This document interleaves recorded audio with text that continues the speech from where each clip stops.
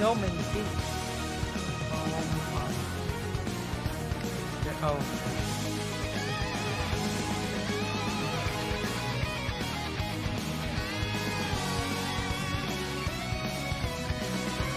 Okay.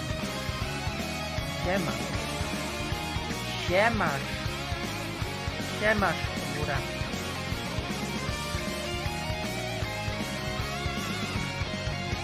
Siemasz, góra. This is special.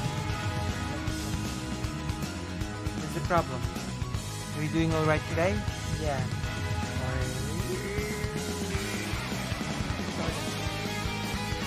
Better than yesterday though. So that's a good thing. Better than ever. Hold on. Trying to fix this.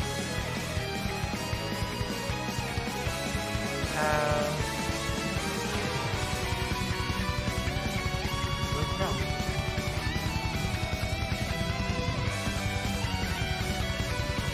I want to use the browser. The bird milk. Bird milk. Awakened bird milk. That's just not nice.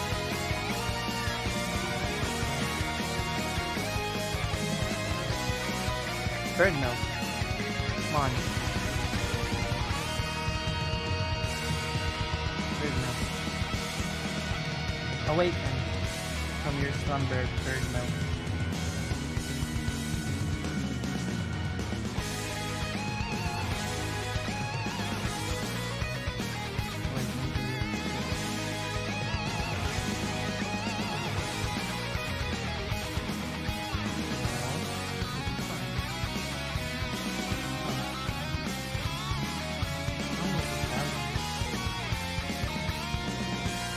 Fine.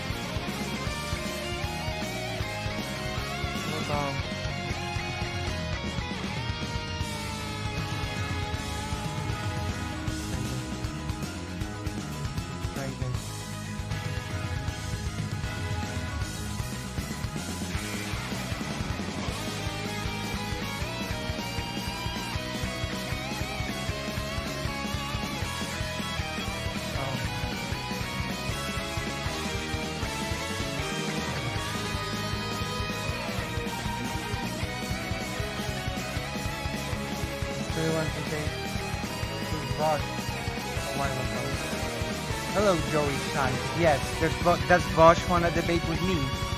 Does Vosh want to debate me? Is it time? Has the time come for me to debate Vosh? Welcome. Has he accepted my challenge? Has that just happened?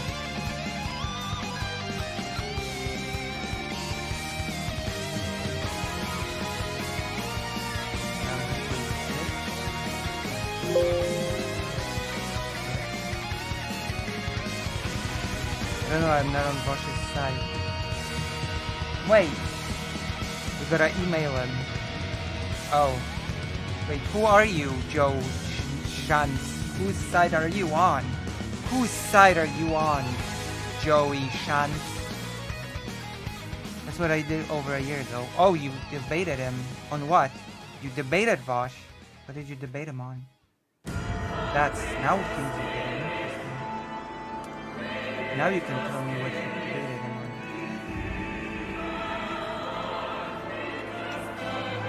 And what side you were on.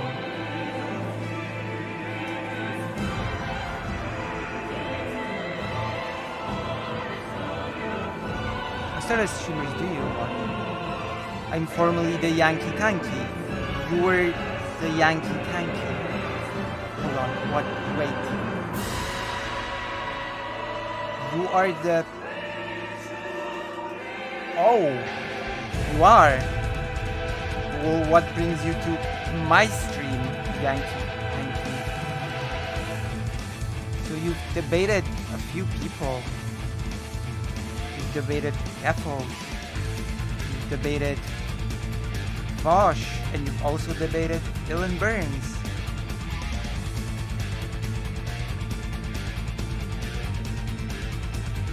Cover my debate with Vosh when you had the weird anime thing. Yeah, when I That's right. You wanna debate me? Would you like to debate me? The Polish person from Eastern Europe about things. I discovered you watched my debate and then I saw you. Right. Oh. Wait, which? Yes, and Dylan Burns. What? No. So, who did you enjoy debating the most? Which debate did you enjoy the most? The Vosh one, the Keppels one, or the Dylan Burns?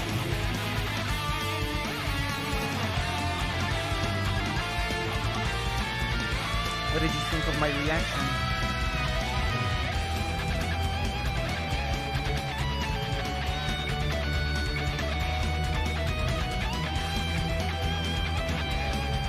I'm asking so many questions. Yeah, I'm asking too many questions.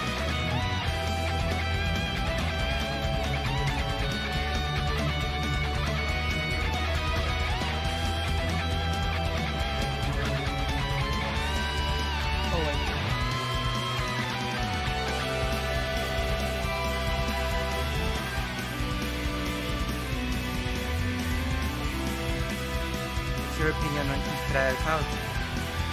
Well, I'm a Polish Jewish person who's an anti-Zionist, so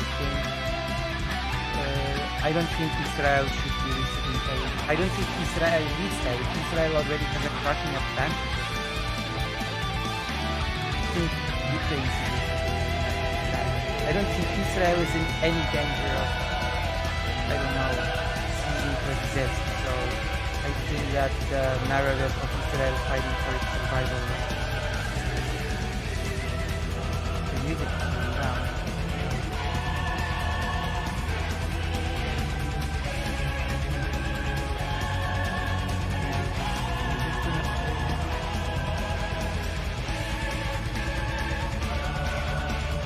There we go. The music's over. I said that Israel should not be receiving aid, in my opinion. Israel is in no danger of collapsing. And what else did I say? I'm a Polish Jewish person who's an anti-Zionist. And what else? What else? Also, I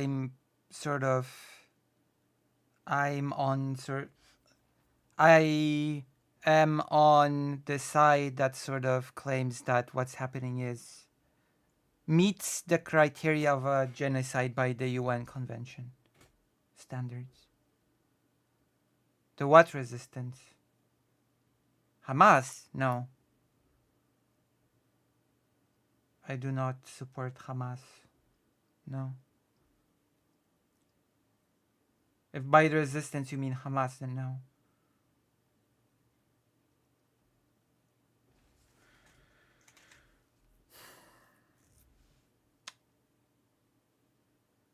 Picture of what? Where's the?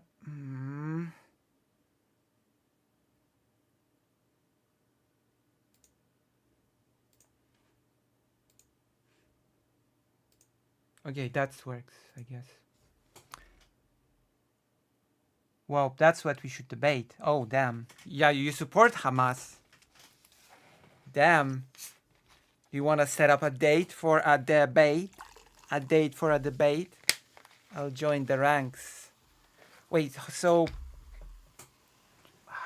what name do you go by now since you're not the Yankee Tanky anymore?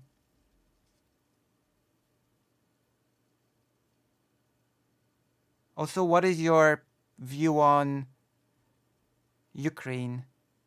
What is your stance on Ukraine? Do you support the whole of the resistance? Well, I don't support a resistance that doesn't really care about the Palestinian people, though. And Hamas clearly doesn't.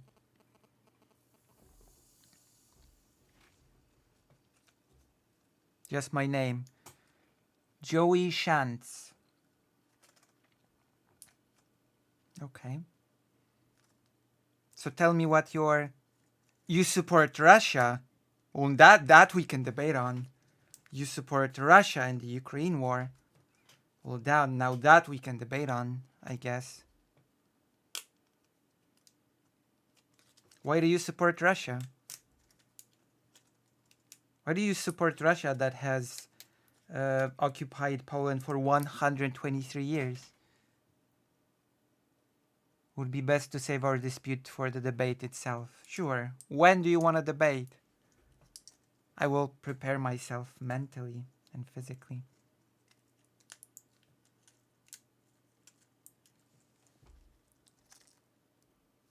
Thank you so much. It's okay, Greater Ranked. We're gonna be talking about Ukraine today as well. And a bunch of other things.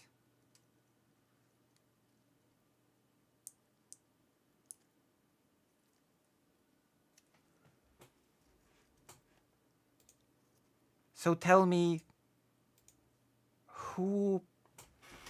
what was your favorite debate out of the three? Vosh, Kaffels, Dylan Burns. Which was your favorite? Who was your favorite debate partner?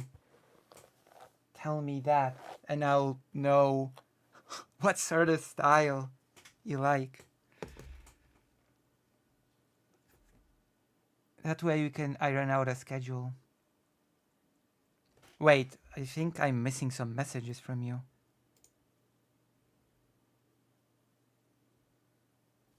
Okay, so when do you want to debate? I stream basically every day during the week. My second debate with Dylan Burns, I got really good zingers. Good zingers, you say? Against Dylan Burns. What were the good zingers? I'm curious.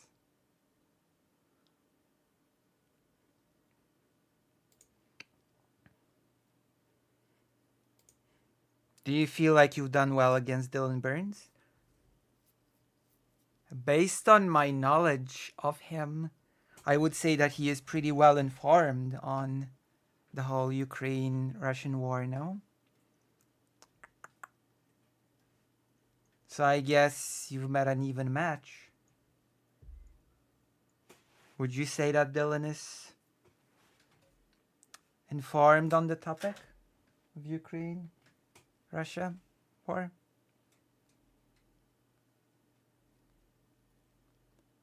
They destroyed another Russian warship, the Ukrainians. I know. We're going to talk about it today. I think it's even in the title of the stream. Dylan is pretty honest, too. That is a good trait to have, to be honest and not lie. That is true.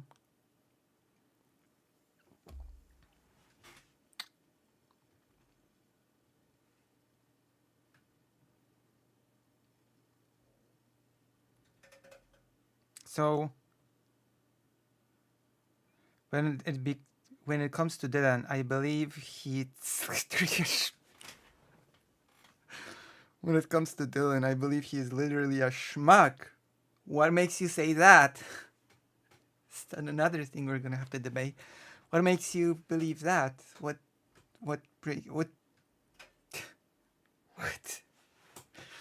makes you say that? Schmuck. Did you know that the word schmuck comes from Yiddish? It comes from the Yiddish language. And in Yiddish language, it is a vulgar term for a penis. I'm not lying, look it up. It is a Yiddish word. That's why we all love Yiddish. because we all use Yiddish loanwords without even knowing it. Like schmuck. The Yiddish word, vulgar word for penis. His knowledge of Ukraine is entirely from a Western perspective. Well, now are you sure? Well, that's fitting because you're a dick. Easy. Well, can you really say that his perspective on Ukraine is totally from a Western perspective?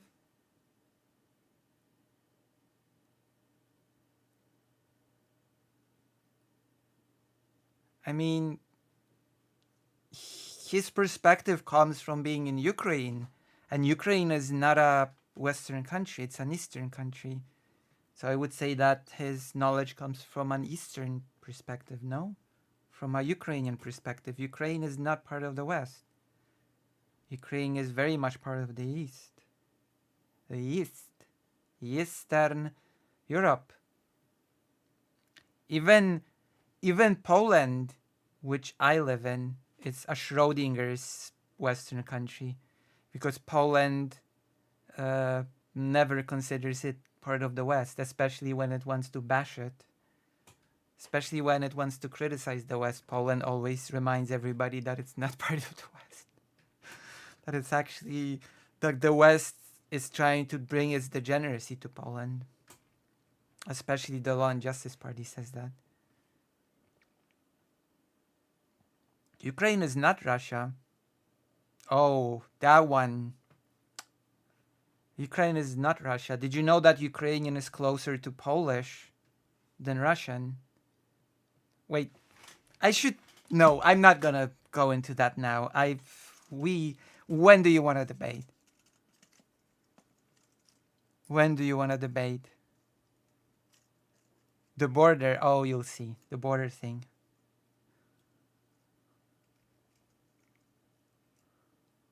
When do you want to debate? Set up a day.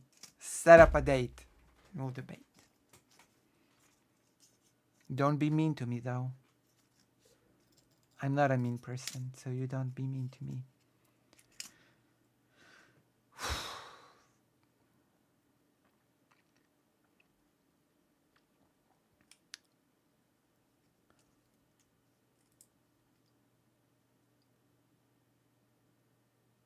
I'll be open to debating you anytime next week on a weekday.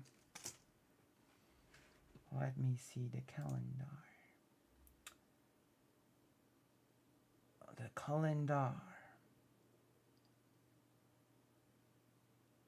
How about the 12? How about the 12? Tuesday, the 12th.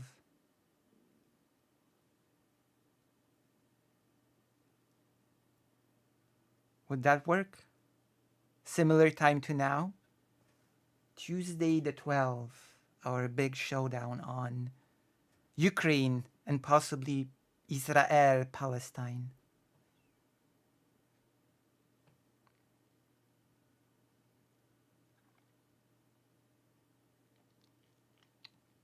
Well, Poland is not Western Europe.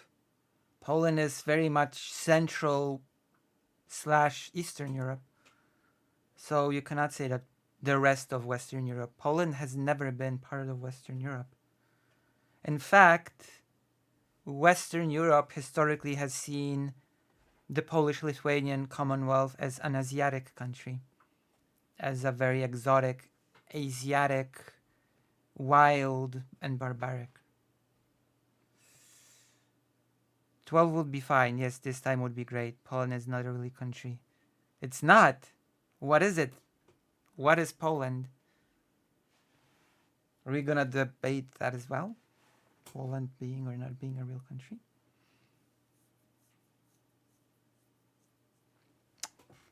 Damn.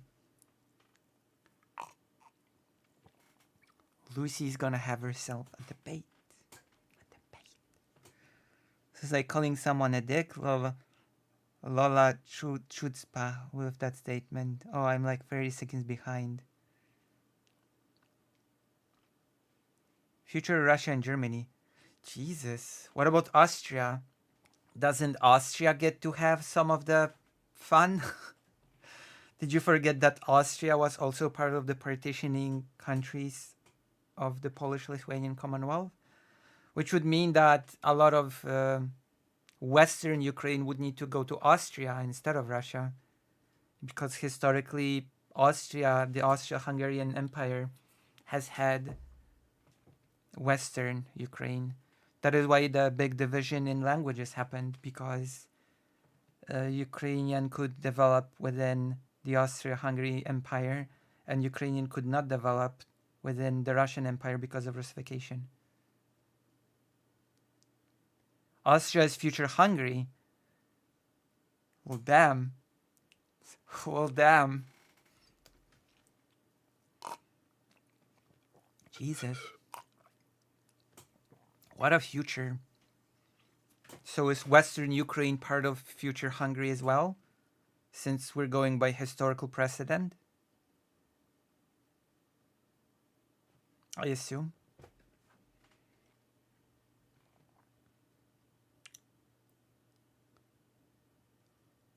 I have to mark it in my calendar. The 12th. A debate on Israel, Eretz Israel, and Palestine, and Ukraine. Part of it. The rest is Russia. What about Lithuania? Is Lithuania Russia as well? Just like Putin said in the Tucker Carlson interview? Is that a thing as well? I'm not doing segments because I'm still discussing things here. You're gonna message me to send a link though. Oh yeah. Well, you wanna join the Discord? My Discord.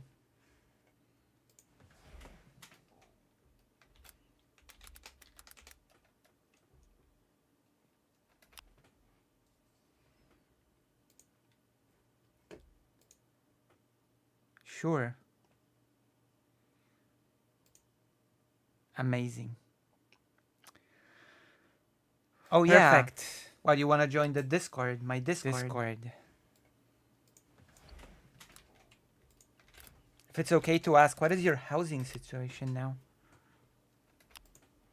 Has your housing situation improved ever since those debates, etc.? Sure. Amazing. Oh yeah. Perfect. Well, you want to join the Discord? My Discord. Hold on. I think I messed something up. If it's okay to ask, what is your housing? Okay, there we go. Echo. I've created an echo. Yes, it has. No, that's good. It's tough. It's tough being homeless. Especially, you live in the US, yes? You live in the US? It's tough being unhoused, especially in the US, where laws are being drafted specifically to basically make the homeless illegal. We're gonna be talking about... Yeah, it's fixed now.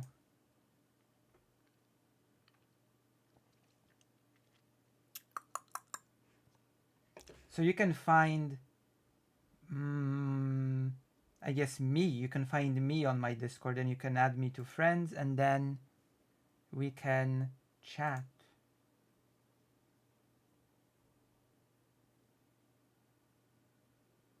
Remember that you need to do the whole verification thing.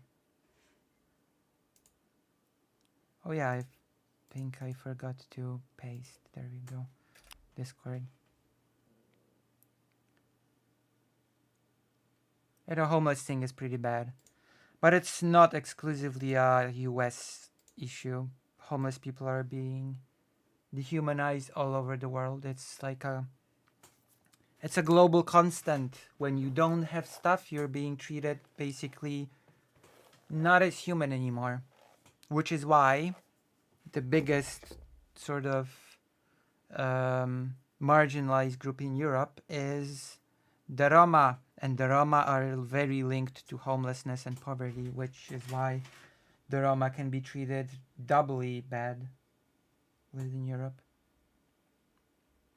And the Roma discussion is always, not always, usually excluded from any discussion about genocide and atrocities of wars.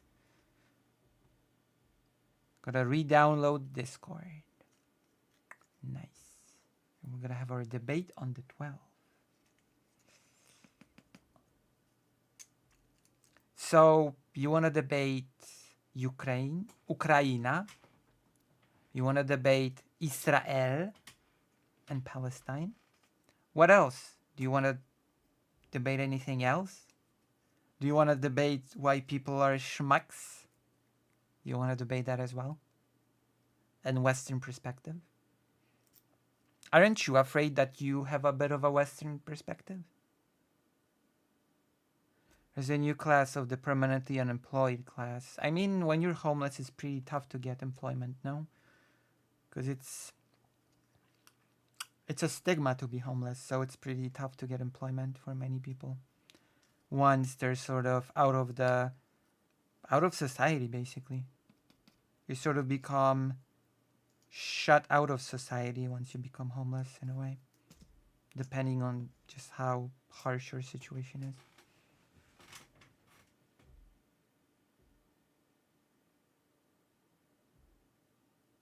China and Taiwan, let me guess, you support the mainland China against Taiwan. You don't think Taiwan is a real country. You think Taiwan is just China.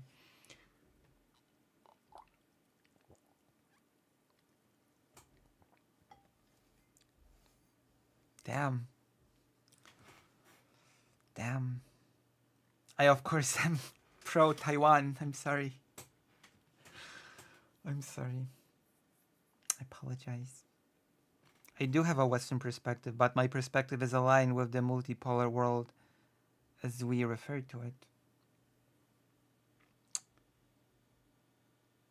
So you think Taiwan is not a real country then? Absolutely. Okay, what about Vietnam? Would you support China invading and annexing Vietnam?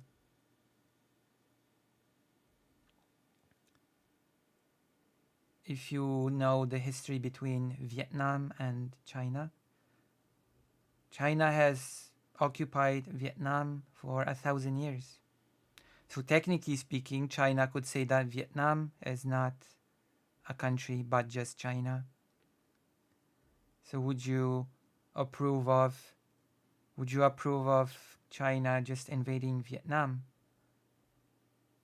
which Vietnam is actually really scared of all the time? I've been to Vietnam. I've talked to people about this topic. And I know that there are laws there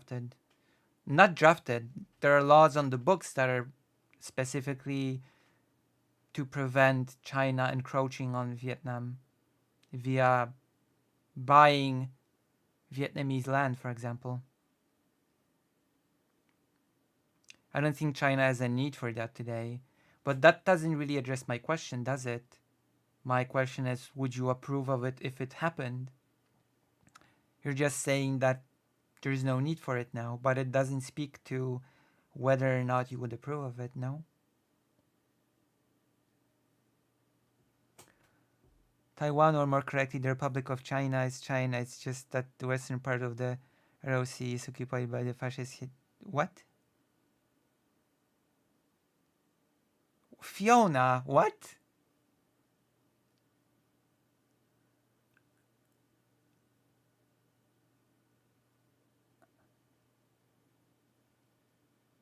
Wait.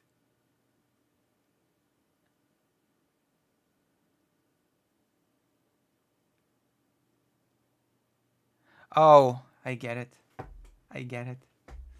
I was a little bit slow there, Fiona, but I don't think Taiwan sort of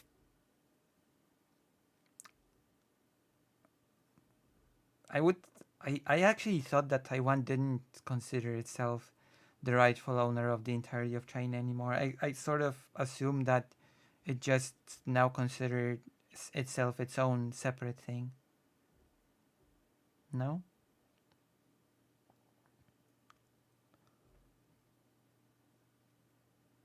China doesn't own the entire South China Sea either. And there were tensions with Vietnam when it comes to certain islands as well. So are we gonna be debating Vietnam as well?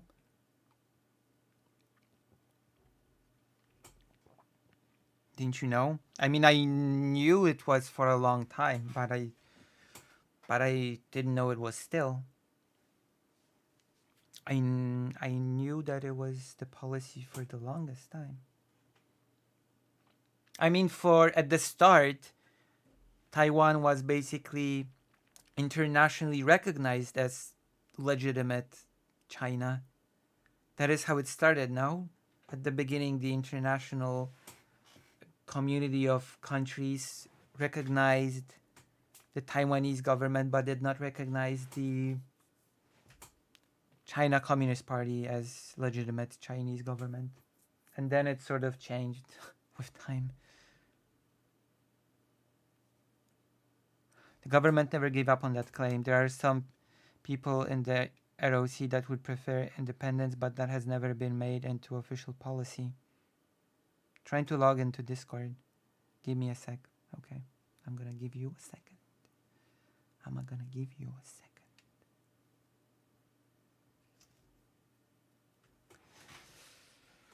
Oh my goodness. Oh my goodness. Oh me, oh my.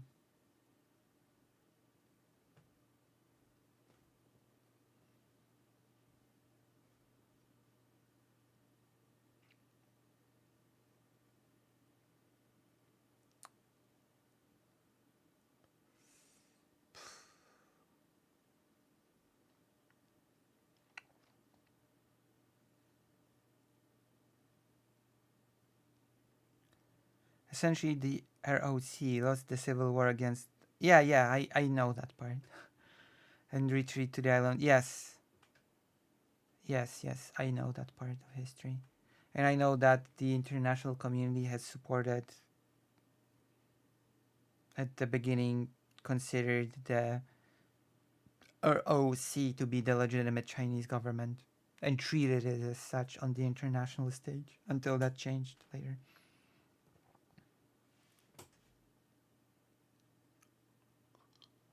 Who knows? Maybe one day the Communist Party will fall and the people of the ROC will give the insignia of power to the new elected president of China or something, just like it happened with Ukraine, which interestingly enough, the Polish Wikipedia lists all presidents of Ukraine, including the People's Ukrainian sort of republic, and the US Wikipedia only lists the presidents of Ukraine after the fall of the Soviet Union, which is an incomplete list. At the time, the ROC was a dictatorial regime as well, but that has obviously changed by now. So as proper Democrats, we should acknowledge the democratic government as the legit one. I mean, from what I am aware, Taiwan has a really, right now, Taiwan right now has a really strong democracy culture. The voters are very well informed and educated on their rights and responsibilities. So I've heard good things on Taiwan. Pretty good things.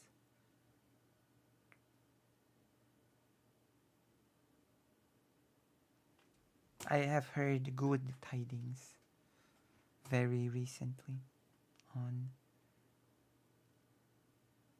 Taiwan.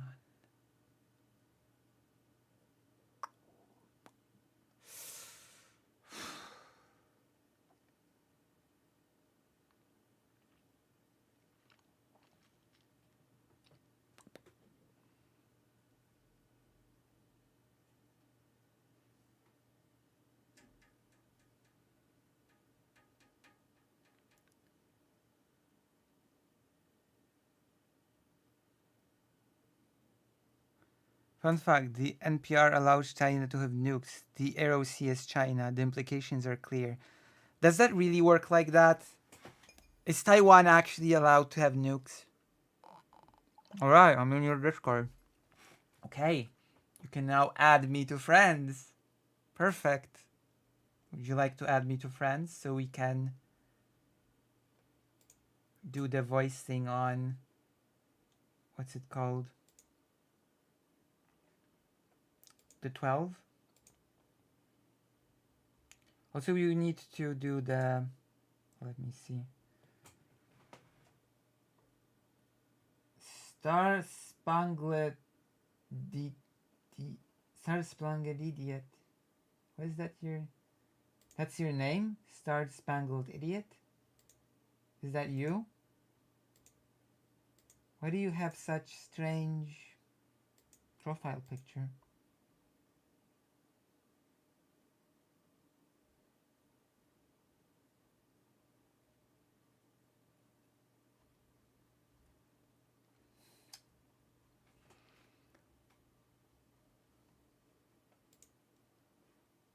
Okay then, add me to friends. Send me a friend request.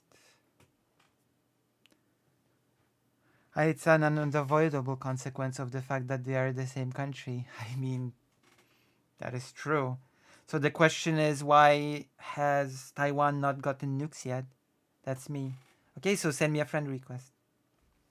Why has Taiwan not gotten nukes yet, if that's the case? If it's so simple. If it's just bada bean, bada boom. I would think that Taiwan, the powerhouse of microchips, would be able to afford nukes, the maintenance of them, no? Or are they just a powerhouse of microconductors? I'm pretty sure they're the titans of microchips. The delay between posting in chat and it showing on your screen is pretty extreme. It's okay, I don't read it from the screen, I read it from the chat. I don't read it from the screen, I read it from the chat. That's why I have different stream windows open. So to have the chat windows open, not have to sort of depend on the screen. Who are you on Discord? Lucy Haza. Just like my name here. Lucy Haza. Even if I've been told that Lucy, most people read it as Lucy Hayes. And I've even been told that Lucy Hayes is like some cyberpunk future drug deliverer, giver that would give you the good or something. Lucy Hayes will give you the good, whatever good means. Well, Lucy Hayes will do it for you. I'll give you the good. The future drugs.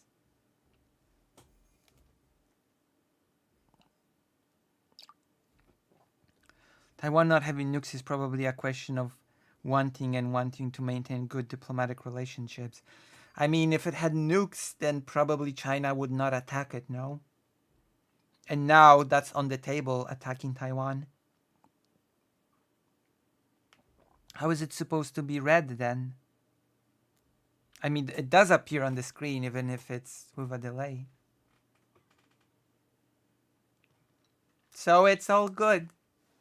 It's all good. It's all good. It's all good. Would be Lucy Hazet in French. But would not. But Lucy Hazet apparently is no longer a super cool cyberpunk, whatever, good future drug supplier.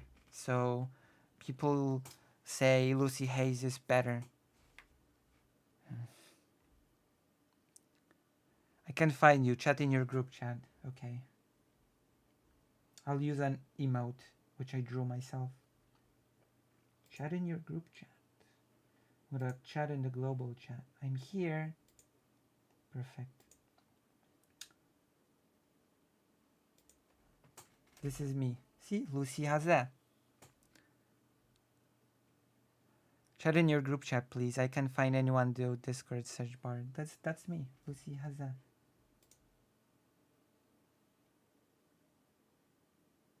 The Ducky. I even have an animated profile picture, which I drew myself and animated myself. So yeah, if you want some future drugs, you can come to me, apparently. I will give you the good.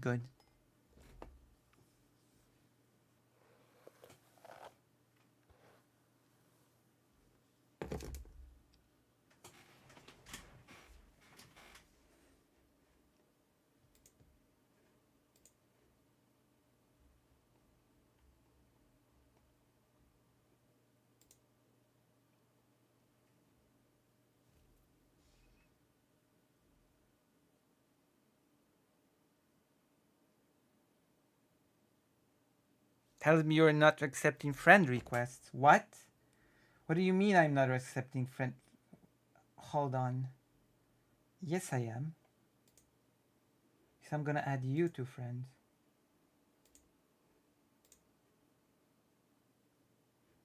Here you go. I've sent one. So you can accept.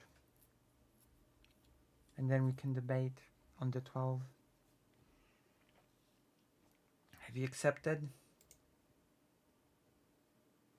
There you go.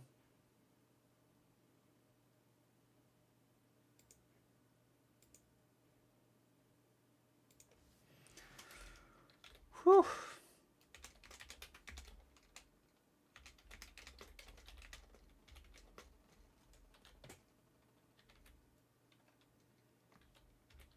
I am using the European date. Don't be confused. 12 is the day, 03 is the month. I'm not using the reverse thing from the US.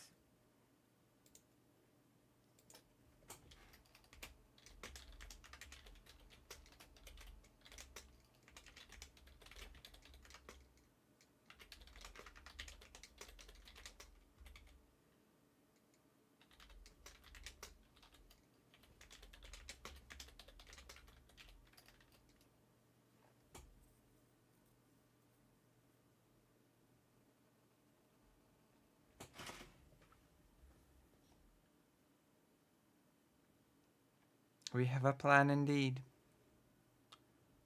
Our plan has been established. Perfect. Perfect. 3 topics so far. Ukraine,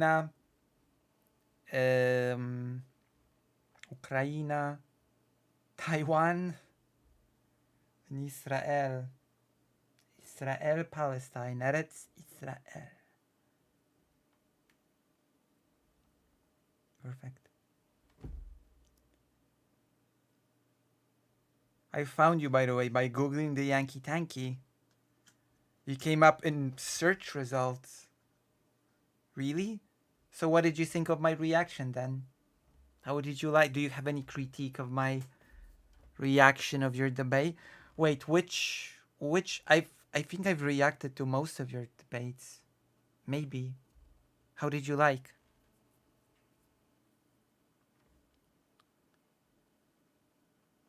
I haven't.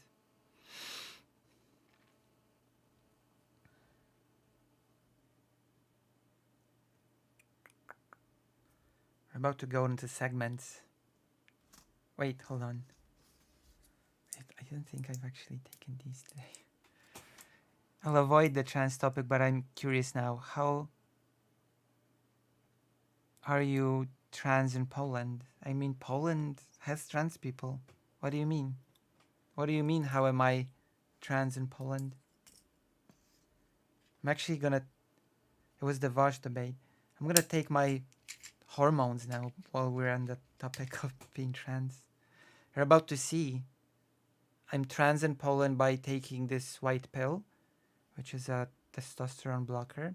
I'm gonna be trans in Poland by taking this blue pill, which is estrogen. I watched like the first 5 minutes and saw you were live. So what did you think of the first 5 minutes? As in, it is inserted. In Poland, you have to sue your parents to court in order to change your documents officially. You need to sue your parents for misgendering at birth.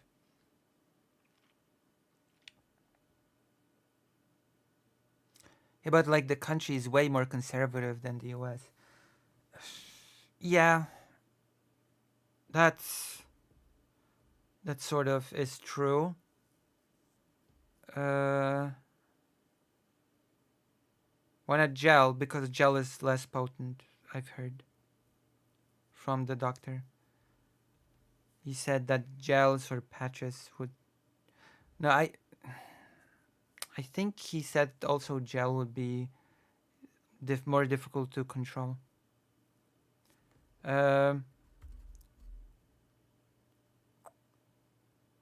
But the Law and Justice Party is not in charge anymore. We're more center-leaning / left-wing government now. Because I voted. I voted the Law and Justice Party out. Out of here. Get out of here, Law and Justice. You're out. Lucy has voted you out. You didn't say much, but you were putting more of your female voice into it. Wait, are you saying my voice now is not female enough for you?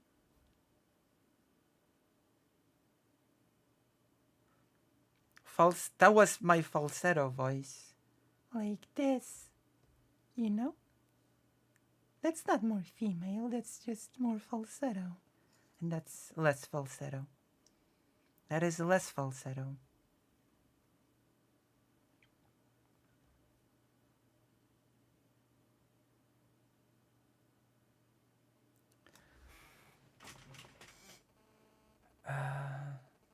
Joe, my Polish cousin is gay. Queer people exist regardless of how much a government wants it to suppress them. Me too. Sis also voted those assholes out. True. True. I voted for Donald Tusk, not Donald Tusk. Okay. Jesus. Say people's names correctly. There are no gay people in Chechnya. You ain't trying. Yes, I am. What? You're so mean to me. People, when I talk over the phone, people gender me as woman. It sounds like you're trying now. You're playing games with my mind. You're playing games with me. Proper. Stop playing games with my mind. Plenty of Polish gays in England.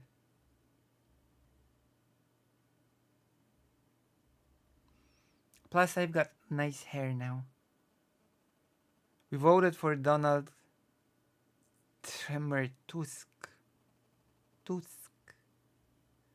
And now repeat after me. Sikorski. Yeah, but England shouldn't exist. It's just Greater Scotland. Why not Ireland? Why Scotland? Why not Ireland?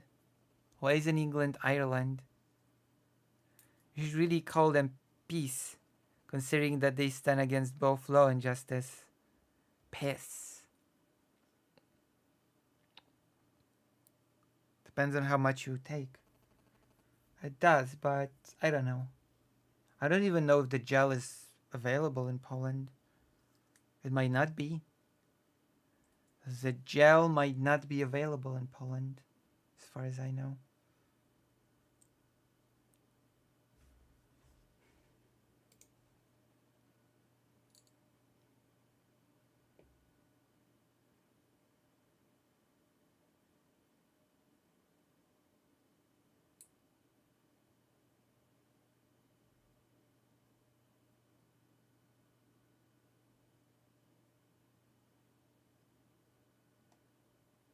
Jesus.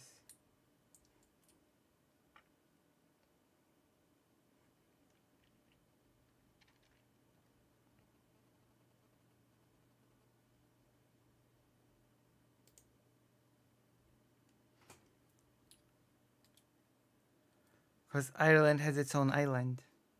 I see. Are you anti trans people? Do you disapprove of me? You said you will. I guess we won't be avoiding. I guess we won't be debating the trans issues. Yes.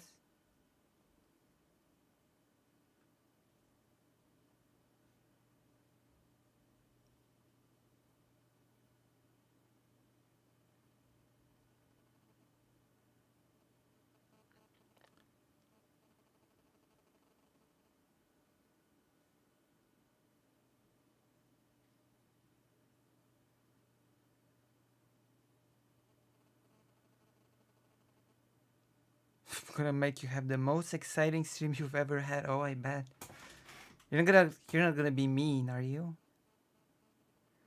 I've heard you were mean to Keffals, and Keffals is a trans person just as I am.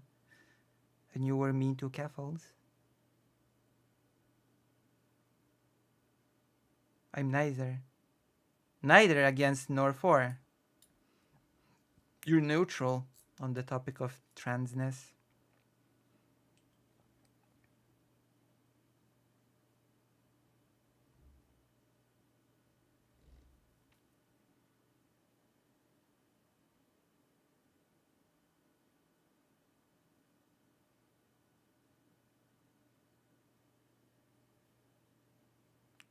I'm neither pro or anti-LGBT.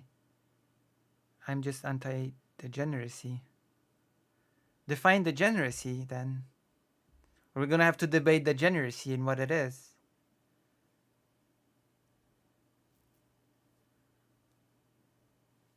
If a trans woman, slept with a man, is that degeneracy?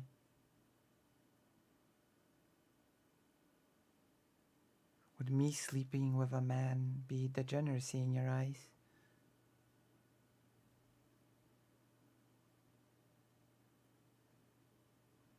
Would I be a degenerate?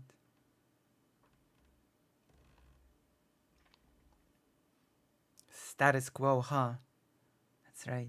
Yeah, that's right. Yes, that's right. Status quo. You don't seem to push it as an identity, you just are one. I mean, isn't that what most people do? Isn't it what most people do? Just are themselves? What do you mean by push as an identity?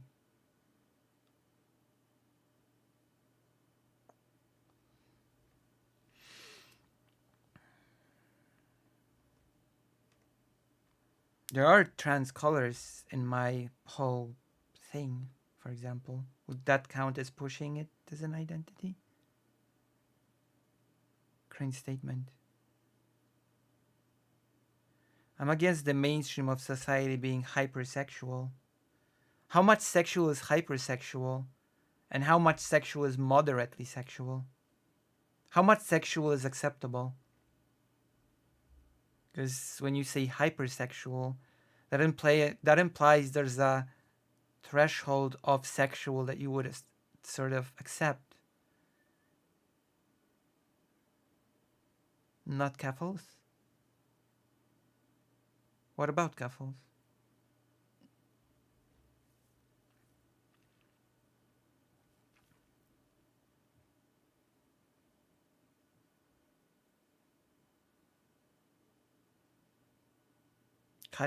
Keffals pushes it with the Catboy Ranch. Catboy isn't that just her Discord? The Catboy Ranch thing, isn't that just her Discord?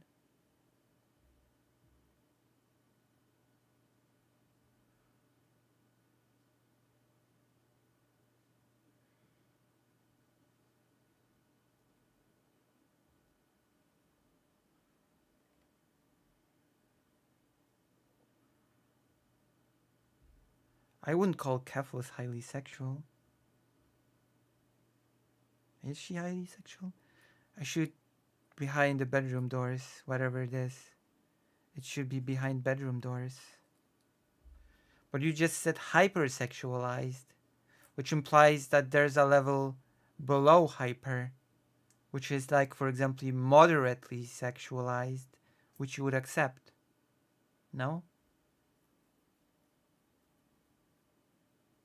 Because hyper is like an extreme. And below hyper, there's the different levels of sexualized. So I guess I'm curious, what level of sexualized are you okay with within society?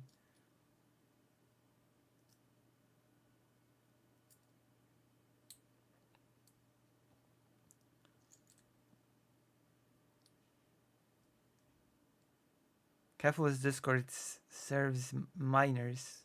What do you mean by serves? In your face, like? In whose? In my face?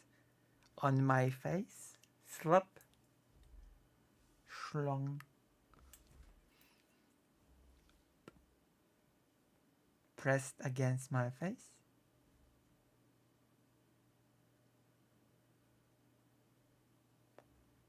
I'll stop. I will stop. I am creating a hypersexualized atmosphere.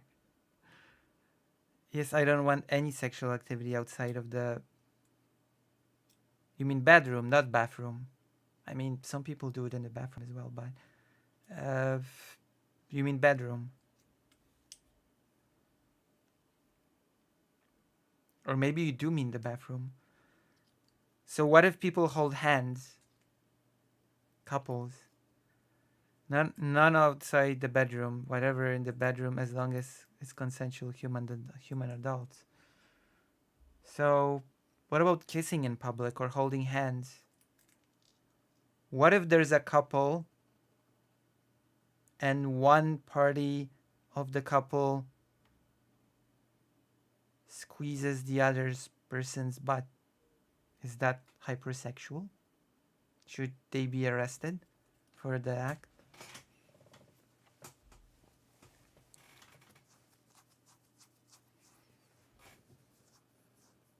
Tries to get them to have easier access to hormones and hormone blockers.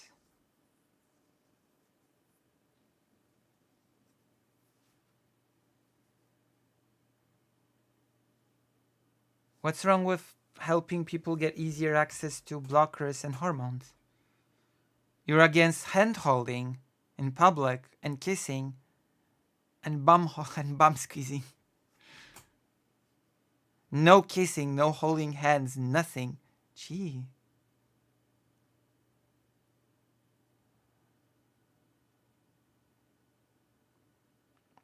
Damn. Isn't that a bit extreme? What about... So, and no hand holding. But not all hand holding is sexual. What if I don't know, a mother and child hold hands? Would you arrest the mother for pedophilia then? What is technically a public forum space? Where can one be sexual and how sexual? Not for minors. How minor is a I mean, you need to be pre-puberty or starting puberty to be on a puberty blocker. No footsie play under the table? Oh, that's forbidden. Footsie play under the table. Jesus. That reminds me. My memories are flooding. Correct, no form of public display of affection. But when a mother holds... But mothers don't hold their children's hands just for affection. They do it for safety. Like when they cross the street together.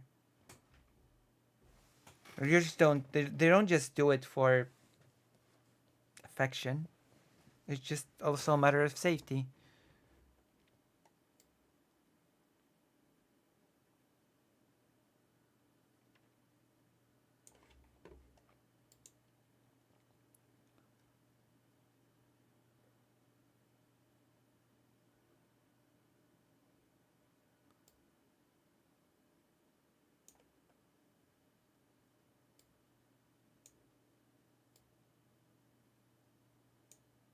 Going to the beach is degeneracy. Yeah, should people be able to go to the beach?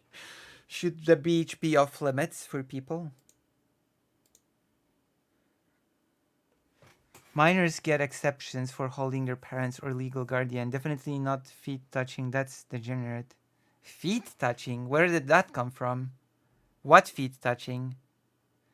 Joey, do you live in the United Arab Emirates? You aren't allowed to hold hands in the Burji. Joey lives in the US. Joey lives in the degenerate West.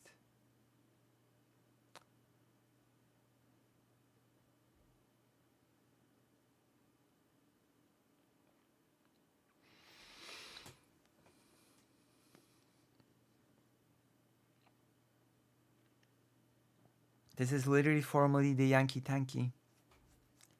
So have any of your beliefs changed since then?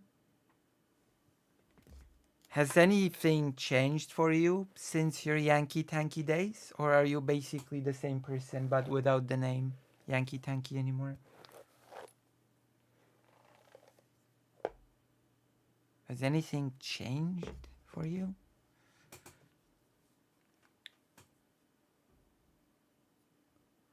I'm going to a protest tomorrow, by the way. Believe it or not. It's gonna be... We'll see. Tomorrow's protest will not be like the last one. That one might get a bit heated, potentially. Because the difference between the protest on the 27th, I might have been on to it. Yeah, the difference is I don't even remember when the protest. The difference between the protest in February and the one tomorrow is that the one fun, you say. The one that in February was actually permitted by the city, and yet tomorrow's protest did not receive the approval of the city to even happen. And the farmers slash peasants say, we're just gonna come anyway with our tractors and machines. So I don't know, potentially the police might get involved and it might get rough. I might be in for a rough protest. This one might actually turn violent. We'll see. Because they are going in without a permit to protest. Maybe I'll be arrested. Maybe I'll be mistaken as part of the protest and I'll just be arrested.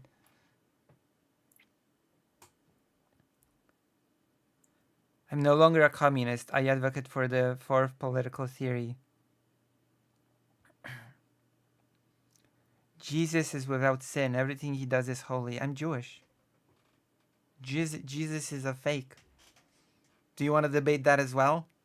Do you want to debate Jesus?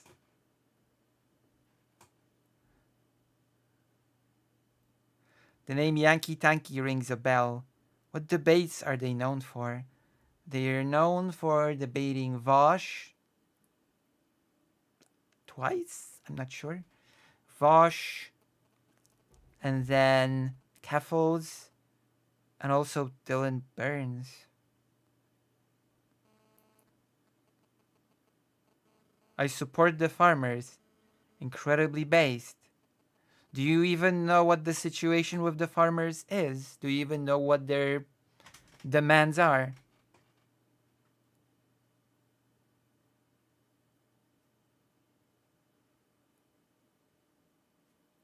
Do you even know what the demands of the farmers are? That you say that you're so based.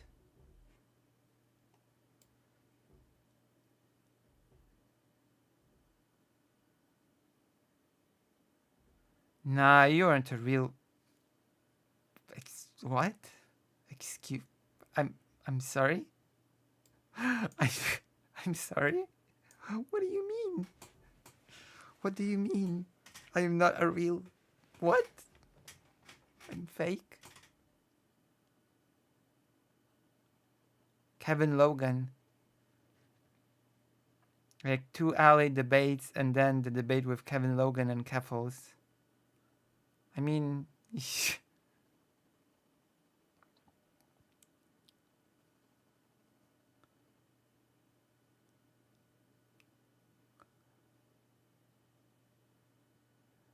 the guy that Vosh was like, you just left a cult and you're gonna get sucked into another one because you are a fool?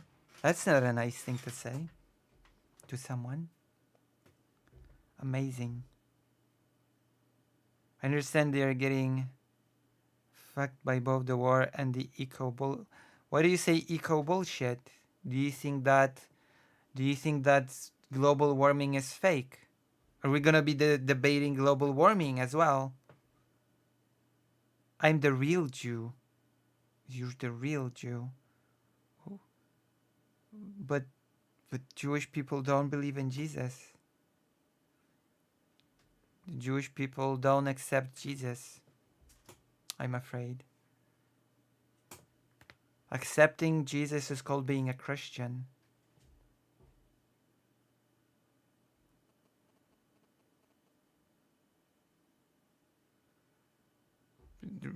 Accepting Jesus is what we called in the professional sphere being a Christian. Welcome to chat today anyway, Yankee Tank, you're formerly known as. I have so many topics prepared, and I'm doing none of them because I'm just chatting with the chat. I'm chatting with the chatters. I believe that the rich need to pay, not the farmers. So why should the Ukrainian farmers pay then? The protest hurts Ukrainian farmers. Why should they pay? I'm the real Jew. Sorry, I don't make the rules. What makes me fake, then? What makes me fake?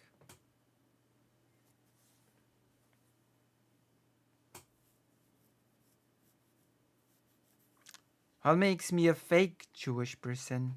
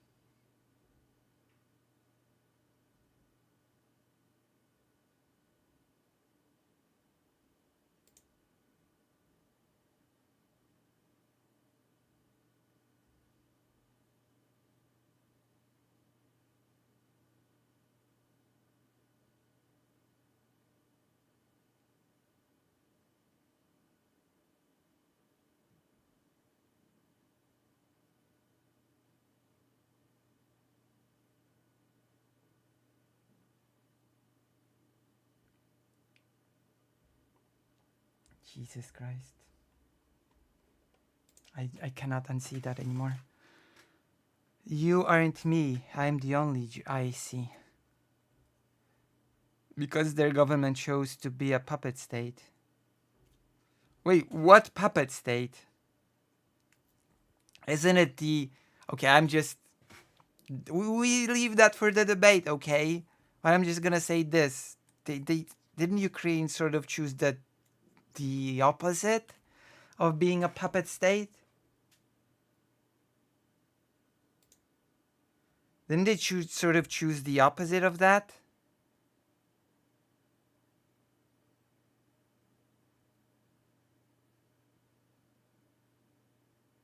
Okay, let's go to the segments, I guess. We're starting with... Damn.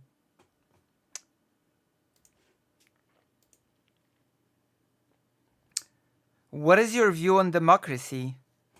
Because apparently, India, one of the upcoming big powers in the multipolar world order that some people like so much, is actually really low on democracy with its leader Modi. And there's been a special poll, there's been a special survey that has indicated that a lot of Indian people are actually not so keen on democracy, not so keen on representative democracy. No, they chose to be a puppet of the West in 2014. I mean, didn't they choose to be independent from Russia, which is the opposite of no, we're not getting into that now. I'm against bourgeois democracy. Democracy is for schmucks. For schmucks.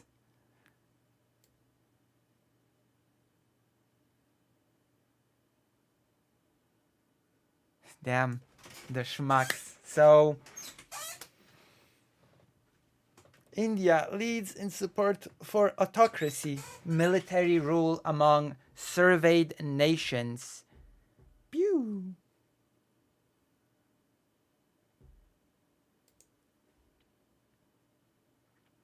Well, it's apparently on the way to being one, whether you like it or not.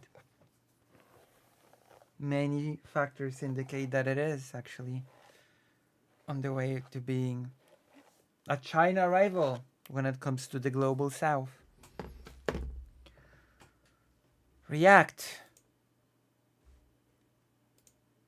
India stands out with the highest percentage of people, 67%, endorsing autocracy among the countries surveyed by Pew.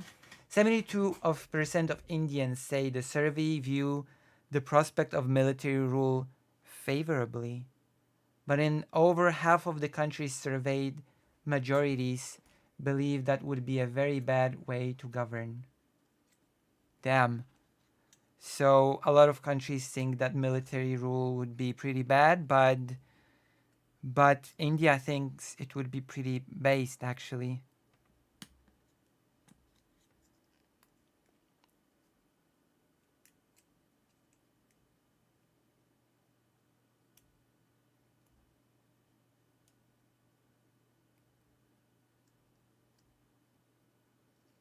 I mean, as you just pointed out, India did not pick a side. Also, you can choose your own side, no? Do you know what the Polish-Lithuanian Commonwealth was, Joey? Or should I save that for the debate? Do you know what the Polish-Lithuanian Commonwealth was?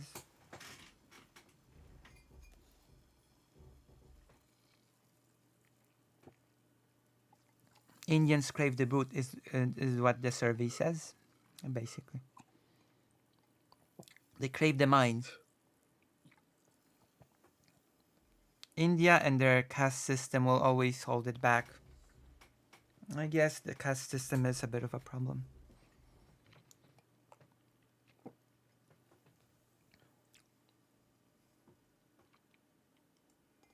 Damn, it always fails. New Delhi. India leads in support for autocracy and military rule among surveyed nations, according to a Pew survey released on February 28th, which was my birthday.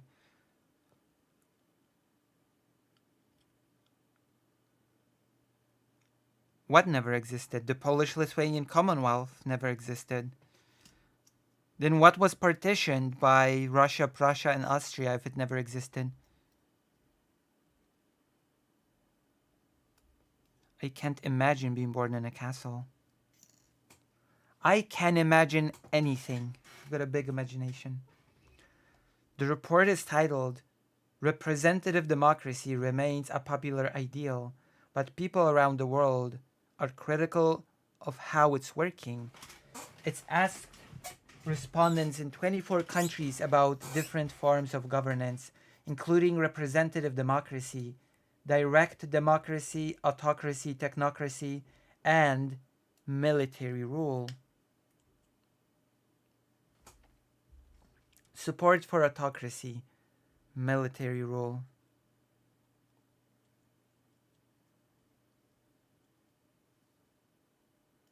What never existed? What didn't happen? We're gonna have to keep this for our debate. We're gonna be of Ukraine.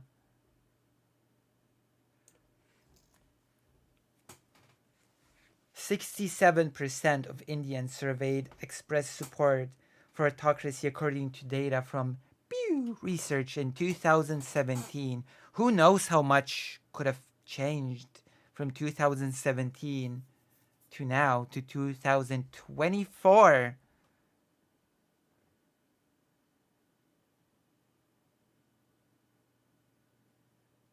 Oh, a cast, not a castle. I'm sorry.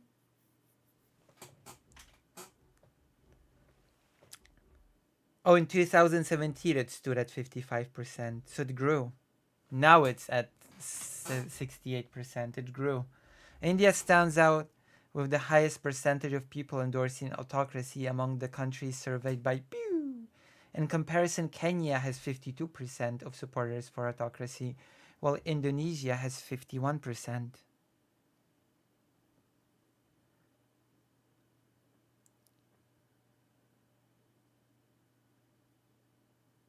But the Polish-Lithuanian Commonwealth was not Poland per se.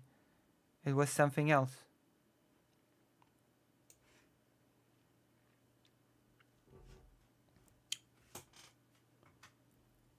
Respondents were asked to consider a system in which a strong leader is free to make decisions without interference from a representative body or independent judiciary. Overall, there was a broad opposition to autocracy from most countries surveyed, including the US. Damn, the US likes its freedom, doesn't it? Canada and the UK, among others. I wonder where Poland ranks. I wonder if Poland wants military rule and autocracy. The survey also added that countries with a higher GDP per capita tend to have fewer people who think rule by a strong leader is a good way to govern. Military rule also has a huge support in India, the highest among all nations, with 72% embracing it, the survey found. But there was no Polish identity when the Polish-Lithuanian Commonwealth was a thing. The Polish identity is a very modern concept, as well as Russian identity, as well as Ukrainian identity. National identities are a very modern concept.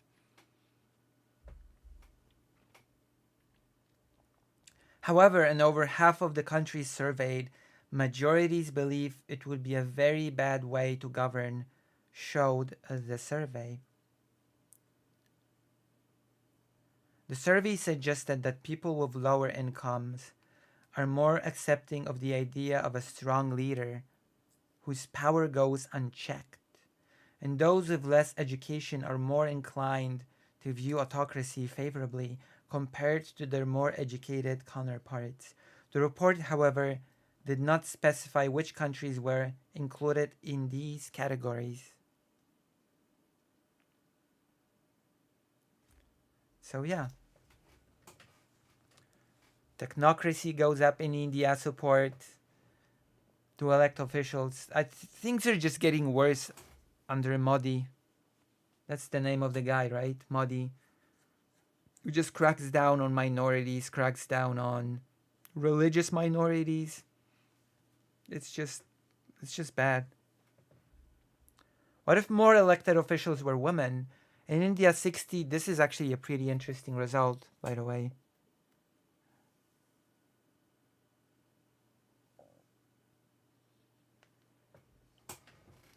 In India, 68% of those surveyed said the policies in their country would improve if more elected officials were women.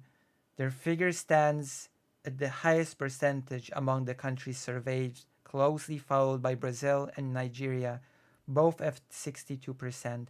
In September 2023, India introduced a gender quota to approve a third of seats for women in parliament. See?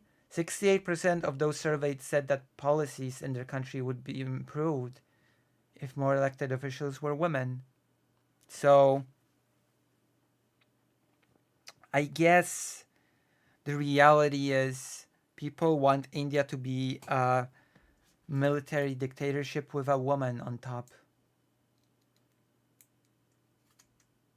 That is what India craves.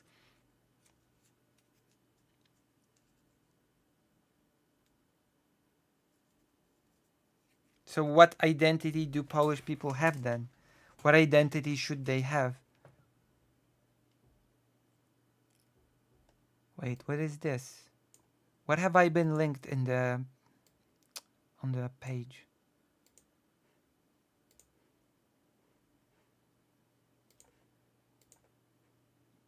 What have I been linked here?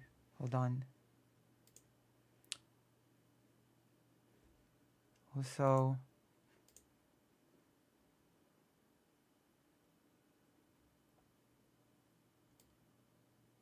I have to fix this. There you go. We have fixed the situation. What is this? We're gonna have to react to a video.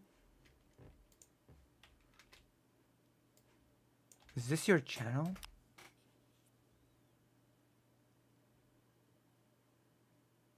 I am no longer a communist. We're gonna react to your video now. We're gonna see. I'm no longer a communist.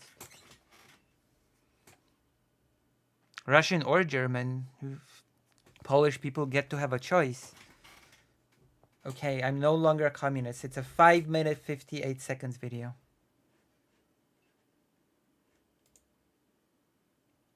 Hold on. You smoke. You shouldn't smoke. Smoking is bad. Smoking's bad for you. You shouldn't. Am I a schmuck, Joey? From what you've seen from me? Is Lucy Haza a schmuck? Hey everyone. Hello? It's Joey Shantz. Some of you guys might know me as the Yankee Tanky. That is what I know you as. That's true. That is who I know you as. The Yankee Tanky. Indeed. Be clear, that was a character. Okay. But I can definitely say the So how much of the character was you? And how much was it just performance? Are you going to be performing when we debate, or are you just going to be 100% yourself? Is there going to be any character bit?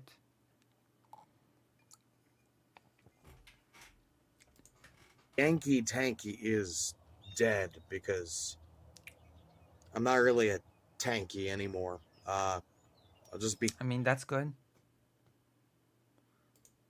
blunt and honest with you guys. I'm no longer consider myself a communist or a Marxist-Leninist or anything like that. That is an improvement. Marxist-Leninism is not a very good thing to attach yourself to. I've been thinking about this for a while. Okay. Look, being a communist is not a popular position in the United States. I mean, depends on what you define as communist, but I suppose that's true. I suppose that is true.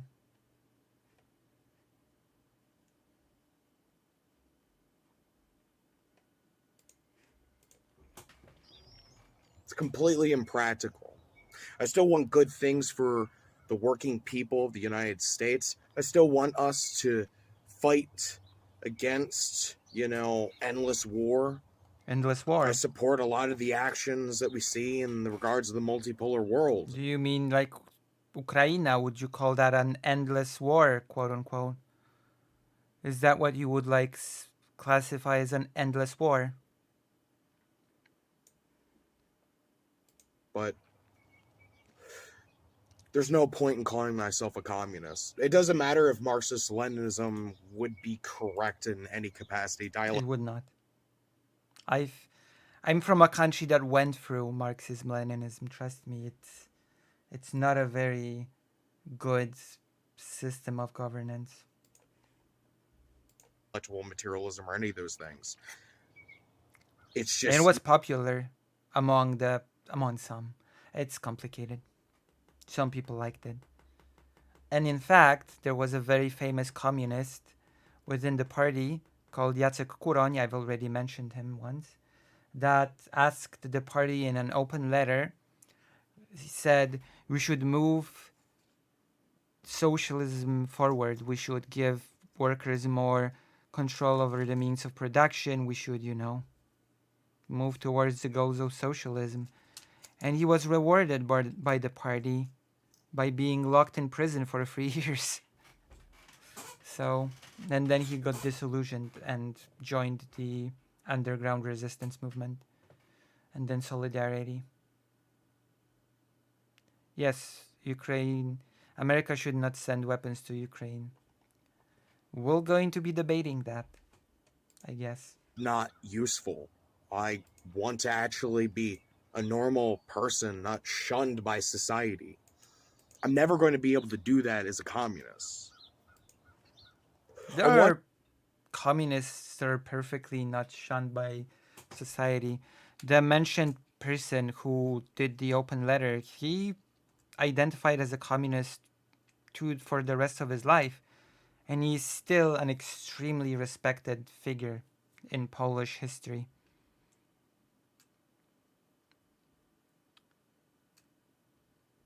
Like, he's still extremely respected, Jacek Kuroń. We might watch a few of his videos. On hand, communists that people think of are a bunch of blue-haired freak shows, right? What? And then the other communists, the communists that have pretty good political ideology, found within the circles of the infrared community. Infrared community? Are you sure about that? The infrared community is awful, terrible. Didn't Infrared Has just go to Russia with some other dude? That is horrible. Infrared Has, the wannabe boxer, wants to fight people. That Infrared Has. That is just damn. And within, the circles watching the dive with Jackson Hinkle. And oh my god, I was afraid I'd hear Jackson Hinkle. Why? Why Jackson Hinkle? Also went to Russia, I believe. They were posing in a tank. Why Jackson Hinkle? Why? Why those two? I mean, MAGA communism? Really? MAGA communism is the good political... and others. I hate to say it, but you guys are failures. I'm disappointed that you guys are failures. Oh, Jackson Hinkle and Haas are failures. I mean, I guess I can agree with that. They are failures. Yes, Jackson, and it was incredibly... What was based? The tank thing was horribly cringe.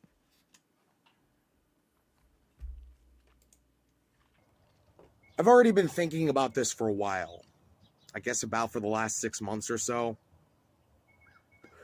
Maybe it just finally came to head within the last 24 hours that... We're going to be debating Jackson Hinkle and Haas as well, apart from the 3 topics.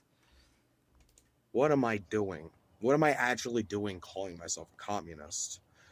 When what are you your doing? Only 2 options are either communists with terrible politics or freaks, or communists that have good politics but are cowards. They're losers. They're incapable of actually achieving anything. This isn't to say anything about Haas or Jackson in particular. They're unable to do anything. True. That is true. I do disagree with a lot of the decisions Haas in particular has made. True. Haz is a particular type of loser. Haz has made many unfortunate choices.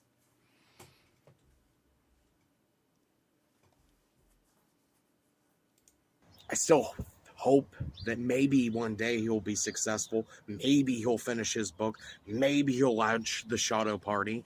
Maybe he'll actually get the ball rolling. But it just seems like a bunch of smoke. True. There's much smoke coming off my cigarette right now. I agree. They don't do That's just anything. the truth, dude. True. I'm sorry. But I see no reason to support MAGA communism. failures. I see no reason to support, people unwilling to take the actions necessary. I mean, like, let's assume, you need an organization to actually go down to the border in Texas right now. To actually reach the masses who are down there. Well, you don't have an organization. There is no infrared organization. Uh-oh. They haven't launched a party. Uh-oh. Talked about launching a party for over a year. Yeah, the MAGA Communist Party. Oh, I would love to see that. I would love to see the MAGA Communist Party spring to life. Or Shadow Party, whatever. The Shadowverse. It just always seems like nothing ever happens. We talk about making fun of the people that say, well, nothing ever happens. My dude, you're the perfect example of a dude that doesn't do anything, and therefore nothing happens. Damn. I hope I'm wrong, but at the end of the day... I mean, you're not wrong about this one. I guess we can find agreement that Haz and Hinkle are in fact losers that don't do anything and don't achieve anything. We can agree on that. We can find mutual agreement on that. Whether I'm right or wrong, I just don't see a point of trying to be a communist anymore. I'm not going to go out like Keaton Mansfield and start calling myself a Catholic nationalist. No, that's stupid. It's not what I believe in. I'm not even a Christian. What are you gonna call yourself?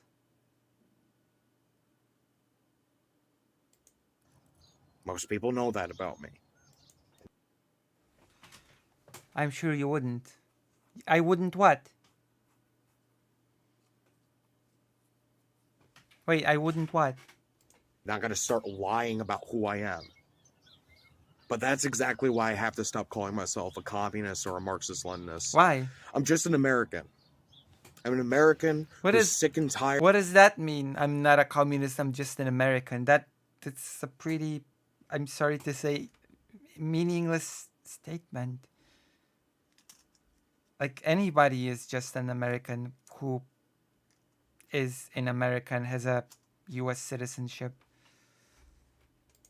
Tired of this bullshit system. I'm an American that's going to stand up for other Americans down on the border. They're fighting to protect this country. And I'm not going to, cower it out and be like... What are they winning with in regards of the information war? I'm just not going to do anything. I'm just going to keep doing the same old game. No, I'm gonna support the people that are actually winning. The ones that are actually fighting. Okay, who's winning? Who's winning? Who are you gonna support? And it's gonna get me a lot of hate putting this video out. Oh, I know. You've not mentioned anyone. Oh, that. All Americans are just Americans.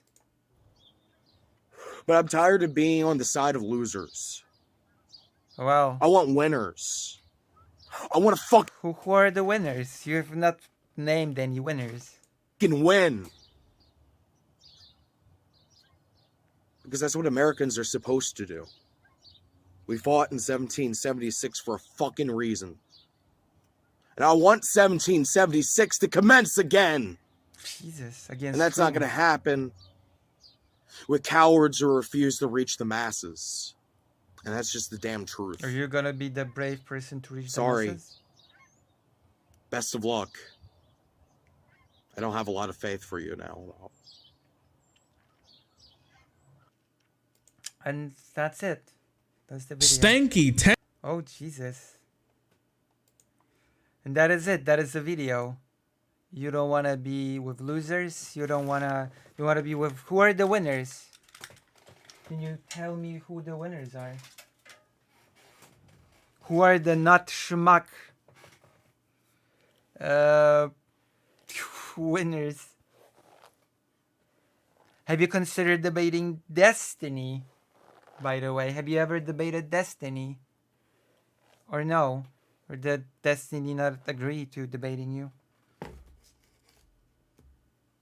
There are no winners at this time. Oh, there are only losers. There are only losers.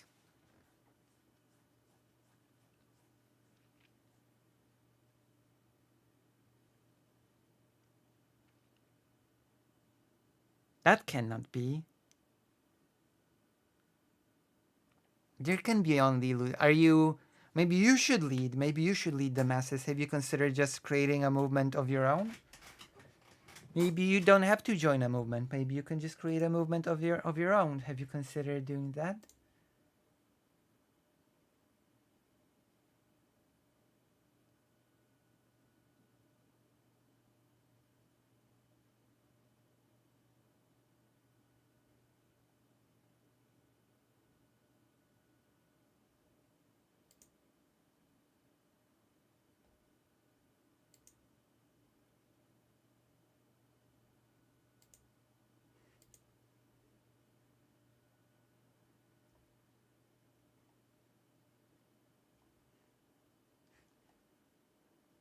I think this video was nice. Yes, there is only losers in the West. Damn. He won't debate me yet. Not enough clout yet. But Destiny talks to small creators. You don't need super clout to talk to Destiny. Like, Destiny has debated very small people. Have you reached out? Like, Destiny is not a person that will not talk to people just because they're small.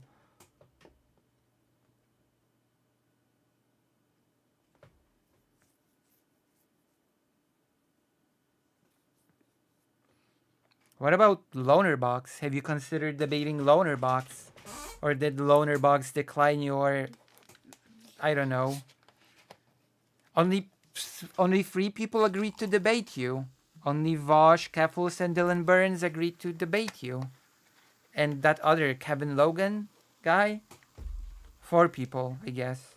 4 people agreed to debate you. And me. But I'm small. I'm a small fry. I'm growing though. I'm growing bit by bit.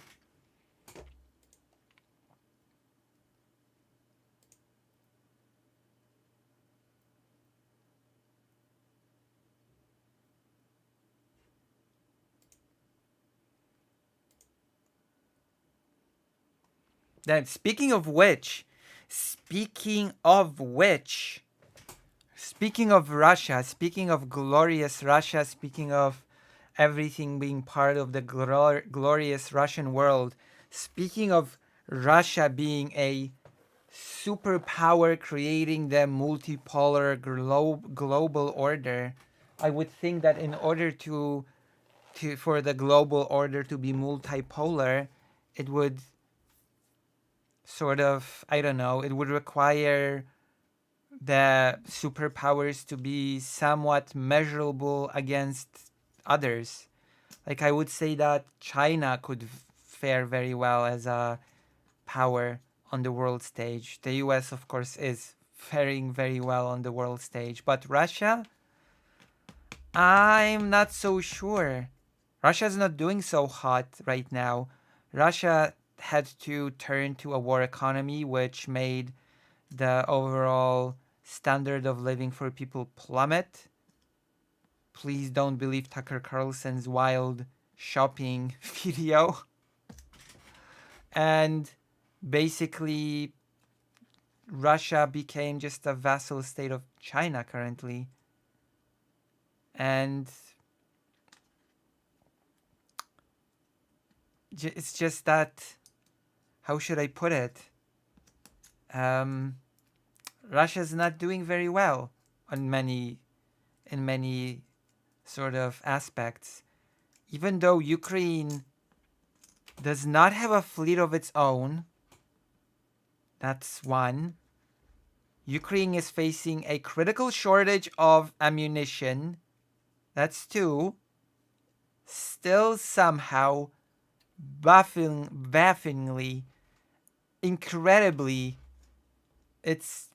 I don't know what to say about it, but Russia's just losing its fleet. The fleet is, I don't know, the Russian fleet is just melting like ice cream. In addition to Russian aircrafts being shot from the sky, but that's a whole different topic. Now we're talking about the little ships that are like go underwater.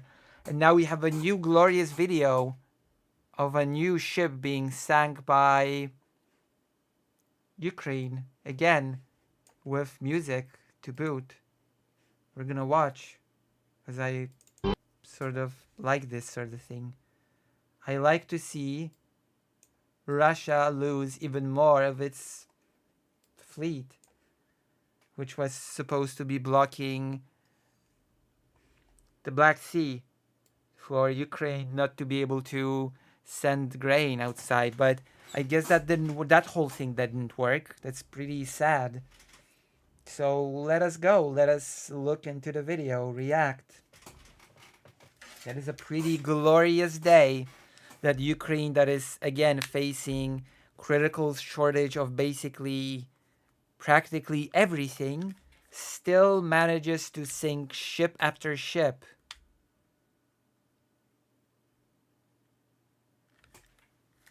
So let's watch it. Let's watch it.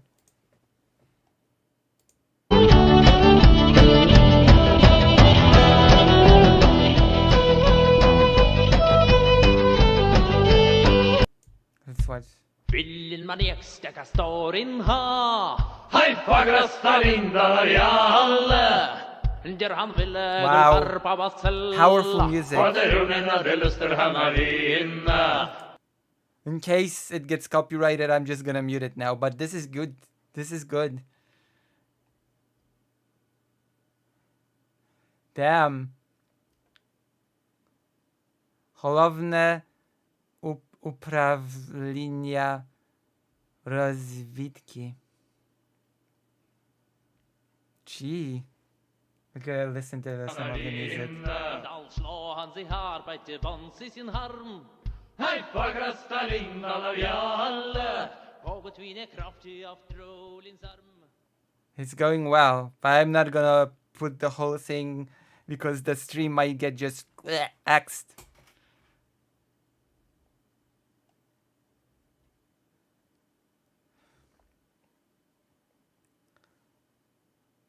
Sea drones, yeah.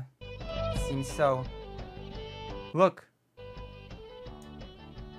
Russia's not doing well with its fleet. It's just ship after ship after ship. What is happening? Why is Russia so bad at defending their ships against a country that has no fleet? How does that happen?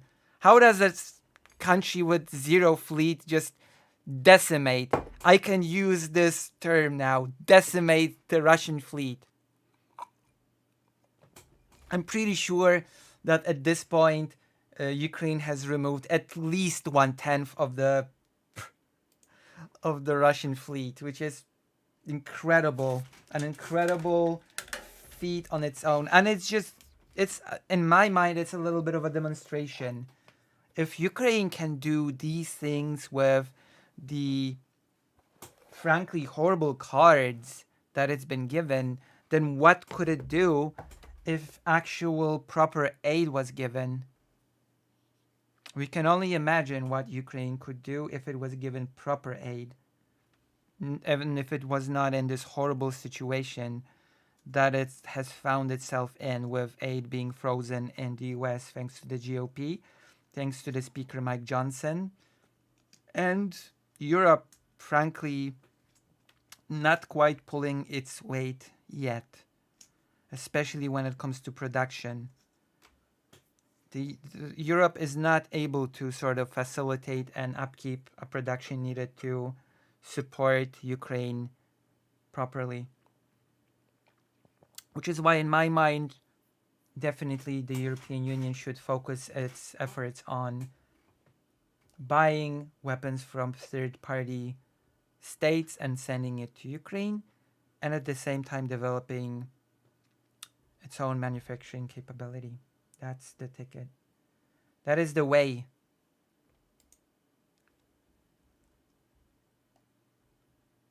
And always when you have good news, you always have the copers.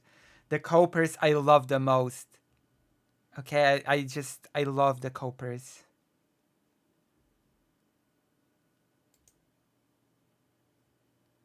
Where is the cope?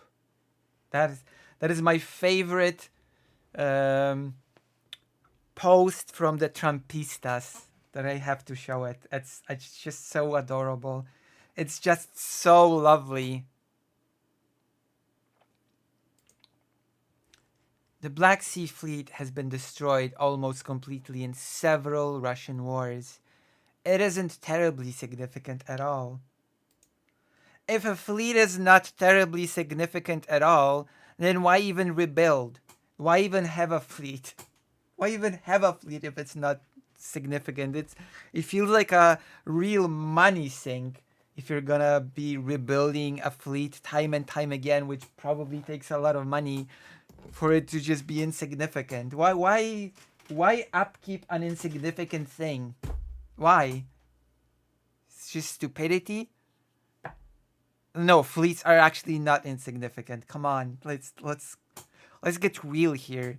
Fleets are not insignificant. Jesus. What next?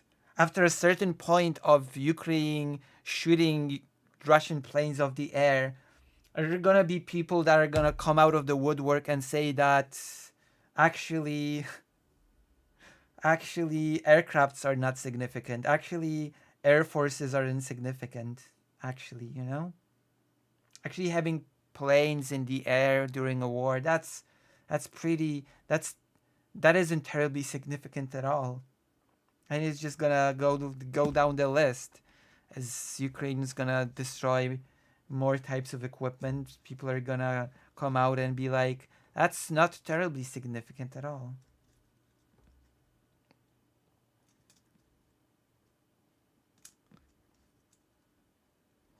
Like, come on. And there's this cool graphic that people always post, my favorite, which actually shows us exactly the status of the Russian fleet.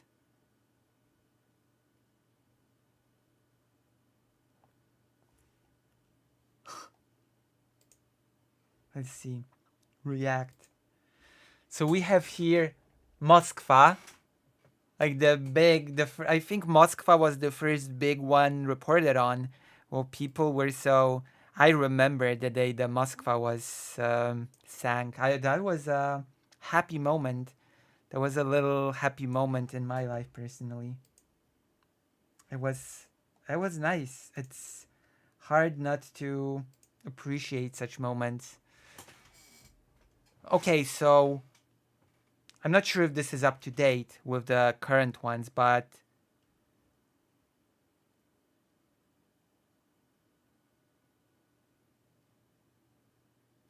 true. 1, 2, 3, 4, 5, 6, 7. I'm not sure if this counts. 8, 9, 10, 11, 12, 13, 14, 15. 15 ships. Amazing. Outdated, so there's a lot more now. How do you let this happen? How do you let that happen against a country that has no fleet, that has basically a critical shortage of everything currently? How do you let that happen? You have to be Russia. You have to be part of the Russian world, for part of the Russian experience. Like, again, imagine if the full sort of proper aid in a proper time was unleashed. Not like with the counteroffensive when a lot of the aid came too late. Like, imagine if aid was handled properly and timely. What sort of situation would we have found ourselves in now? What sort of a world would we be living in now? I can just imagine. Can just imagine what would happen, and so can you. But so far, I'm gonna be glad with all the victories, all the small victories that we can get. I'm gonna be happy with the little things, like a ship being sank by a country that has no fleet. Has that happened before? I think there has to be a record that Ukraine is setting at this point. It has to be like, is this gonna end up in a Guinness record or something? The biggest amount of ships sank by country that has no fleet. Is that a category in the Guinness book, do you think? Should it be? Should it be a Guinness record thing? I believe it should. Yeah, hopium. Hopium or copium. Who knows? But I do like this news. This piece of news. All things considered. All the gloom and doom that is happening in our lifetime. Damn.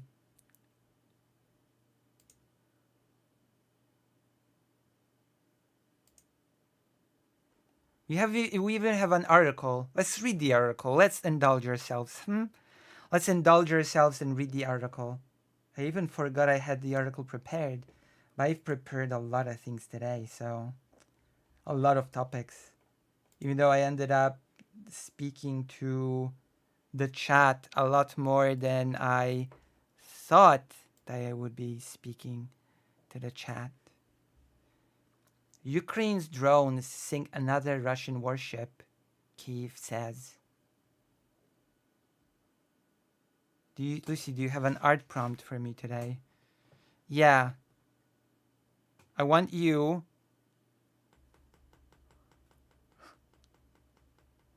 to draw... Yeah, I'm not gonna say Yankee Tanky. I want you to draw Joe Shantz / Yankee Tanky calling streamers that he debated schmucks. That's your prompt. I want you to draw him calling streamers that he debated schmucks. Can you do that? Can you fulfill this order for art? Can you do this for me?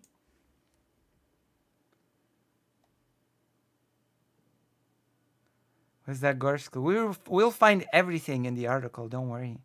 The article goes over the details because it's the CNN. And I guess the CNN is going to give us all the juicy details of this matter.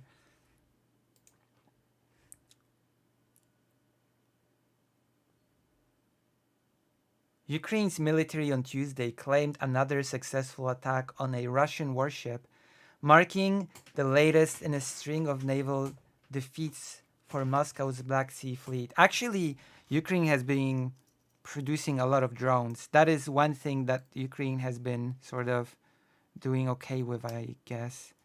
Ukraine has invested into its own drone production, so it has been doing apparently pretty good on that front.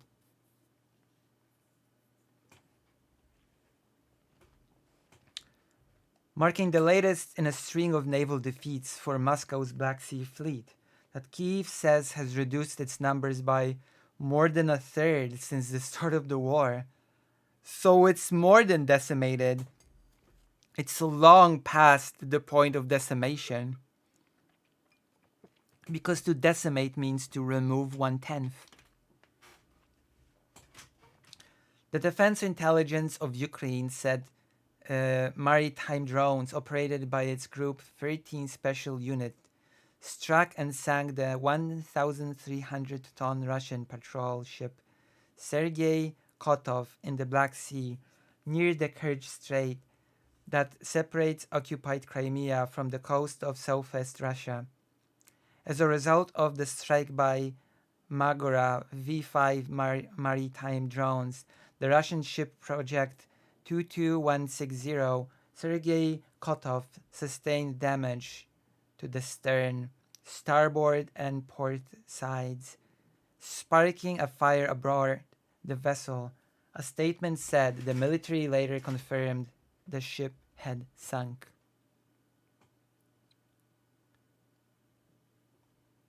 The mission was conducted in cooperation with the Ukrainian Navy and with the support of Ukraine's Ministry of Digital Transformation, it added. Wait, so Ukraine does have a navy. How much big is the navy that supposedly doesn't exist, but apparently it cooperated in this effort? So does Ukraine have a navy or not?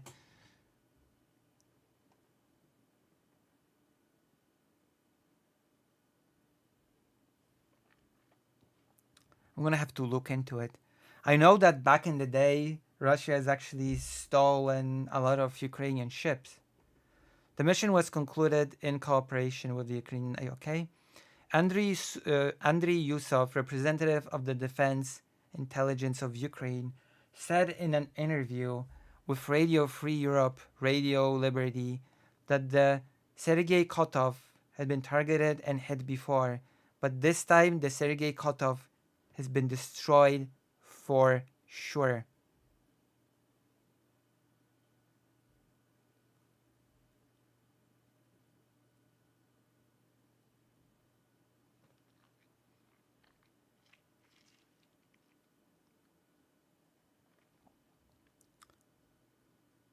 A fire on board a 1,300-ton Russian patrol ship Sergei Kotov is pictured in a video released by Ukrainian Defense Intelligence of Ukraine, of Ukraine.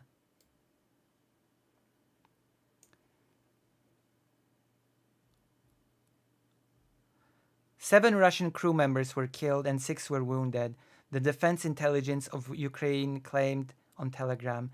It did not reveal how Ukraine had come by this information. Ukraine maritime drones have taken a heavy toll on Russian naval ships, especially in the past few months. With its campaign in the Black Sea, a rare strategic success for Kyiv compared to recent setbacks on the battlefield. In mid-February, the Russian landing ship Caesar Kunikov was attacked with the same drones used against the Sergei Kotov. The drones punctured critical holes on the Russian ship's left side before sinking it, Ukrainian military intelligence agency said on Telegram. Earlier in February, Ukraine claimed its forces had disabled about 33% of Russia's warships, amounting to 24 disabled ships and 1 submarine. Russia's worst naval loss of the war was the sinking of the guided missile cruiser Moskva in April 2022. That was super embarrassing, the Moskva thing, and we were all extremely happy when it happened.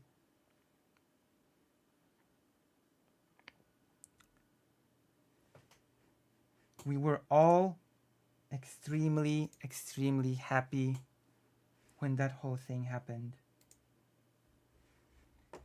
Okay?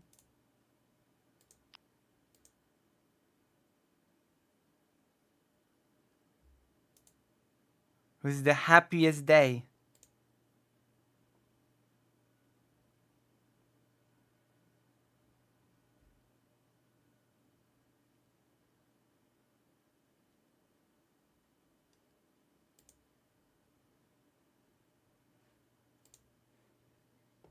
Critical hole. Oh, come on, stop it. Critical holes. You're all perverts. I swear. I've created an audience of perverts. What does that say about me? What does that say about me as a person? Um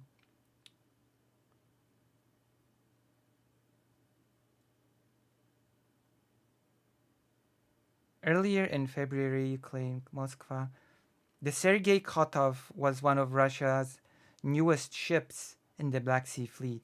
A report from Russian state-run news agency TASS on January 21st, 2021 said the ship was floated on that day and would soon join the Black Sea Fleet. The TASS report said the 300-foot-long, 91 meters warship had a range of 6,000 nautical miles, could carry a crew of 80, and was equipped with a helicopter, a 57mm gun, and a modern air defense system. Ukraine said it had a price tag of 65 million. 65 million just sank to the bottom of the sea. How unfortunate. How unfortunate.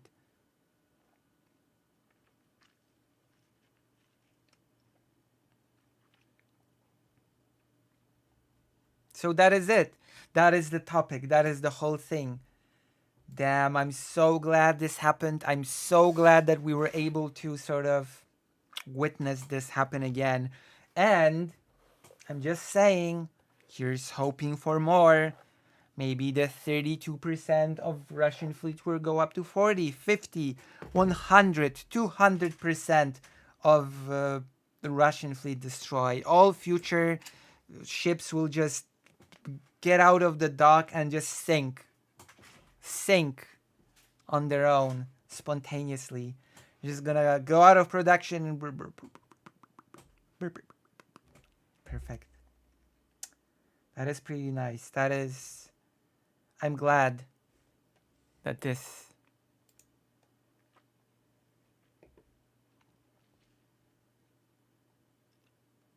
Oh yeah. Everybody's been talking about it lately. I've seen all sorts of political streamers talk about the famous peace plan that is leaked by Russia. The Russia peace plan. Do you know the Russia peace plan? Has any of you have any of you seen anybody like cover the whole peace plan thing? I know Lonerbox has been covering it today in stream.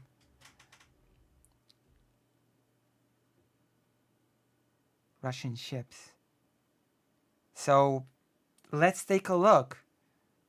I know that some of the people here, my audience is not that huge to begin with, but I know that you watch other probably people that cover Ukraine as well. So you might have seen people talk about it already. That the Russian peace plan basically reduced Ukraine to a status of vassal, a status of subordination towards Russia, which, I mean, it's a Russian peace plan. What else would you expect, right? What else would we expect from a Russian plan? So we're gonna read a Kyiv Independent article about it. We're gonna sort of get the broad strokes of what that plan entailed, and we're gonna just talk about it and maybe laugh at it. I normally watch Lonerbox, but I missed it today. Well, that is, I guess I'm just gonna talk about it now. So, React.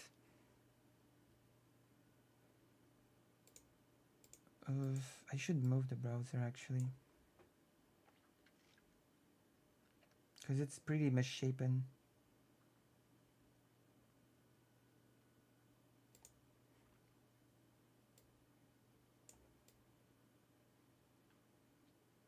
There we go, that's better.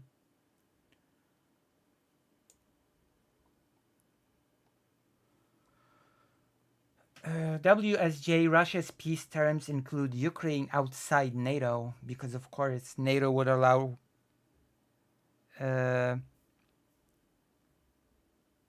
Ukraine to defend itself. Suka bliat. True. True. Also welcome. Welcome to the stream.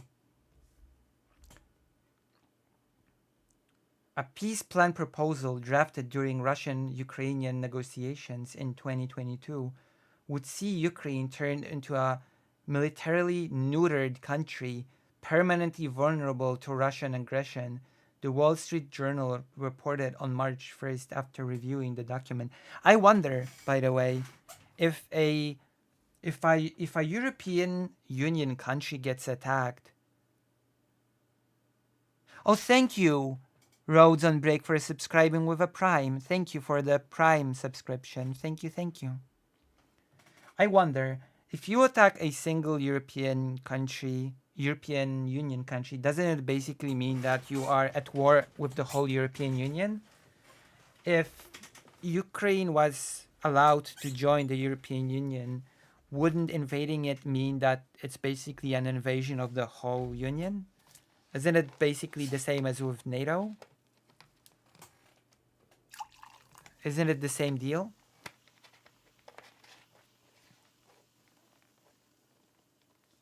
The EU has an alliance clause that is stronger than that of NATO, so yes, it does. But that makes no sense, because this peace plan of Russia from 2022 allowed Ukraine to pursue joining of the European Union, but forbade it from joining NATO. So I guess Russia was confident that it could, I don't know, beat the European Union, but not NATO? It just feels weird. Why would it allow Ukraine to join the European Union?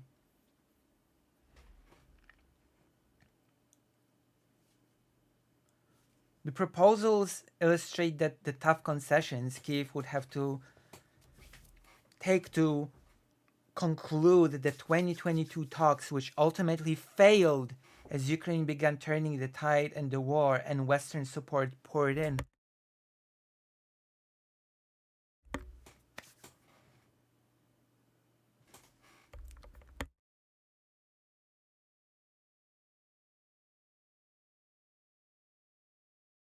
Do you expect Putin to act rationally at this point? No, but I mean, I don't know. A bit, at least. Yes, pretty much was just scared of the US. No oversight. Also, take this. To anybody that keeps parroting the line about negotiations, that negotiations were shut down, that we all could have had peace by now. If that is the peace that we all would have had, none of us wanted, especially Ukraine does not want it. Ukraine would hate such a peace that Russia was proposing here.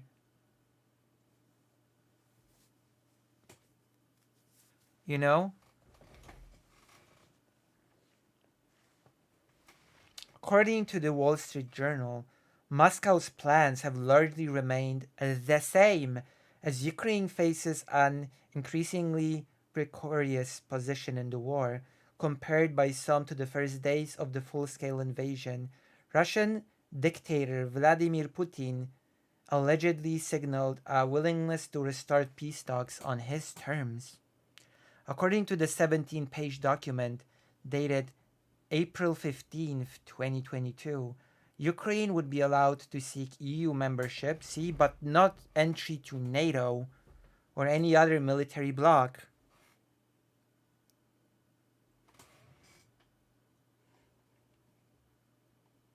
Discord link is expired. I'm gonna give you a new Discord link.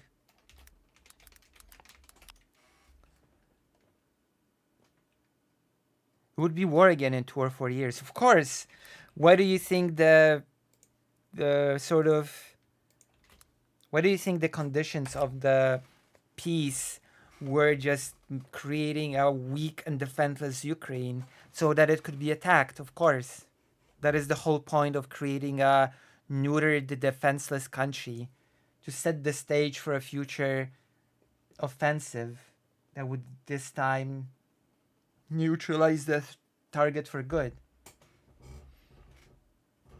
You sort of set the stage by weakening the target via treaties, and then you go in and yeah.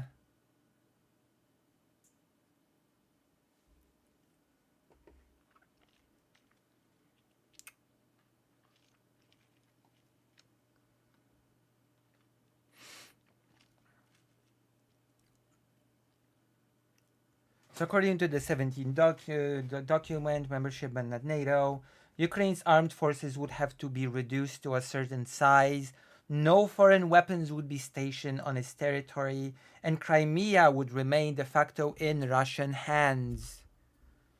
That already on its own is pretty unacceptable as far as conditions go. Russia would see Ukrainian forces limited to 85,000 troops, 342 tanks, 519 artillery pieces, while Ukrainian negotiators wanted 250,000 troops, 800 tanks, and 1,900 artillery pieces, according to the document. Russia also reportedly wanted to limit the range of Ukrainian missiles to 40 kilometers, 25 miles. Moscow pushed the Russian language to be treated on par with the Ukrainian one in Ukraine's government and courts, a condition that Ukrainian negotiators did not agree with.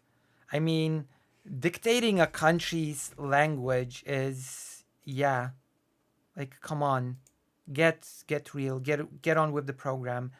It's as if suddenly Germany wanted to demanded that the US treats German sort of equally with. Okay, the US is not a good example because the US, technically speaking, does not even have this sort of primary language officially. So I guess we're not going to use the language of the US as the example, but I don't know, Poland, as if Germany suddenly started demanding that Poland treats German equally to Polish.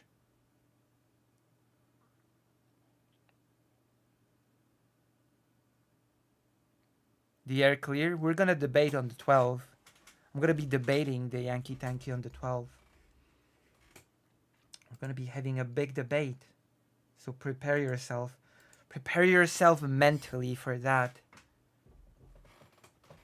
Russia would see Ukrainian forces limited. We've already went through that. Russia also reportedly wanted to limit the range of Ukrainian missiles from. We've already covered the range.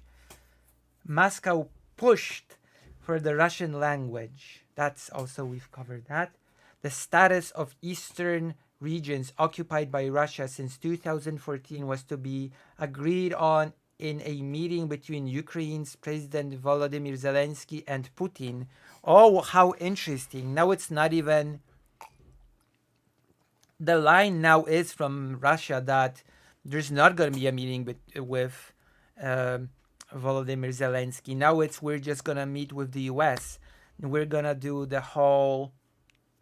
We're just gonna negotiate with the US. Ukrainians don't really have anything to say on the topic of their own, I don't know, future.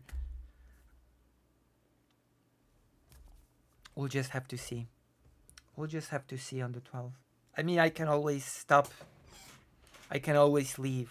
I don't have to sit and accept the insults if they come.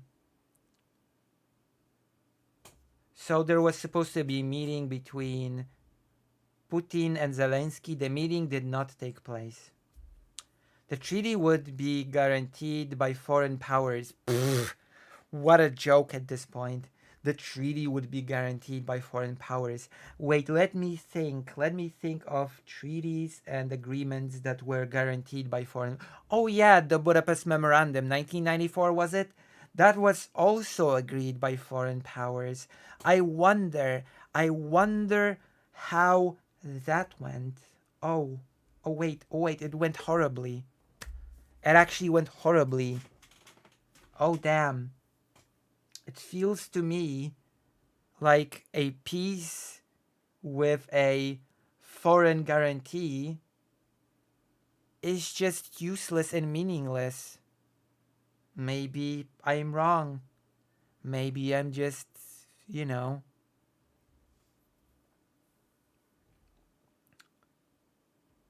including the US. Oh wow, the US.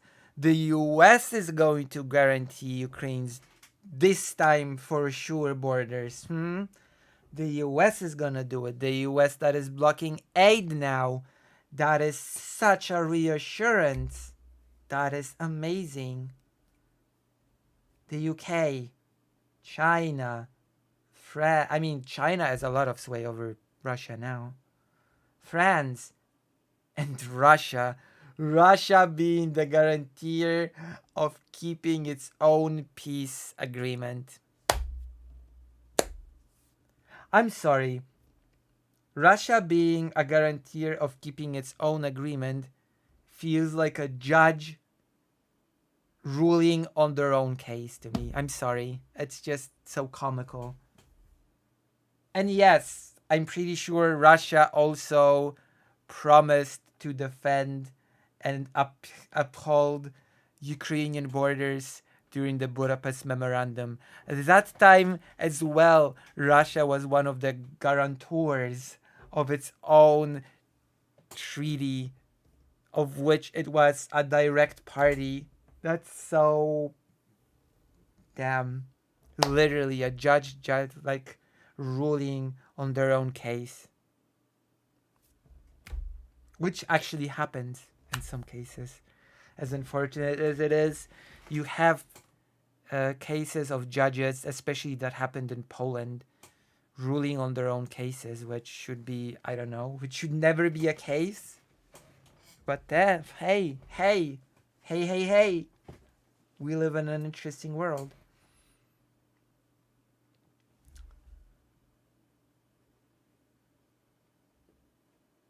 So these countries would be given responsibility to defend Ukraine's neutrality if it were violated.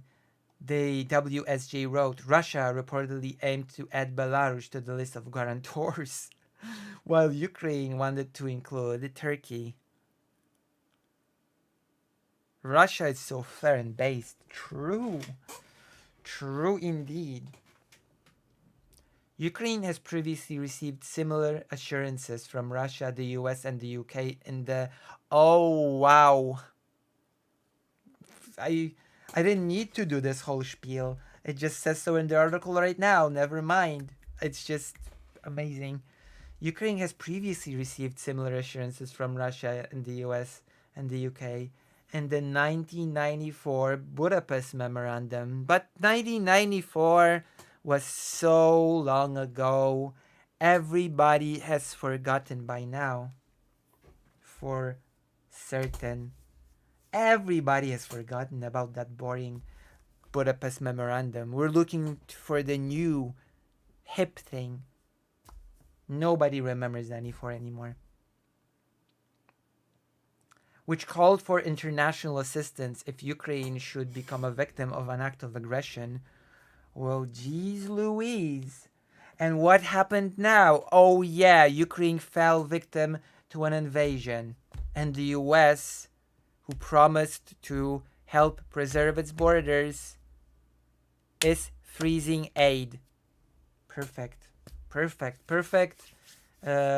Keeping with your own sort of responsibilities, with your own promises, with your own duties, really, considering that it was a ratified treaty. I believe it wasn't just a verbal agreement.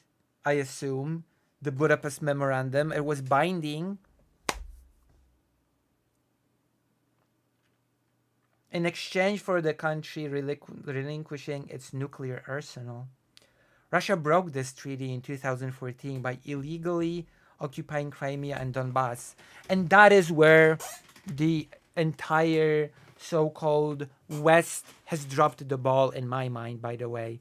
The response that has happened in 2022 with the aid and everything, that should have happened in 2014. This whole thing should have been nipped in the bud. The bud of this whole thing should have been nipped in 2014.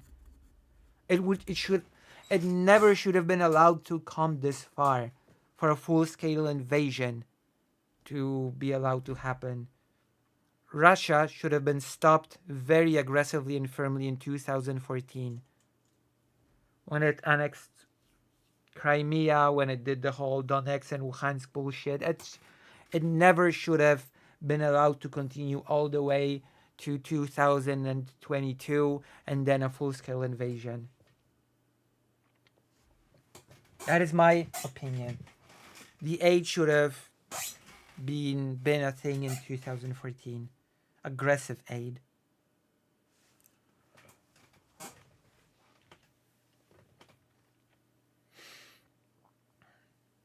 Turkish President Recep Tayyip Erdogan recently offered to host a new round of peace talks between Russia and Ukraine. Ukraine repeatedly said that the peace talks should be held on the basis of its 10-step peace formula, which I guess one of the steps involves just Russia leaving the territory of Ukraine, which should be the bare minimum, that should be the bare basis of any sort of peace, which includes a full withdrawal of Russian troops from Ukraine. That should be the basis. There should be the basic thing. Moscow has rejected this proposal. Why? Well, gee, I wonder why. Ukraine works with Switzerland to organize a global peace summit in the Alpine country. Over 160 countries will be invited to discuss Kyiv's peace formula and create a joint document on what needs to be done to restore the country's sovereignty. I mean, we sort of all know what needs to be done here.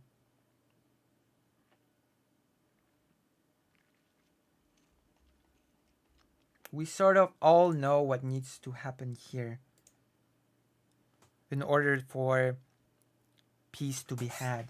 Peace in our lifetime. I'm gonna go to the toilet real quick. Don't go anywhere. I'm gonna be back. I'm gonna toilet. I'm gonna go grab a sandwich. I'm gonna do things. I'm gonna do things that you've never seen me do before. And it's gonna be glorious.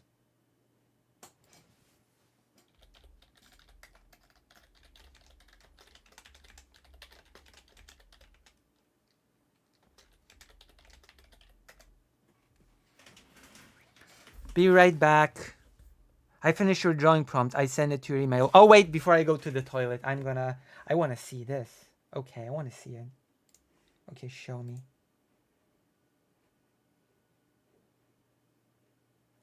Show me.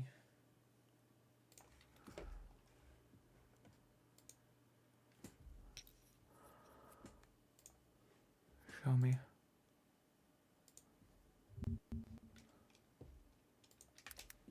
Show me. Mail Google come.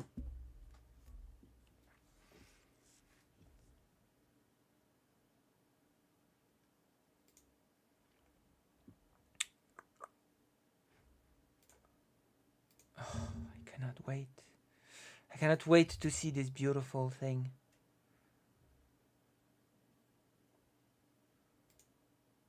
And who?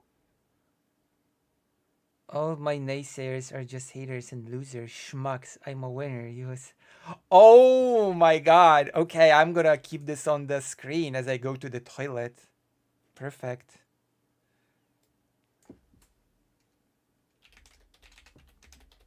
Perfect. That is perfect. But I actually expected you to write the streamers, to draw the streamers as well. But that's perfect, actually. Damn. You never disappoint. This is perfect. This is perfection. I'm gonna put it on the screen.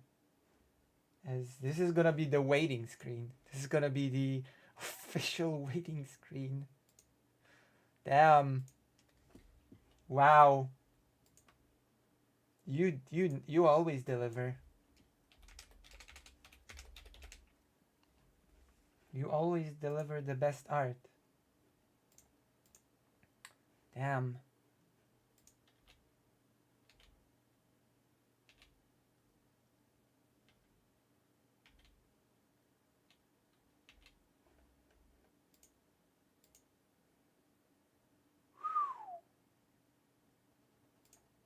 I'm gonna have to make it smaller. Is the waiting screen now.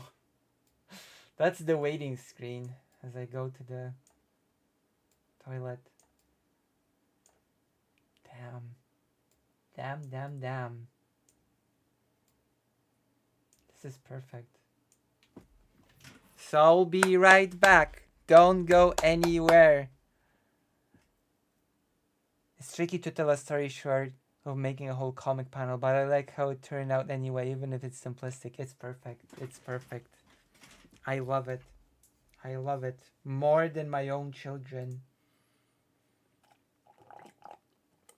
I love it more than my own children that the father has bailed on. Hit the road. I'll be right back.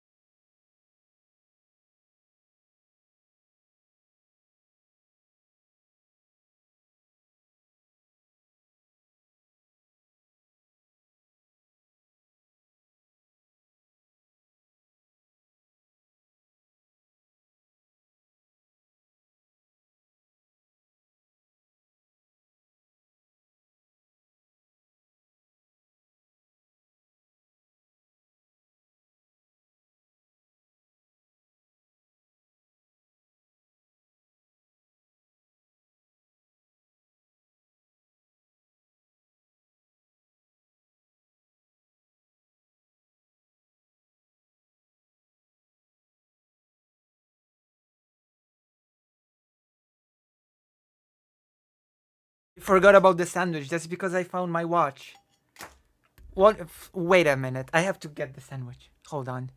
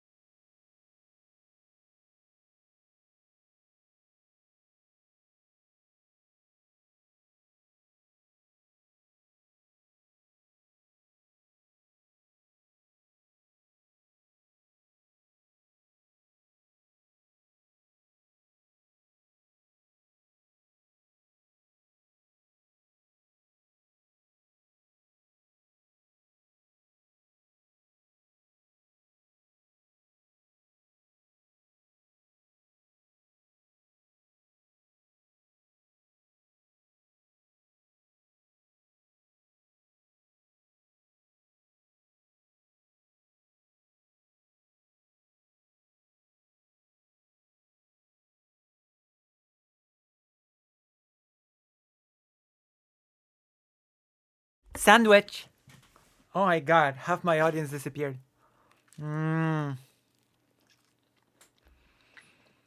about I didn't in a hand of a cigarette, but I got lazy. Damn. I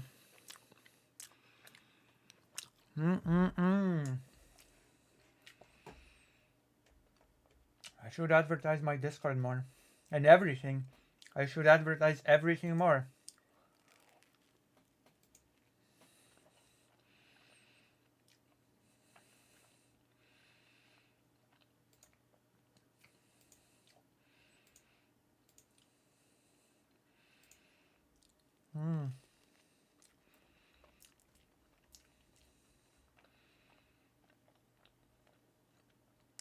A light stream, huh? President Sunday is gonna be streaming tonight. Nutella, the best sandwich. Nutella sandwich.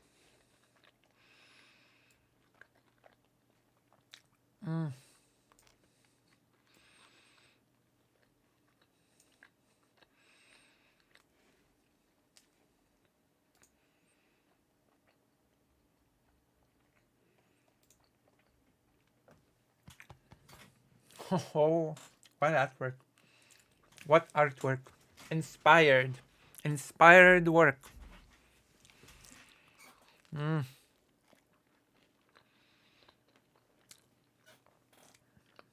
Oh my. Oh me, oh my, I think I'm growing.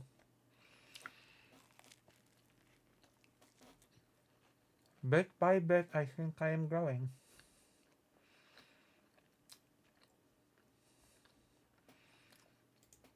I'm in here. I'm in here, not as a creator. I hear. Although in a way that counts as growing as a creator.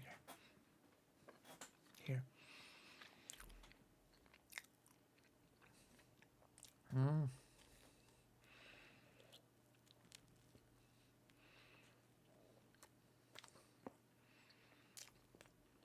The chocolate cream. Nutella. Ow. Oh my gosh. I hurt myself by pressing on my chest.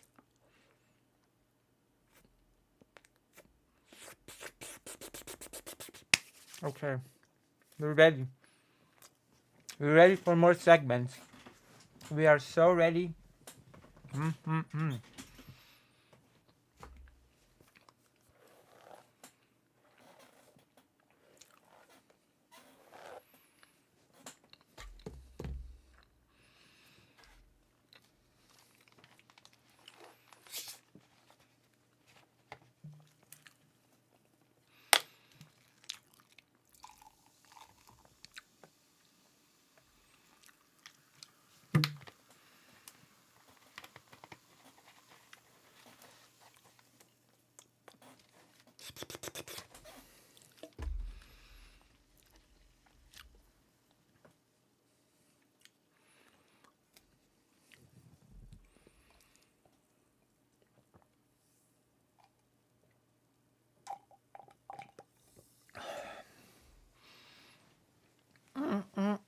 Good, good, good.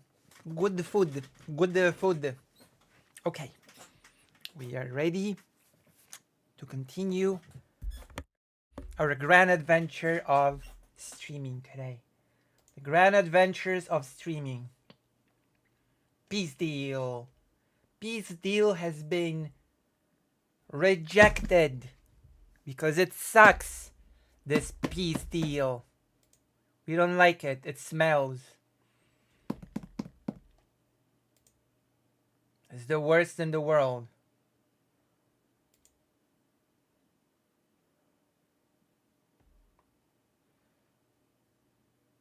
Phew.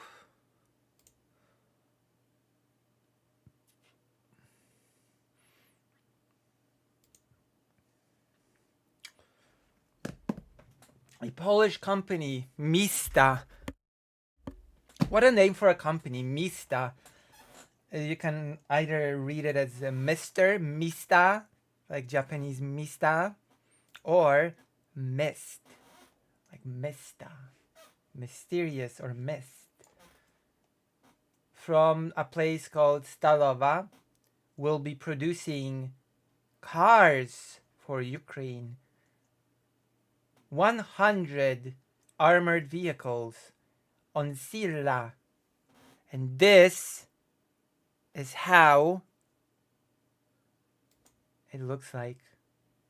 Boom! Isn't it a beauty with its pixel art on top? This is gonna be used. Oh, it has already the trident thing, I think. Wow. Wowzers trousers. And Ukrainian flags. How beautiful. Little beautiful babies. It looks like a little Lego car. I don't know why. The pixel art thing, I look at this and it looks like a little Lego car. Mista White. True. Mista, not Mista. Mista. Look at this beauty. Look at this Lego car. It will come in handy for Ukrainian forces when it comes to kicking the butts of Russians. Россияне. Rusty. Rusty Россияне. I should be speaking more Polish on this stream. It's my only asset. It's my only asset that distinguishes me from all the other streamers, that I can speak Polish. Ruscy. Rosjanie. Źli Rosjanie. Did I have anything else on this, or did I just leave this like this and just nothing else? No, that was it. That was actually it. That was the whole quote-unquote segment. That's nice. Are you excited by the fact that that was a whole topic that I prepared, and the only thing that I had to say was, so Poland has a company. The company the made these cars, and Ukraine has these cars now. That's it, and that's cool. That's cool because it can kick Russia's ass. That's it. Your accent is lovely, is it? Is my accent lovely? La.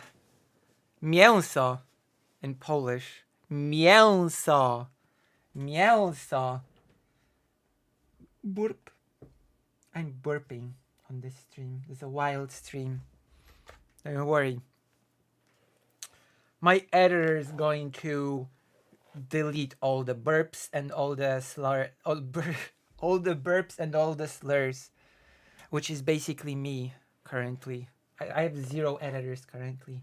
I'm flying solo. I do all the things myself. I am a self-reliant woman. I'm a strong, independent woman, just like in the fairy tales.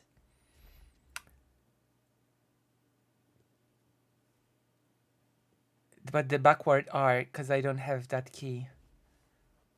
The backward R.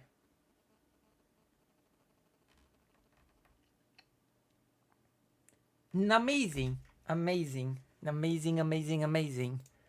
Do you know what also happened? Why taking out the burps? Because people are disgusted by them. People are disgusted by the burps, the slurs, the burps, the slurs.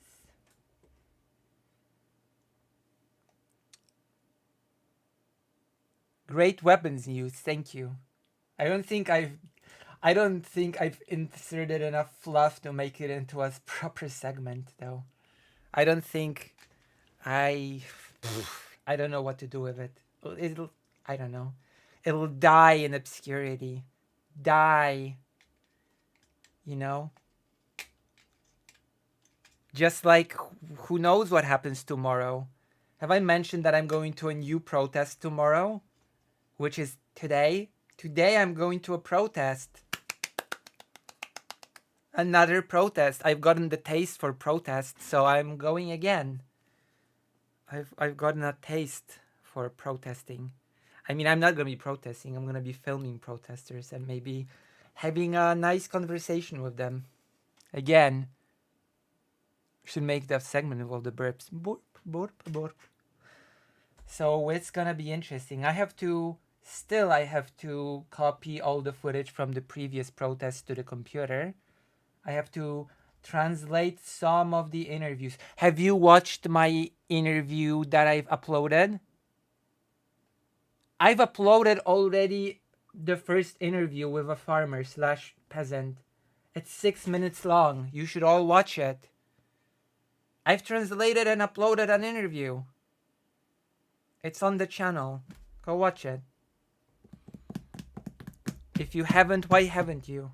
And share it with your friends and family and everybody. Share it with Vaush. Make Vaush react to it on stream.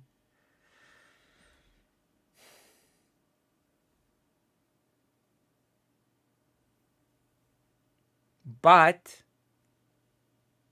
there's a but, okay? There's a but to the whole protest thing. An unfortunate but. And the unfortunate but is...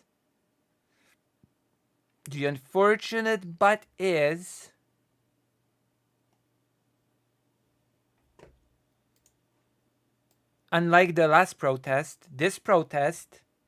Okay, so the last protest was fairly peaceful and safe. You know? And that was because the city actually allowed the protest to happen. So the organizers did everything it could to just keep it kosher and nice, cooperate with the police. The police is here to help you. The police is nice. They helped us in some other city. We have to be nice. We have to be... Don't use pyrotechnics. Don't burn anything. But tomorrow's protest might have a different vibe. Why? Well, that's because tomorrow's protest did not receive the approval of the city to even happen. Which means that things might be... They used them anyway, by the way. They used pyrotechnics anyway, by the way. Everything was like... Poof, poof, but that's besides the point. Tomorrow's protest might be a little bit different. Warhawk defense. Jazz it up a bit. What do you mean you should, I think, jazz it up a bit? Like Warthog defense. What do you mean? What do you mean when you say these things? So, we'll see. We'll see how the tomorrow's protest will go. There's a possibility that there will be a clash with the police. Because again, there was no agreement for this whole thing to even happen. So, a police clash is more likely tomorrow. Who knows? Maybe I'll be mistaken for a protester and whammed by the police with a bat. There you are, Lucy Hazeh. I'm gonna bat you with a bat. I'm gonna smash your face in. I'm gonna be like, no, don't. Not my face. Everywhere but my face. Alright then, we're gonna break your legs instead. I'm gonna be like, oh no. And that's gonna be my fun little time tomorrow. You all remember when people did pyrotechnic baby gender? Oh my gosh. Word protection.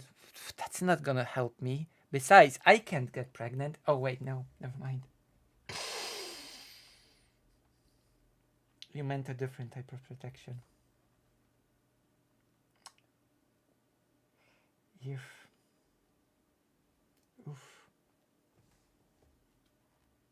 You didn't mean that sort of protection. I see. I see. Well, unfortunately, I do not own any protection, so I'm gonna be protected by my force of will.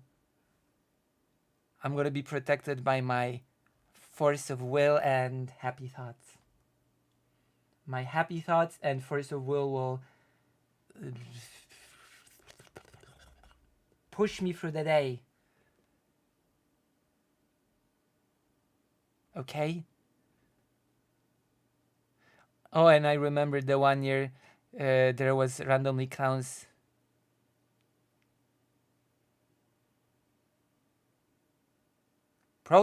I'm not gonna protest with the farmers slash peasants. No, come on. Have you not been following this channel? Do you not know what the whole farmer thing is about?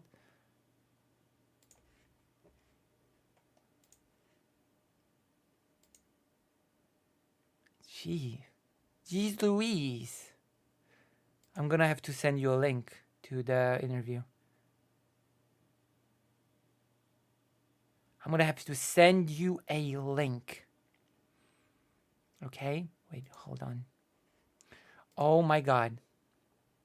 What am I doing? What are you doing here? What are you doing here? Okay.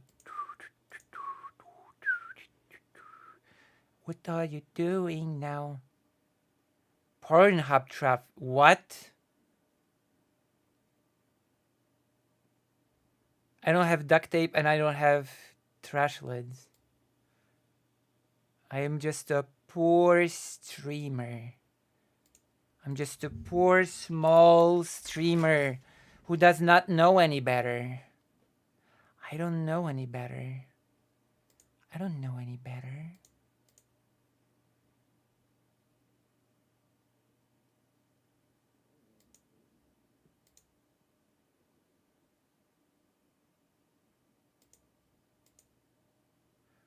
YouTube Studio.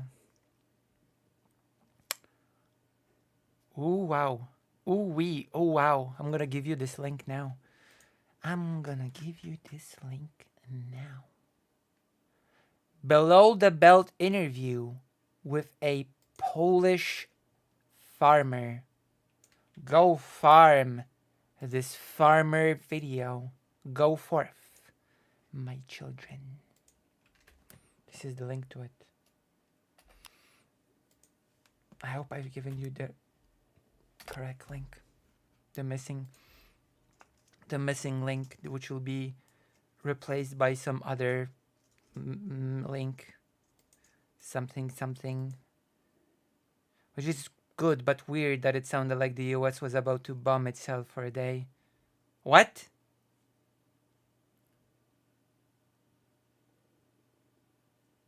Damn. Okay, let's go to the next thing. Did you know what happened exactly on the 5th of March? Do you know what happened on the 5th of March? An amazing thing happened on the 5th of March. Stalin died. Yay. We're celebrating. I mean, it's already the 6th in Poland, but we are in fact celebrating the Stalin Death Day. We're celebrating Comrade Stalin's day of death. Happy Stalin's Death Day. Not this year. Come on.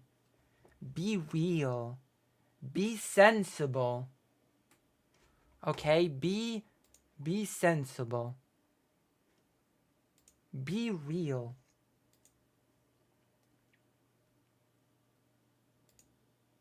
Happy Stalin's Death Day. And because it's Stalin's Death Day, I'm gonna read a bit from the book called Stalin. Stalin. We're gonna read a bit from the book because there's no Lucy Haze or Hayes, the future drug dealer, stream without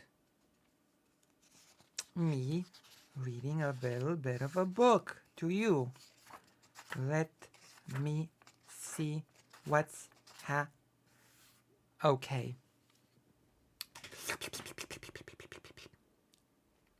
On the 28th of February 1953, Joseph Stalin has invited to the Kremlin 4 of his oldest compatriots, Georgy Malenkov, Lavrentiy Beria, Nikita Khrushchev, and Nikolai Bulganin. Within the last 6 months of his life, Stalin and those 4 were known as the ruling group, or as the 5. They regularly met at Stalin's house. The old comrades of the chief, Vyacheslav Molotov, Anastas Mikoyan, and Kliment Voroshilov, were not in good graces, and the dictator did not wish to meet them. The key element of the modus operandi, of Stalin's modus operandi, was to gather a small group of his own followers with whom he ruled the country. His right hand, as he liked to call the groups, he liked to call the groups according to the number of its members. Almighty Pork Chop. Lucy, what's there to look forward in this dreary world? Me! I mean, no, never mind. Not me. I'm not enough to be looking forward to in this dreary world. Don't worry. I'm going to give you an amazing news. I'm going to give you an amazing piece of news, an uplifting piece of news today. So stay tuned in this stream, because today I'm going to give you some uplifting news for once in my life. For once in my life, I'm going to give you uplifting news.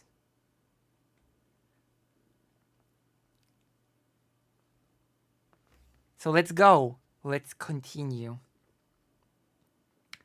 So Stalin liked to call the groups according to the number of its members. The 5, Piatyorka. The 6, Шестёрка. The 7, Семёрка. Ósemka. The 8, Восьмёрка. The 9, Девятка. Those unofficial groups have enjoyed the highest form of power. And then the official structures of the party and the state sort of apparatus as the regular institutions that took care of everyday routine things, took care of the everyday routine ruling of the country. Dividing the government to official and unofficial institutions allowed the dictator to use an opportunity for a wide, overwhelming bureaucratic machine while holding a tight grip on the real wheels of power. Stalin often changed the sort of members of the ruling group. He kept an everyday practical control over the central top of the power dynamic. He kept the members of his personal group in constant state of readiness to his every whim. And when he called the group to his friendly, quote-unquote, meetings and official meetings as well, that attitude of the dictator towards leading a country by combining the bureaucratic institutions and patriarchal rule, inspired Joram Gorzylski to create the term a neo-patriarchal state.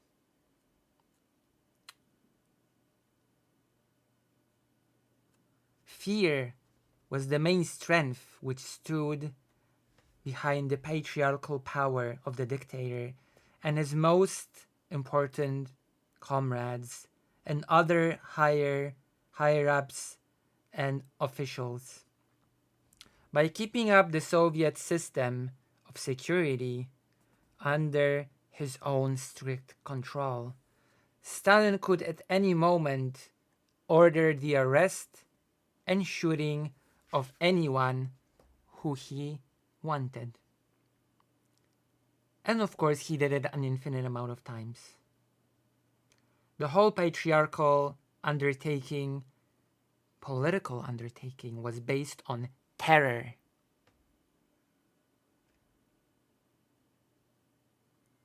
And then we're going to talk about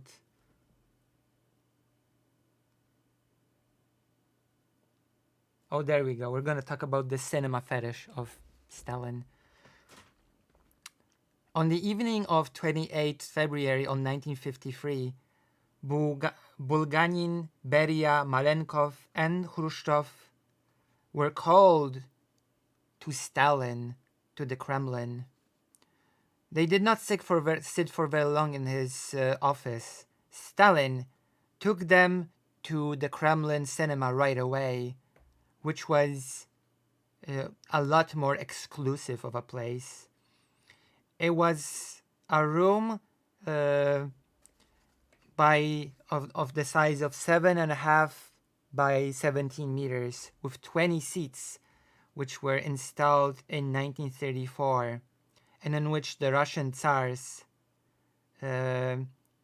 would, before Stalin, enjoy the winter garden. Before the building of the cinema, the Soviet leaders watched movies outside of Kremlin in the building of the director of cinematography, or in a small place in the Kremlin, which was made for watching silent movies. Stalin liked watching movies with his comrades, and those movie sessions slowly became mandatory. Thanks to very detailed writings on the matter, which were the detailed sort of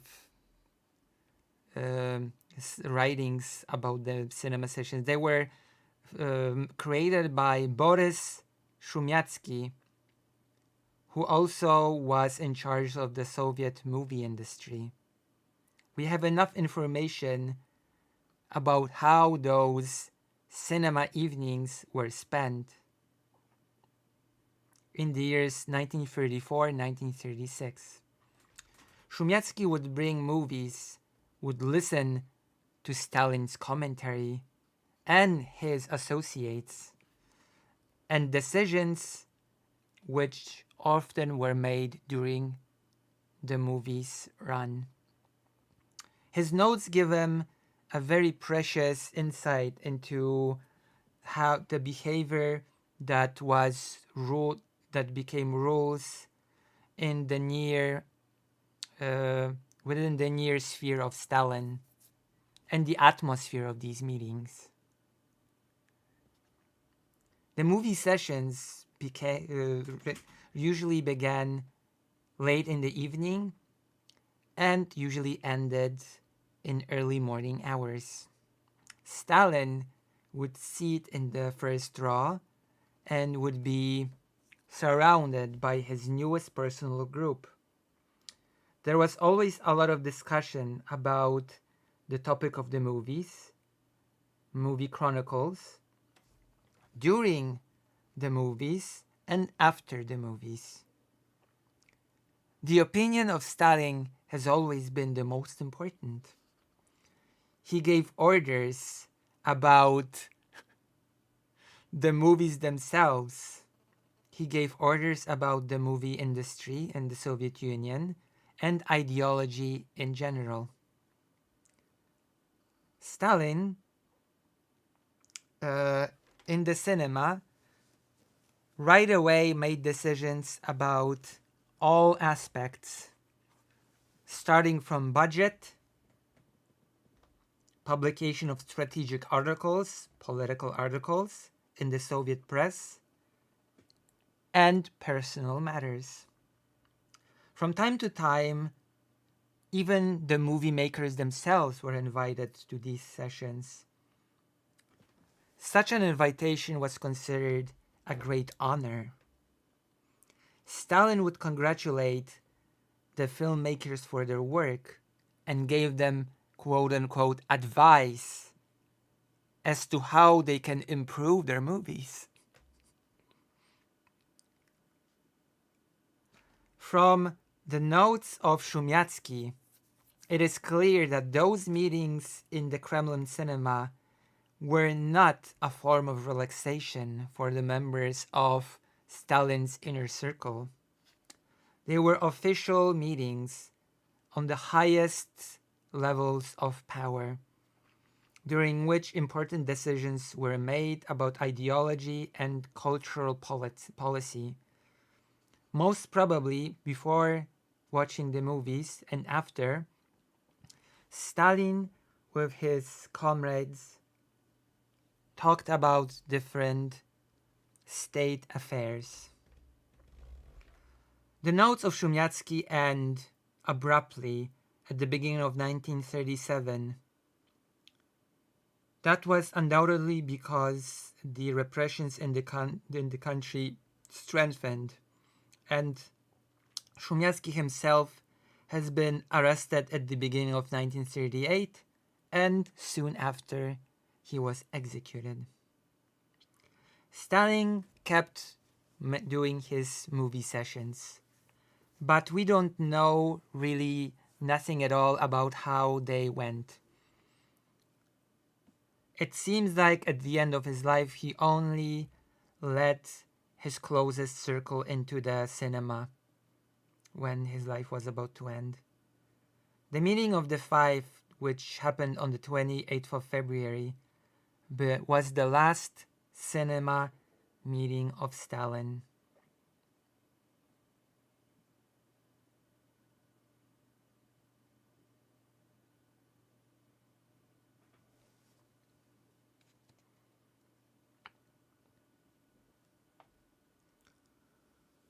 Stalin liked sitting near the fireplace.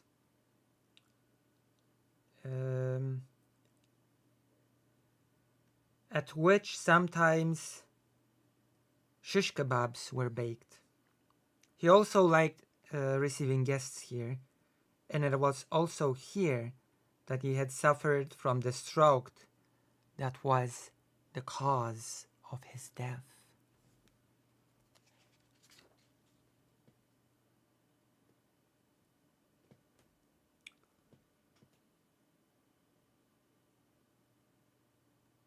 So how did you like this little fragment? How did you like this little fragment in commemoration of the Stalin Death Day? Have you enjoyed?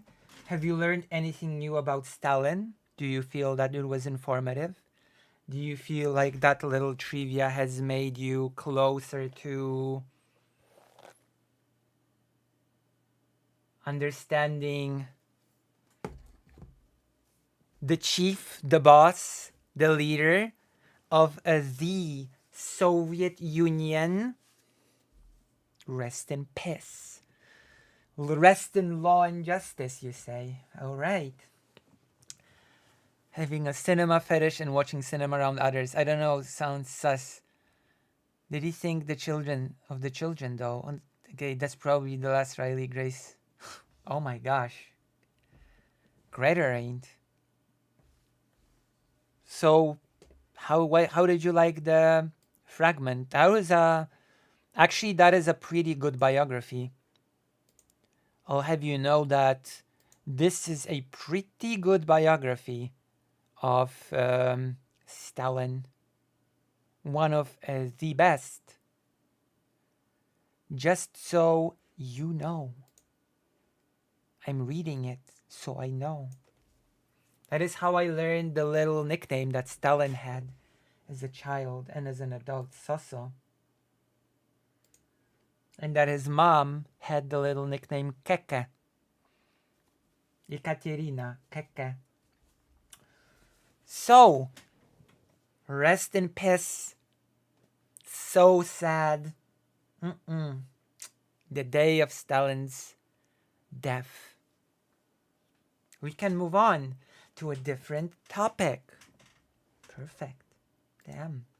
We're going like butterflies in a butterfly effect thing.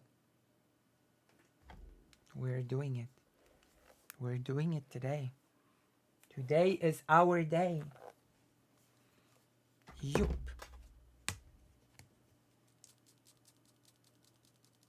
I have to be ready. I have to be ready and prepared for the protest tomorrow, which will apparently have vehicles. It's going to be a wild one. It's going to be a wild one. Oh, my favorite topic. Now we're really getting into the weeds. Now this topic is going to be long, so brace yourselves. But it's my favorite topic, and it's your favorite topic. It's everyone's favorite topic. There's not a person in the world that doesn't hear the name of this topic and isn't happy right away.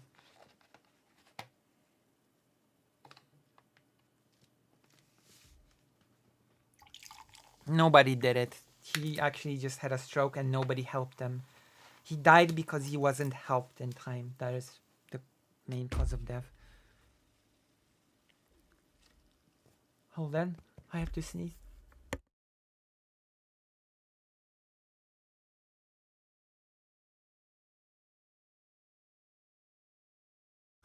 I forgot to mute. That was a sneeze and a half. Okay, so now we're getting into the best topic. Genocide. Everybody, when they hear the word genocide, they just get excited because it's such a nice topic. And I agree, it is the best topic in the world. And that is why we're gonna discuss it now.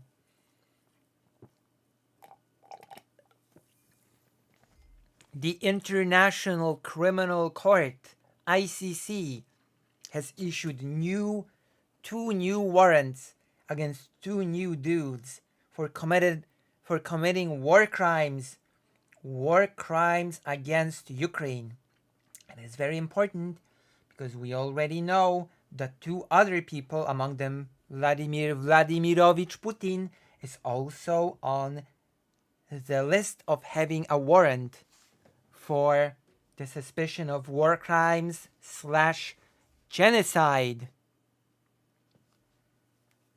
So, let's start it off with reading President Zelensky's statement on the whole thing. All right? Let us read, and then we're gonna get into it. Then we're gonna discuss it, and then we're gonna discuss if anything can even be remotely done. So let's go. Let's watch. Let's press the button called react, and then we're gonna have a full picture of Zelensky.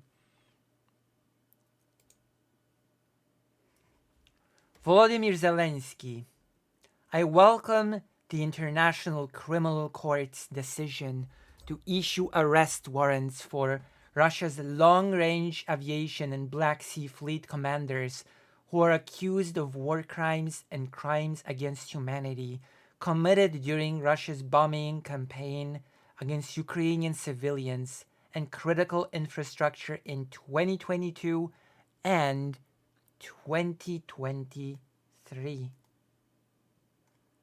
Every Russian commander who orders strikes against Ukrainian civilians and critical infrastructure must know that justice will be served, every perpetrator of such crimes must know that they will be held accountable. International justice requires time, but it is unavoidable. We continue to make every effort to ensure that no Russian beast responsible for the murder of Ukrainian children, women, and men goes unpunished, and no number of stars on shoulder straps or cabinet doors will keep them from being held accountable. Now, this is pretty important for a few reasons, and we're gonna discuss each and every single one of them. The ICC, International Criminal Court, operates within the so-called Rome Statute, the founding document of the International Criminal Court. And there is a very interesting detail about this whole thing, which we'll be getting again into in a moment. It is that Russia has signed sort of the statute, has sort of joined the signing of it. But first of all, Russia has never ratified it. That's one, which means that Russia is outside of the jurisdiction of the International Criminal Court. That's a thing. So the question is, how can Russia be tried for anything if it is in fact outside of the jurisdiction of the International Criminal Court? And that is the thing that we'll be answering here in a moment, because Russia can be brought to justice. There is a way. We're going to be discussing it in a moment, but first,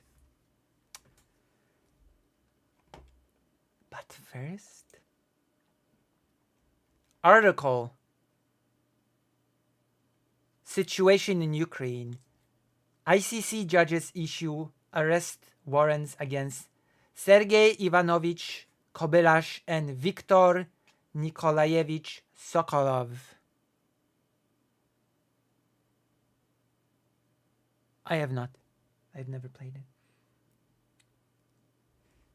We're gonna do a little bit of a react.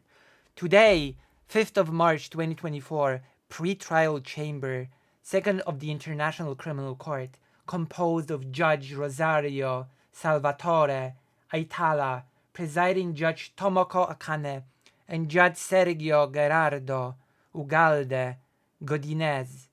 ICC or court issued warrants of arrest for two individuals, Mr. Sergei Ivanovich Kobylash and Mr. Viktor Nikolaevich Sokolov, in the context of the situation in Ukraine for alleged crimes committed from at least 10th October 2022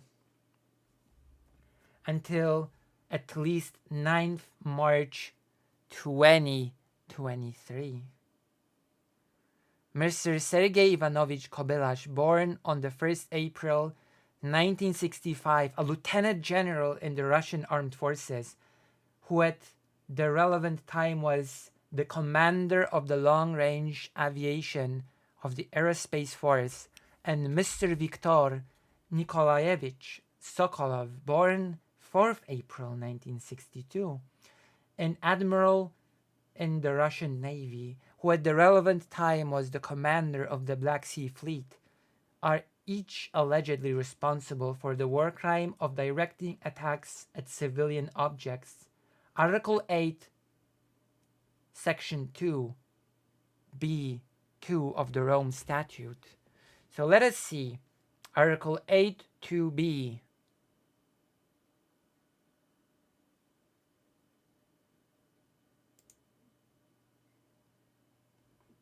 That's right, we have the statute here, so we can read all the significant information. We're just gonna be satisfied with knowing what article it is. We're just gonna go to the source and we're gonna read the article itself. So once again, let us see. Article 8.2b4. Article 8.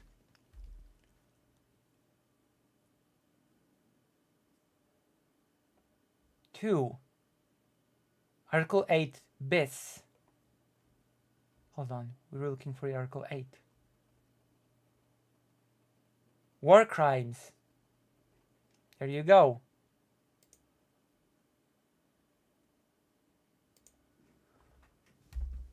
For the purpose of this statute, war crimes means extensive destruction and appropriation of property, not justified by military necessity and carried out unlawfully and wantonly. That is it, the 4. And also B, if I remember correctly, A, 25.82b4. 82b4. Intentionally launching an attack in the knowledge that such an attack will cause incidental loss of life or injury to civilians or damage to civilian objects or widespread long-term and severe damage to the natural environment, which would be clearly excessive in relation to the concrete and direct overall military advantage anticipated. So basically, the bombardment of Ukrainian cities, which is not giving Russia any sort of military advantage whatsoever, is just bombing civilians for the sake of bombing civilians, wanting them to suffer, wanting to terrorize the populace.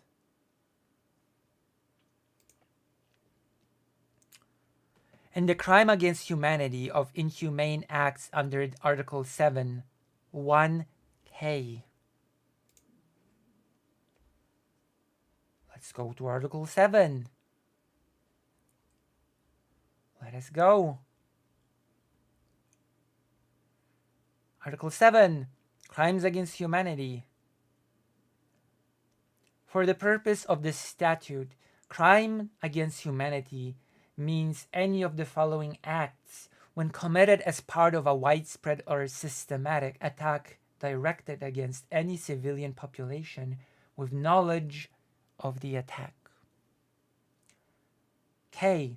Other inhumane acts of a similar character, intentionally causing great suffering or serious injury to body or to mental or physical health. So that's this. There are reasonable grounds to believe that they bear individual criminal responsibility for the aforementioned crimes for having committed the acts jointly and or through others. Article 25, 3A. Damn. I've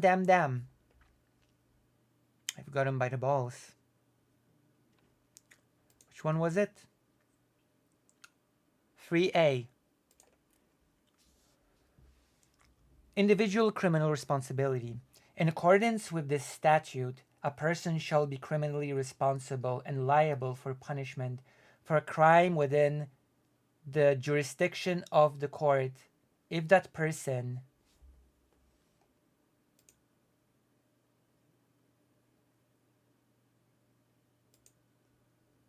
commits such a crime, whether as an individual jointly with another or through another person, regardless of whether that other person is criminally responsible. So there we go. There we go.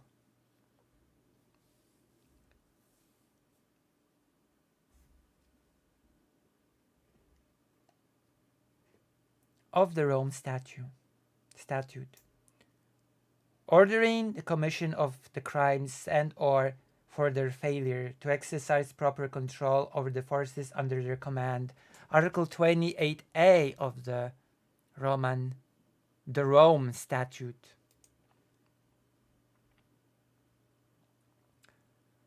Article 28, Responsibility of Commanders and Other Superiors.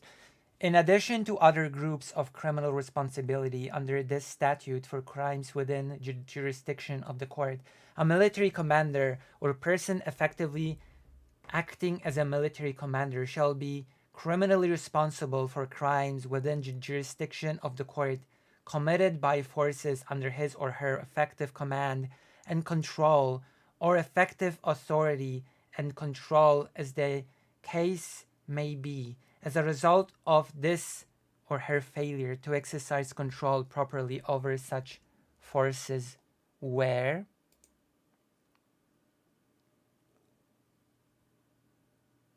I'm gonna read it. The superior either knew or consciously disregarded information which clearly indicated that the subordinates were committing or about to commit such crimes.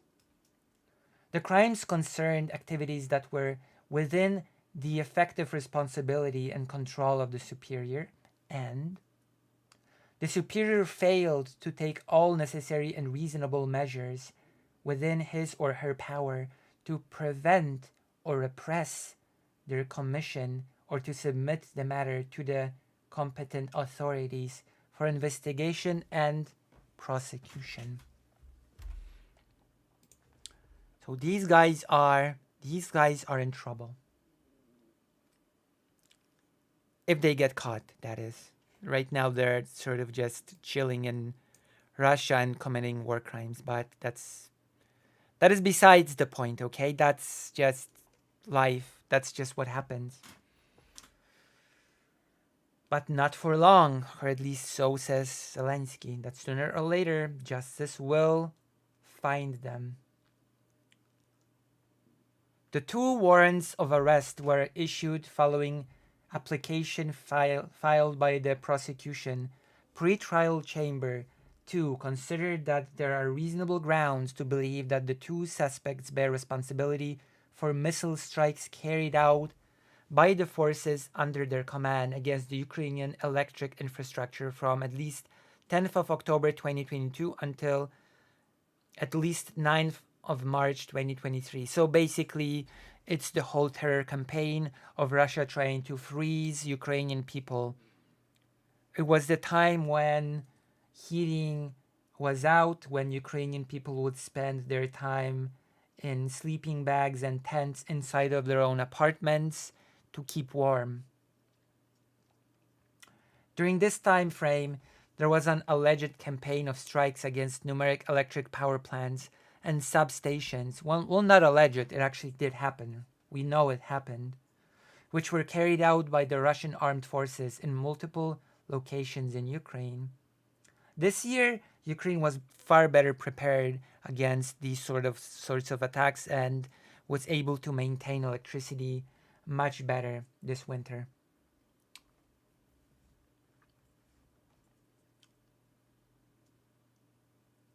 Pre-trial chamber 2 found that there are reasonable grounds to believe that the alleged strikes were directed against civilian objects and for those installations that may have qualified as military objectives at the relevant time. The expected incidental civilian harm and damage would have been clearly excessive to the anticipated military advantage. Yes, there's no military advantage to terrorizing civilians. It's just pure terror. Pre-trial chamber 2 also considered that the alleged campaign of strikes qualifies as a course of conduct involving the multiple commission of acts against a civilian population pursuant to a state policy in the meaning of Article 7 of the statute. As such, there are reasonable grounds to believe that the suspects also bear responsibility for the crime against humanity of other inhuman acts, intentionally causing great suffering or serious injury to body or to mental or physical health, as per Article 7(1)(k) of the Rome Statute.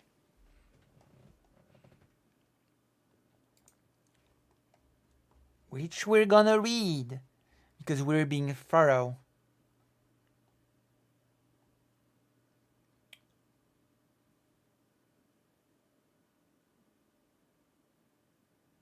Tomorrow, after the protest.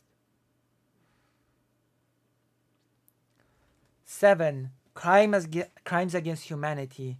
For the purpose of the statute, crimes against humanity means any of the following acts. K. Other inhumane acts of similar character, intentionally causing great suffering or serious injury to body or to mental or physical health.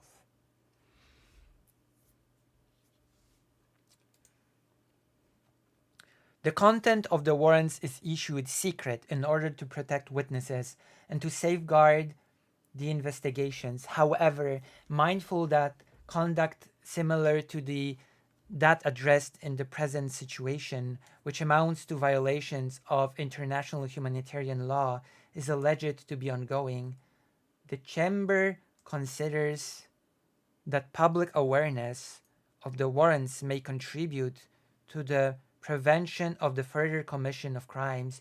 Therefore, pre-trial Chamber 2 considers it to be in the interest of justice to authorize the registry to publicly disclose the existence of the warrants, the name of the suspects, the crimes for which the warrants are issued, and the modes of liability. For further information on the situation in Ukraine, check here. We're not just going to check here quite yet, but what I will tell you is that Russia has not only not done a ratification of the Rome Statute, it has withdrawn from the whole statute altogether.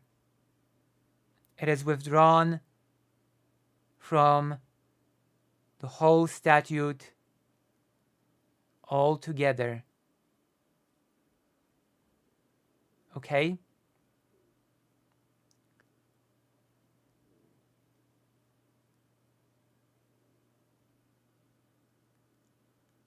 And so,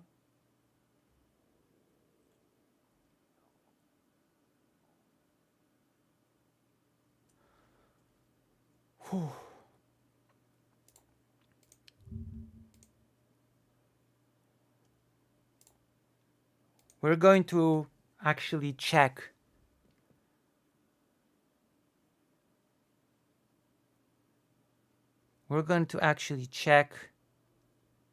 what the situation is with Russia not withdrawing from the whole statute.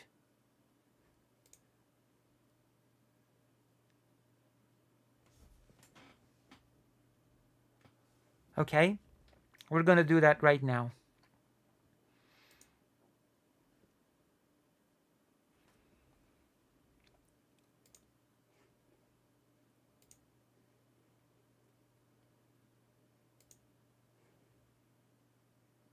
Not ideal, really.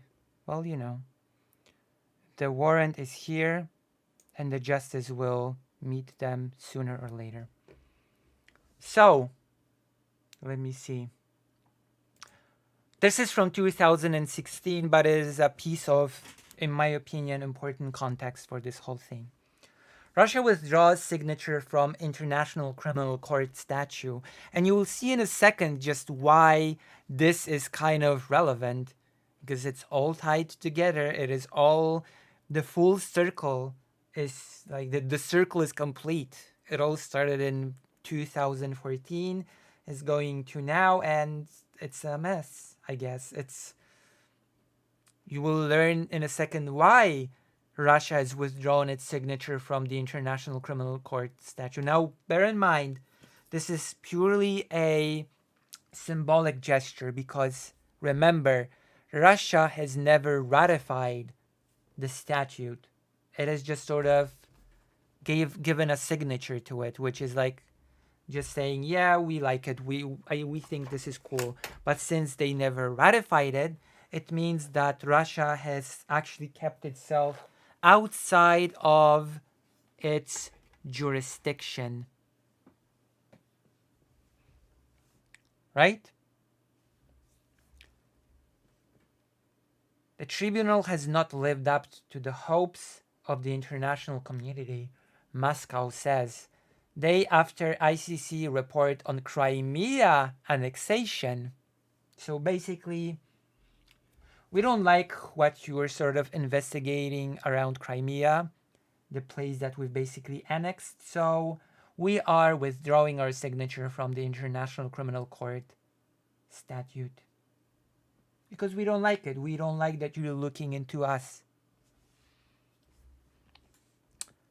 Russia has said it is formally withdrawing its signature from the founding statute of the International Criminal Court, a day after the court published a report classifying the Russian annexation of Crimea as an occupation.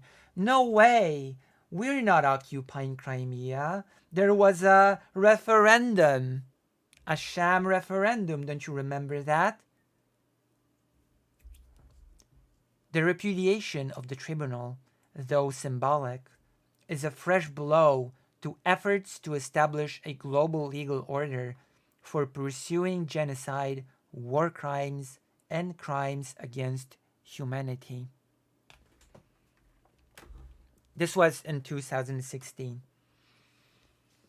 In recent months, 3 African countries who are all full members of the ICC, South Africa, Burundi, and Gambia, have signaled their intention to pull out following complaints that the ICC prosecutions focused exclusively on the African continent. The Russian Foreign Ministry made the announcement on Wednesday on the orders of President Vladimir Putin, saying the tribunal had failed to live up to hopes of the international community and denouncing its work as one-sided and inefficient. Russia signed the Rome Statute in the year 2000 and cooperated with the court, but, and this is crucial, had not ratified the treaty and thus remained outside of the ICC's jurisdiction. So basically, it's, it was just a little gesture. We're giving our signature. This means that the latest move, though highly symbolic, will not change much in practice. This is a symbolic gesture of rejection and says a lot about Russia's attitude towards international justice and institutions, which we are seeing time and time again that Russia has no respect for those. Russia has no respect for international law. Russia has no respect for any rules of combat, of war. It has no respect for these things whatsoever. On a practical level, it will not make much difference, but it is a statement of direction. It shows that Russia no longer has any intention of ratifying the treaty in the future or of cooperating with the court. In January, the Russian Foreign Ministry said it would reconsider its attitude to the court after ruling on the 2008 war between Russia and Georgia. At the time, the Foreign Ministry spokeswoman Maria Zakharova said Russia stood at the origins of the ICC's founding, voted for its establishment, and has always cooperated with the agency. Russia hoped that the ICC will become an important factor in consolidating the rule of law and stability in the international relations. Unfortunately, to our mind, this did not happen. In this regard, and in the light of the latest decision, the Russian Federation will be forced to fundamentally review its attitude towards the ICC. So basically, Russia's attitude towards the whole thing is, if we invade a country, commit war crimes, annex territory, more war crimes, possibly some genocide, and the ICC dares to even think of an investigation into the matter, then guess we'll have to just fundamentally review our attitude towards the ICC. Like, hold on, We were at the beginning of this whole mess. Why would you investigate us? We're the, we're the OGs. We're the original members. Why would you even dare to think of investigating us? And yet, when it happened, whoops. On Tuesday, the court, which is based in The Hague, published a report that recognized the annexation of Crimea as a military conflict between Russia and Ukraine and classified it as an occupation. According to information received, the situation in the Crimea and Sevastopol is equivalent to the international armed conflict between Ukraine and the Russian Federation. A preliminary report from the ICC prosecutor Fatou Bensouda stated, the Russian Federation employed members of its armed forces to gain control over parts of the territory of Ukraine without the consent of the government of Ukraine. And of course, to this day, the people of Crimea are being terrorized, especially the Crimean Tatars are being the prime target of Russian arrests, intimidation, and other typical Russian strategies. Russia has insisted that Crimea voluntarily joined Russia after a referendum, one of those famous referendums that are totally not fraudulent and ridiculous. But international observers say the referendum was hastily organized, did not meet international standards, and was conducted as Russian troops swept through the peninsula, having initially denied vehemently that Russian troops were involved in the takeover. Putin later admitted it. So there we have it. He admitted it. Even though I would give an example, but that would be getting too much into stuff that I don't want to get into. Russia may also be concerned about ICC jurisdiction in Syria, where its forces have been repeatedly accused of carrying out war crimes in recent months.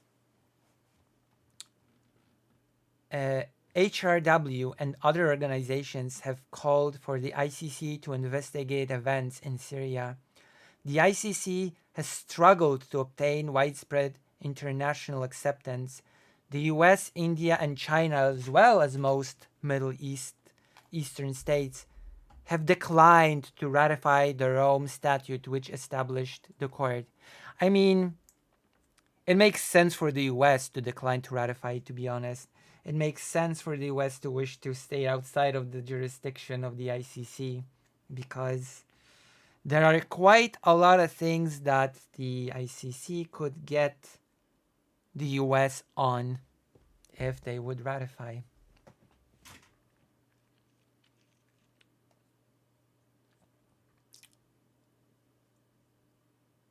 About 220 countries, mainly smaller states, have ratified the treaty. The UK is a member of the ICC.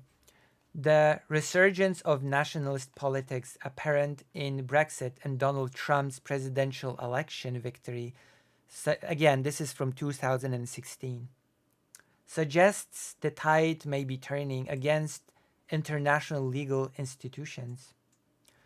A spokesperson for the ICC said on Wednesday, membership of the Rome Statute is a voluntary and sovereign decision, which is the prerogative of all states. Russia signed the Rome Statute in 2000, but did not ratify it, and is not a state party. The ICC is respectful of each state's sovereignty. Sovereignty. Again with sovereignty. The support of the international community is necessary for the ICC to fulfill its independent and impartial mandate to help and impunity for the perpetrators of genocide, crimes against humanity, and war crimes, provide justice to the victims, of such crimes and contribute to the prevention of future atrocities. Speaking on Wednesday at the annual assembly in The Hague of States, parties signed up to the Rome Statute. Fatou Bensouda, the court's chief prosecutor, said she deplored recent withdrawals from the Rome Statute.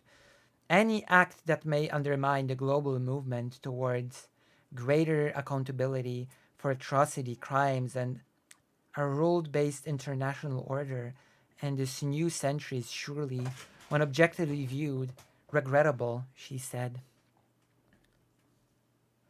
The ICC's president, Judge Silvia Fernandez de Gurmendi, who is an Argentinian, said, the court has continued to do the work for which it was created and has made significant achievements in addressing crimes of concern to the international community as a whole, such as the use of child soldiers, sexual violence in conflict attacks on civilians, and the destruction of cultural property. International criminal justice, she added, is a long-term project and should remain a top priority in order to bring perpetrators of crimes to justice and protect victims across the world equally. Mark Ellis, director of the International Bar Association, said Russia's decision to withdraw its signature from the Rome Statute will have little or no impact on the court. Contrary to the government's statement, Russia has never engaged with the court in any meaningful way, and in fact has violated the prohibited crimes provisions of the statute through its military actions in both Georgia and Ukraine. The more serious threat to the ICC is the withdrawal of African countries. Unless this alarming tide can be reversed, the court's own legitimacy will be in peril. So that was in 2016. The ICC still exists, so I guess it did not come to the worst. But we are now seeing that Russia is both outside of the jurisdiction of the ICC and has even withdrawn in 2016 its sort of pretty symbolic signature to it.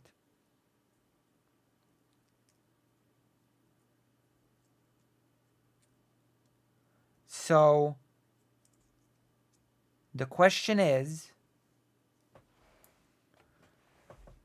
how can people like Putin be tried by the ICC if Russia is not part of the ICC, has not ratified, and has withdrawn its signature?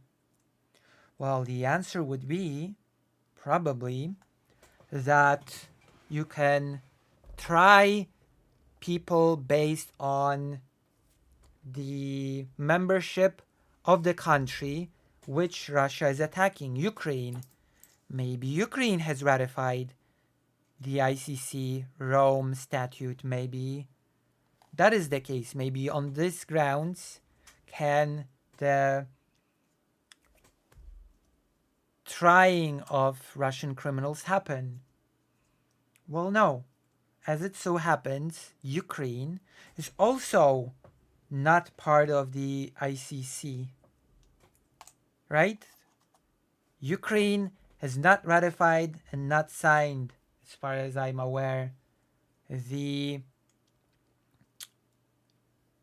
Rome Statute. But there is a but. There's an exception. We're not an exception. There is a rule within the statute that sort of allows for such a situation, that a country that is attacked, for example, and war crimes are being done against it, have not ratified, but still the crimes can be prosecuted.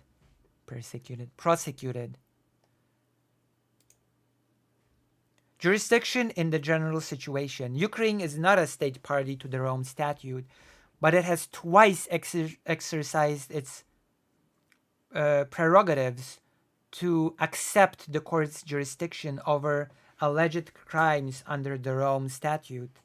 occurring on its territory.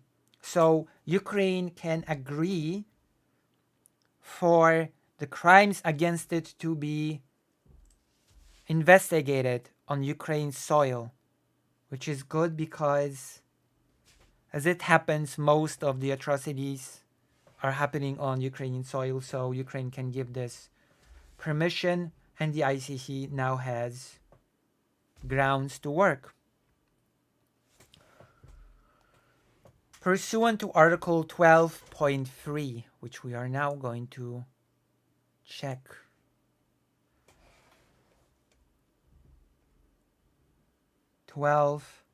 Three. Was it?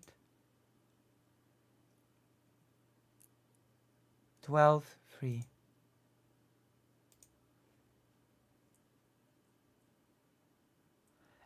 Article 13. Exercise of jurisdiction. The court may exercise its jurisdiction with respect to a crime referred to in Article 5 in accordance with the provisions of this statute if a situation in which one or more of such crimes appears to have been committed in reference to the prosecutor by state party in accordance with Article 14. A situation in which one or more of such crimes appears to have been committed in reference to the prosecutor by the Security Council acting under Chapter 7 of the Charter of the United Nations, or the prosecutor has initiated an investigation in respect of such a crime in accordance with Article 15.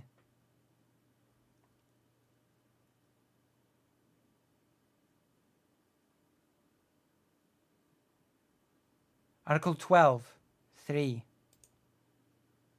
Here.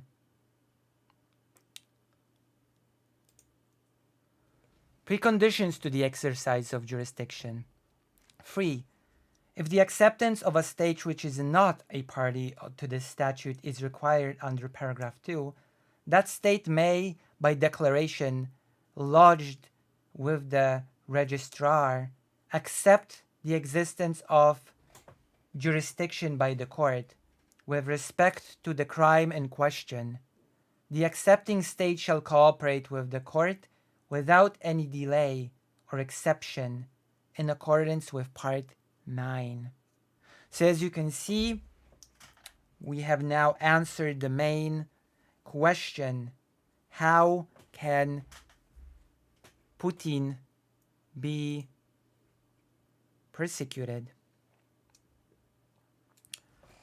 On March 2022, the office received a state party referral from, maybe let's go further up. On the 28th of February 2022, the ICC prosecutor announced he would seek authorization to open an investigation into the situation in Ukraine on the basis of the office's earlier conclusions, arising from its preliminary examination and encompassing any new alleged crimes falling within the jurisdiction of the court. On the 1st of March 2022, the office received a state party referral from the Republic of Lithuania. On the 2nd March 2022, the following coordinated group of states parties submitted a joint referral: Republic of Albania, Commonwealth of Australia, Republic of Austria, Kingdom of Belgium, Republic of Bulgaria, Canada, Republic of Colombia, Republic of Costa Rica, Republic of Croatia, Republic of Cyprus, Czech Republic, Kingdom of Denmark, Republic of Estonia, Republic of Finland, Republic of France, Georgia, Federal Republic of Germany, Hellenic Republic, Hungary, Republic of Iceland, Republic of Italy, Republic of Latvia, Principality of Liechtenstein, Grand Duchy of Luxembourg, Republic of Malta, New Zealand, Kingdom of Norway, Kingdom of the Netherlands, Republic of Poland, Republic of Portugal, Romania, Slovak Republic, Republic of Slovenia, Kingdom of Spain, Kingdom of Sweden, Swiss Confederation, United Kingdom of Great Britain, and Northern Ireland. On the 2nd March of 2022, the prosecutor announced he had proceeded to open an investigation into the situation in Ukraine on the basis of the referrals received in accordance with the overall jurisdictional parameters conferred through these referrals, and without prejudice to the focus of the investigation. The scope of the situation encompasses any past and present allegations of war crimes against humanity or genocide committed on any party of the territory of Ukraine by any person from 25th November 2013 onwards. On the 11th March 2022, the prosecutor confirmed that 2 additional states, Japan and North Macedonia, have referred the situation in Ukraine to the office. On the 21st March 2022, Montenegro further informed the office of its decision to join the group State Party. April 1st, 2022, the Republic of Chile joined Group State Party referral on the situation. On March 17th, 2023, ICC Pre-Trial Chamber 2 issued warrants of arrest for 2 individuals. In the context of the situation in Ukraine, Mr. Vladimir Vladimirovich Putin, President of the Russian Federation, and Ms. Maria Alexeyevna Lvova-Belova, Commissioner for Children's Rights, the Office of the President of the Russian Federation, based on the prosecution's applications on the 22nd February 2023, Pre-Trial Chamber 2 considered that there are reasonable grounds to believe that each suspect bears responsibility for the war crime of unlawful deportation of population children, and that of unlawful transfer of population children from occupied areas of Ukraine to the Russian Federation in prejudice of Ukrainian children. The Office of the Prosecutor has established a dedicated portal through which any person may hold information relevant to Ukraine's situation can contact ICC investigators. Suspects: Vladimir Vladimirovich Putin, Maria Alexeyevna Lvova-Belova, Sergei Ivanovich Kobelash, Viktor Nikolaevich Sokolov. Not existent. Perfect. So there we have it. There we have it. We now know what happened, whom it has happened to, why can Russia be prosecuted even though it has withdrawn its signature and moreover never ratified the Rome Statute. And now we will just have to wait for further sort of, I guess, turn of events. I am expecting more and more people as time goes to receive warrants for arrest because quite frankly there are a lot of war crimes happening in Ukraine, so I expect the investigation to sort of produce more arrest warrants as this war goes on. I don't even have doubts. I don't have any doubts in my mind that more of such warrants will be sort of issued. I think that 4 is a pretty conservative amount. So, I guess thank you for this. Thank you for sort of liking this. I don't know if you liked it. It was pretty data heavy, but if you have liked it, then why don't give it a like? Why don't give it a sub? Why don't give it a bell? And why not give me some money for my effort? I think I've done a very good job reading this article. I think I've done a very good job at sort of giving a breakthrough. At giving like a little bit of a, summary of the whole situation with the ICC and who's being accused of what, how can the pursuing of this whole thing can happen, and what's what.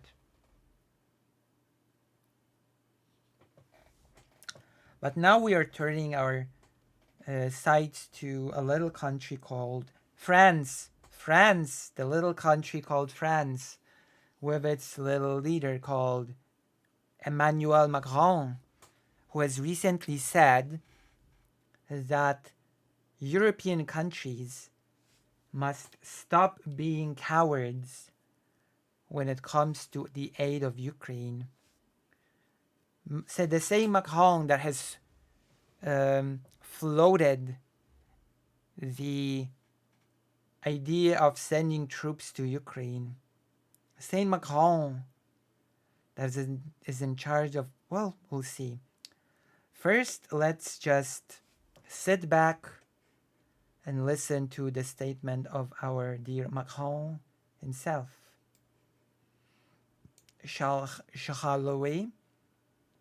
We shall. Shall do it now.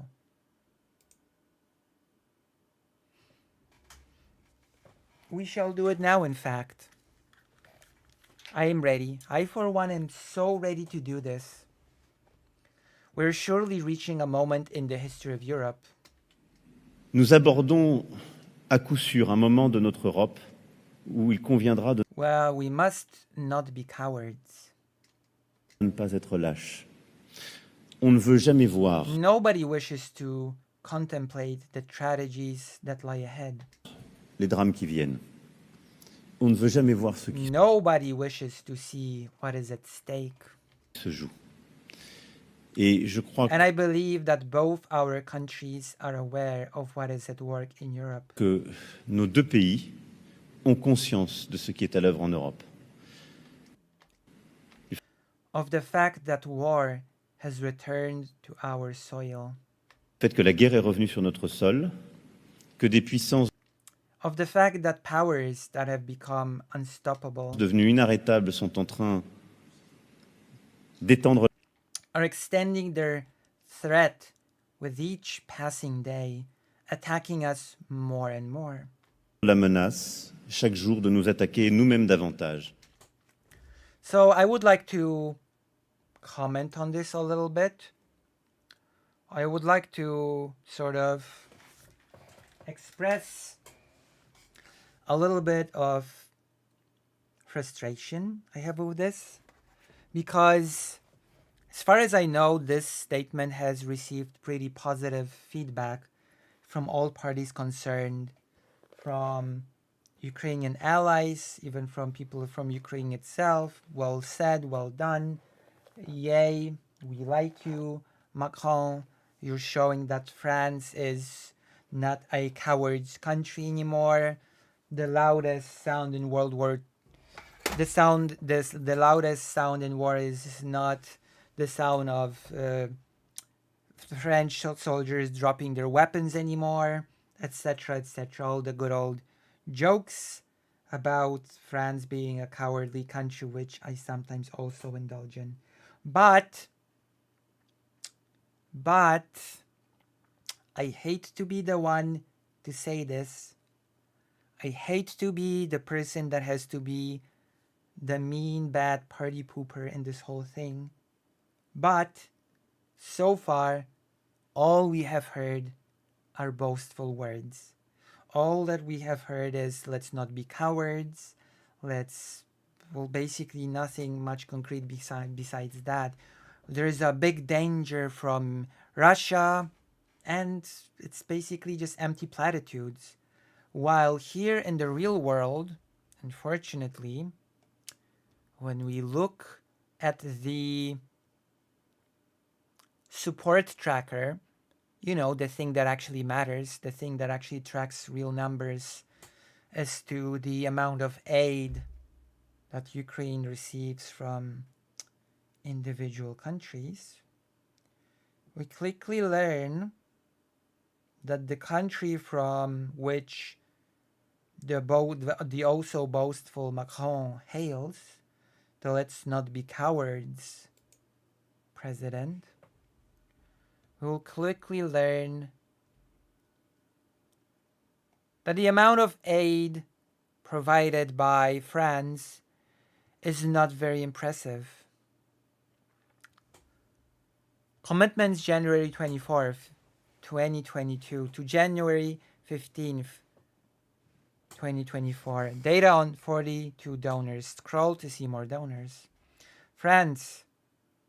Military aid.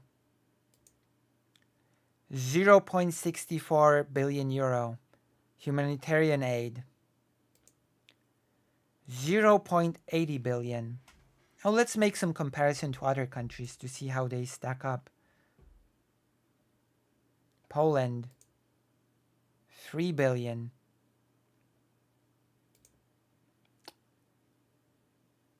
Humanitarian. 0.92 billion. Poland has given more aid than France. Even though Poland, I'm pretty sure, is a smaller economy than France. And yet Poland has given more in absolute numbers than France has.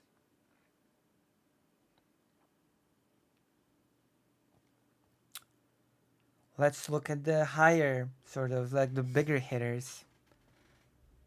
United Kingdom, 9.12 billion military aid.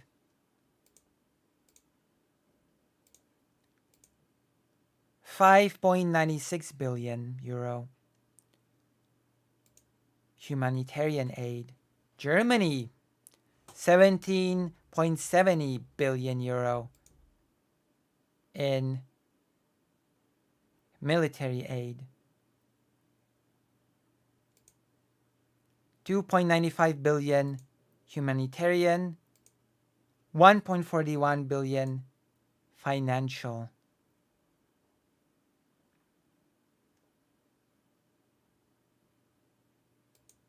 I guess this is financial. Poland didn't do humanitarian. Poland did financial. But it still remains the fact that France has contributed very little. So I'm sorry, I'm not impressed with Macron saying, let's not be cowards, when France's input into the whole thing is so... I'm sorry, I trust in actions more than I trust in words. Especially now. There have been many ambitious and boastful words about supporting Ukraine. Like about giving Ukraine 1 million shells by March. Well, that's not happening. By talking of supporting Ukraine as long as it takes. Well, the US did not hold for that mantra all that long. The aid is being frozen. It's been frozen for the last half a year, if I remember correctly. So words are cheap. I don't go by words, I go by action. And action speaks for itself when it comes to France. France has a lot of improvement to do when it comes to its aid, its actual aid. It should do less posturing about not being cowards, and it should do more concrete action. Because, listen, France floating the idea, Macron floating the idea of sending troops means very little if it's not actually done. Again, posturing. If you're not gonna do it, then what you're saying is just meaningless. It just serves as a PR stunt for all intents and purposes. And that's not gonna help Ukraine. As a person who came to the march on the 24th of February in Poland, the Ukrainian march, as she so perfectly said, I do like nice speeches, promises, and declarations. But just 2 days ago, when I was hiding in the bunker, I realized that when a bomb comes your way, no amount of declaration, no amount of nice words, no amount of promises will ever save you. So less declarations, less words, and more action, please. If you're going to send more aid, increase the aid, send actually the troops. Don't just float the idea around. I as politicians talk, do their little speeches, do their little song and dance, people are dying in Ukraine. And I would also, of course, remind once again about the whole mess in the US. Please contact your local representatives, preferably on the Republican side in this case, to sort of create a pressure from the Republican side on the frankly very extreme minority of lunatics centered around Donald Trump that want to sacrifice a whole country in the name of him winning a campaign against Joe Biden.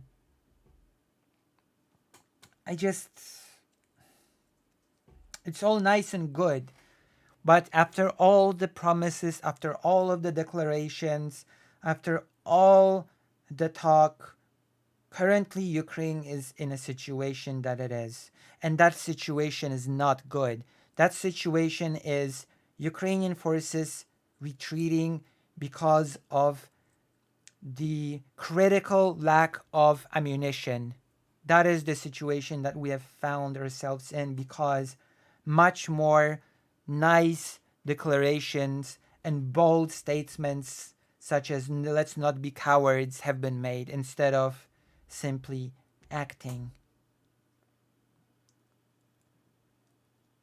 You would think the French army industry could do that combined with Germany. I mean, it could do a lot better, that's for sure. It could increase the aid in order to, for example, buy weapons from third-party countries, which could be sent to Ukraine very fast. Europe has the financial potential to work on its manufacturing capability when it comes to weapons, but it also has the means to go out there, buy shells, buy weapons, and give them to Ukraine straight away when it needs it. Ukraine cannot wait without ammunition and without weapons until Europe builds up its infrastructure for weapons manufacturing over years. It just cannot. And I feel like Europe does not seem to fully understand that. And I'm not even going to go into the US politicians that just blatantly say, we'll get to it when we'll get to it. Democracy is complicated, as the US politician said during the Munich security conference, when he said, well, democracy is complicated, and we'll get to the aid to Ukraine when the time is right. And when is exactly the time right? Well, according to Putin's little minions, I suppose, the time is right when Ukraine will lose, quite frankly. Because we have read a little piece by Anne Applebaum, which strongly indicates that Donald Trump simply wants Ukraine to lose for his twisted little reasons.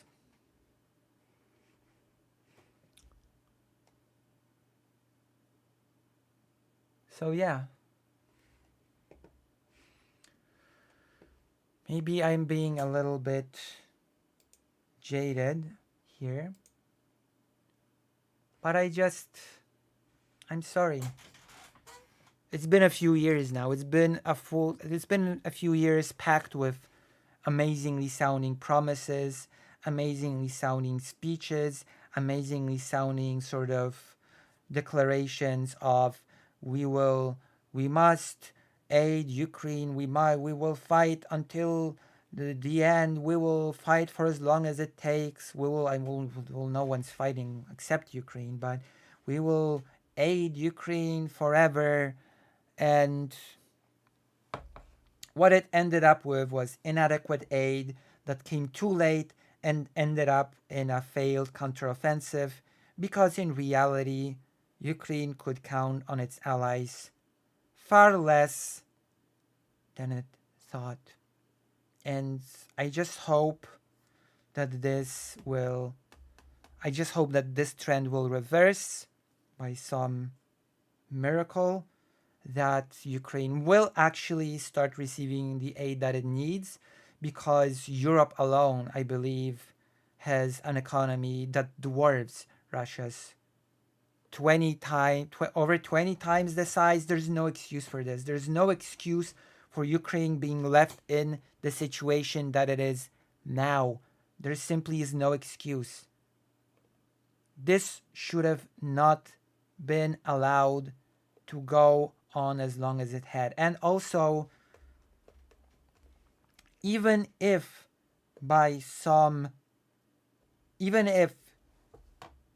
sort of aid gets unfrozen soon from the US, because that is the main sort of problem right now, the aid in the US being blocked by Mr.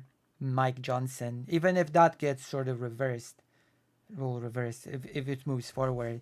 Let's not forget that it does not return the lives of the countless people that have died because of US House of Speakers inaction. Like, it will not bring back the lives of people that have just died recently in bombardments in Odessa and other places. That blood is on the hands of Speaker Mike Johnson. That is undeniable. It is undeniable that he, in my opinion, directly is responsible for the deaths of the people that fall victim to the Russian aggression, while he does everything that he can to block aid to Ukraine. Yes, we're ending this thing. We started by criticizing Macron, sort of, that talk is cheap, we need more action. But at least Europe is sort of taking action now, even if slowly, even if it's not the best action, at least Europe is taking action. While the US, again, thanks to a certain group within the GOP and their House Speaker Mike Johnson, the US is just buried deep in inaction. And in fact, this whole blocking of aid, this is the perfect moment for it to transition into the next topic, it's not just hurting US. Well, I'm sorry, I misspoke. It's not just hurting Ukraine. It's not just hurting Europe. It's not just hurting international stability of the world. It's actually hurting the US directly, domestically. That's right. This unwillingness to take action and pass the package is also hurting the US directly at home, as it seems. Because there's apparently a fentanyl problem within the US on the border. And comically enough, I'm going to show you in a moment. It is quite the comical situation.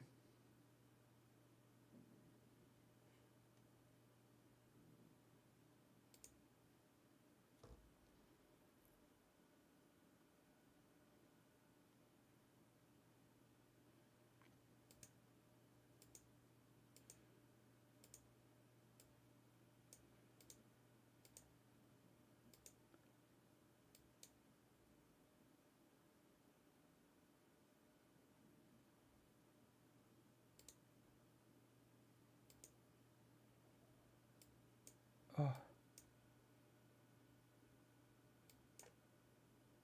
One moment.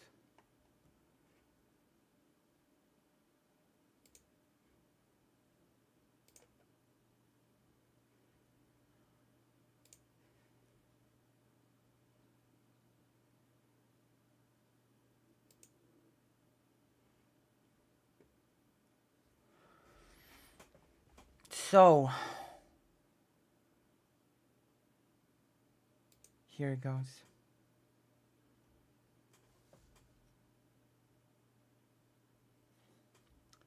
scanners that spot smuggled fentanyl at the border sit unused because Congress hasn't provided the cash to install them.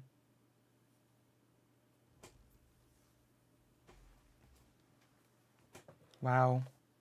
And guess why, by the way, the Congress has not provided the cash to install them? I wonder why. Oh yeah, because the money is blocked. The money is blocked by the GOP. The GOP that claims to care so much about the border. How interesting. How fascinating. What a turn of events. This is just too much. Too much for me. Personally.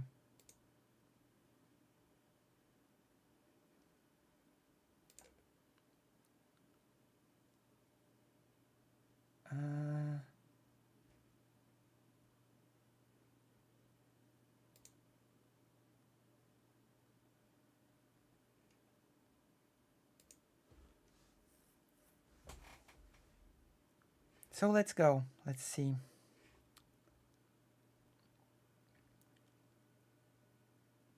The money to install the screeners was in supplemental funding request Republicans blocked. Yes, that's right. In order to Trump to win the election, in order to get one up on Joe Biden, I guess the border thing has to be sacrificed as well, even though that was supposedly the main thing that the Republicans were mad about, you know? That was the main thing why supposedly the Republicans did not want to agree to aid to Ukraine. It was because the border situation needs to be fixed. The border situation needs to be handled. The border situation needs addressing. And when push comes to shove, the GOP is blocking crucial money for the scanners that would detect fentanyl to be even installed. So more than just the thing being blocked, the previous money that was used to buy the scanners is also practically going to waste because the scanners are just waiting in some storage or whatever, collecting dust, while they could be used to do what they were designed to do, which is to, you know, detect fentanyl. And there's actually more to this story a bit. There are interesting aspects which would improve, I guess, flow of the border if the scanners would work as designed. But I do find it very interesting. I do find the whole situation almost comical if it wasn't so horrible. Customs and Border Protection has spent millions on the most up-to-date high-tech scanners, which basically this money has been so far wasted. That money was basically just like tearing up the money and throwing it to the wind, scattering it to the wind. So millions spent on the most up-to-date high-tech scanners to spot fentanyl. Fentanyl being a drug used for pain relief, which is 50 times more potent than heroin and 100 times more potent than morphine, if I remember correctly. So, scanners to spot fentanyl crossing the southern US border, but many scanners are sitting in warehouses unused because Congress hasn't appropriated funds to install them. Acting CBP Commissioner Troy Miller told NBC News. Miller gave NBC News a tour of a port of entry in Nogales, Arizona, where half of all fentanyl seized at the border is stopped on its way into the US from Mexico. Officers in Nogales have found fentanyl hidden inside crates of Coca-Cola, where bottles are painted black to look like liquid, sawed in half and filled with fentanyl pills. They've confiscated millions in fentanyl pills stuffed inside the water barrel of a commercial bus bathroom. They've even found fentanyl in cars carrying young children in the back in car seats.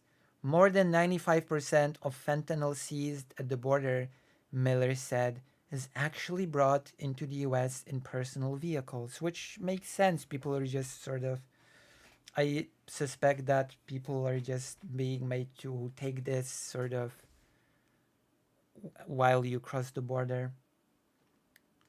Being made sort of just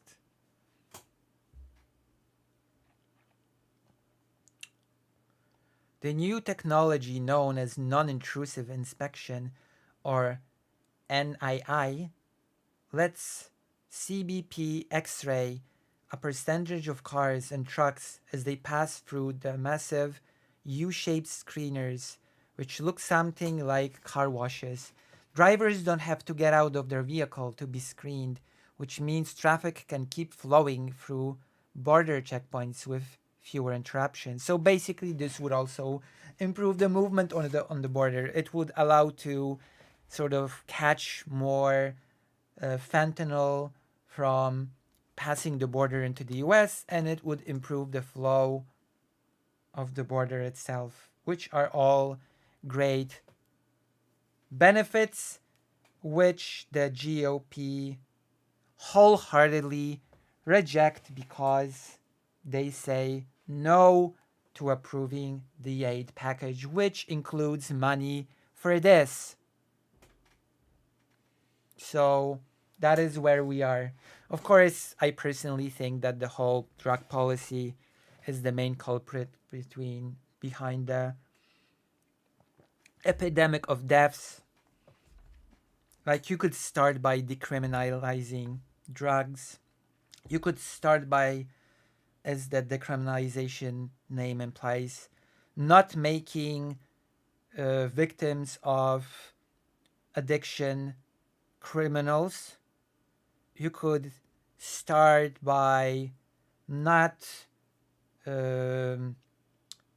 sort of locking away homeless shelters from people that are suffering from addiction. That is also a thing that could be done. Making it a medical issue. Helping those who are addicted instead of criminalizing them. But that's a totally different topic. Right now we are talking about stopping fentanyl at the border, which methods of doing it better cannot be implemented because the GOP hates everybody. The GOP simply hates everybody. It hates you. It hates me. It hates, right now it especially hates me, since it really wants to test if Putin will invade Poland after being done with Ukraine. And Donald Trump is doing his darnest to make Ukraine lose.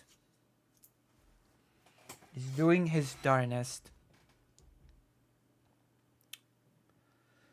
But some of the equipment that has been purchased hasn't yet been put into use because Congress hasn't allocated the funding needed to install it. The money to install the screeners was in the supplemental funding request Republicans blocked. We do have technology that's in the warehouse that has been tested, but we need approximately 300 million to actually put the technology in the ground, Miller said. It is extremely frustrating.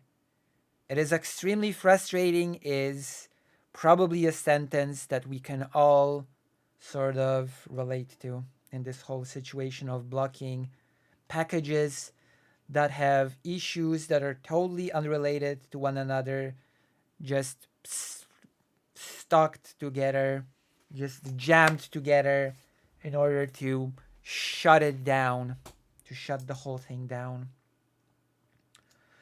I'm so glad, which might sound bad, but I am pretty glad that the thing sort of has backfired a little bit, because the aid to Israel has also been tied to this whole thing. And since it's blocked, no aid is going to Israel. And Mike Johnson tried to push aid for Israel alone, but that has been voted against. It has not passed. Thank goodness. Mike Johnson has not gotten his. Imagine that if Israel, that quite frankly needs no aid, received it while Ukraine is being left to dry. Imagine if that actually was allowed to pass, that Israel aid would just be conveniently separated, passed, and Ukraine would just be left to dry. That would be, if that happened, then I would have lost all faith in humanity forever. Like, Israel does not need help. Israel is not on the brink of failure. In fact, all the weapons that are going to Israel should be going to Ukraine, that actually needs these weapons. That is what should happen. And it's not, of course, because once again, Eastern Europe is considered the lesser ally. Eastern Europe is considered the less valuable ally between Israel and it. We have historically been always shafted to the role of expendable allies. Sure, we can be helped if it's sort of convenient, if it sort of is, if it doesn't stand in the way of anything. But when push comes to shove, we are expendable, us Eastern Europeans. And I have yet to be proven incorrect on this account, unfortunately. Exactly how much equipment is being stored and where is unknown. The contracts to buy the machines totaled in the tens of millions. Tens of millions of wasted money. A CBP official speaking on background said the Biden administration's supplemental funding request would provide funding for civil works projects to allow for NII systems procured with previous year funds to be installed. At the Mariposa port of entry in Nogales, which has the new machines installed, Miller met officers watching scans of commercial trucks as they drove through the machines. But in the vast majority of border crossings by vehicles in Nogales and elsewhere, officers still depend on their intuition to tell them when something seems off. Intuition, huh? Artificial intelligence would be likely to make fentanyl scanning more efficient, and CBP would like to use it more, Miller said. Well, with AI, the officers would be flagged to anomalies in trucks or changes since their last traffic stops in Mexico, such as different license plates, changes in weight, or different drivers. Former acting Homeland Security Secretary Kevin McAleenan sat at the helm of CBP in 2018 and 2019, right as fentanyl trafficking was beginning to spike. The vast majority of trade crossing the border is lawful. Over 98% has no violation of any U.S. laws, so they're really looking for the proverbial needle in the haystack, McAleenan said.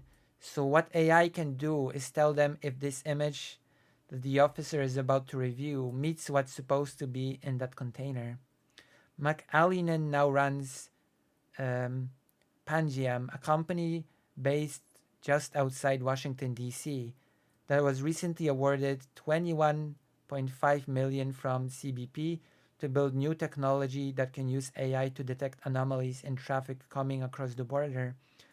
Asked why he didn't spearhead the use of the technology when he was at DHS, McAleenan said, developing it takes many years. We did see the increase coming. The efforts we undertook in 2018 reduced overdoses in 2019, McAleenan said. But knowing what he knows now about fentanyl, I would really have made an emphasis point about staying on top of this and staying in front of it. With increased use of AI, officers would still be in charge of making the final decisions to stop and search vehicles, but the AI could improve the speed and number of vehicles searched. Currently, Miller said 20% of commercial vehicles are scanned and less than 5% of personal vehicles are scanned. By the end of 2025, he wants CBP to be able to scan 40% of personal and 70% of commercial vehicles. So why not scan 100% of all vehicles if it saves a human life? Miller said that with 1 million people crossing the US-Mexico border every day, scanning every vehicle would shut down legitimate trade and travel. Parents who have lost children, however, are calling on CBP to do more. I think the border needs to be closed. We're a superhighway, said Teresa Guerrero of Tucson, Arizona, who lost her 31-year-old son, Jacob, in 2020 after he ingested cocaine he didn't know was laced with fentanyl.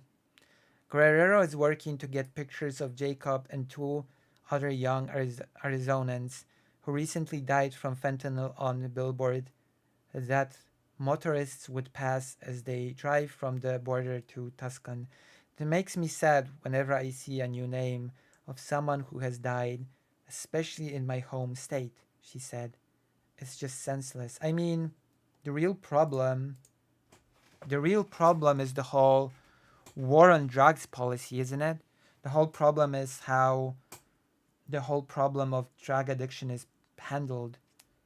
Like if you decriminalize drugs, in my opinion, if you would put more emphasis on helping those addicted, on making it a medical issue, then you'd not have people just buying laced cocaine with fentanyl as much, in my opinion.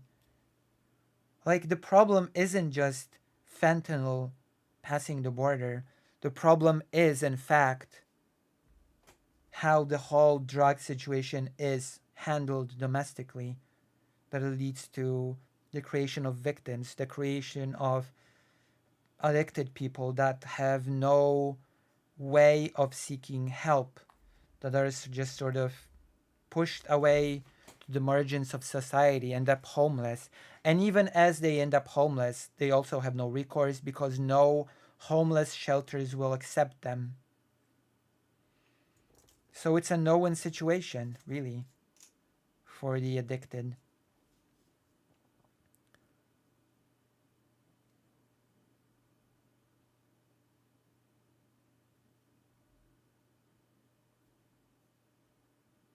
So, I'm sorry, just the border alone is not the problem. There's a bigger looming problem here of just how the problem of drugs and addiction are tackled on a policy level.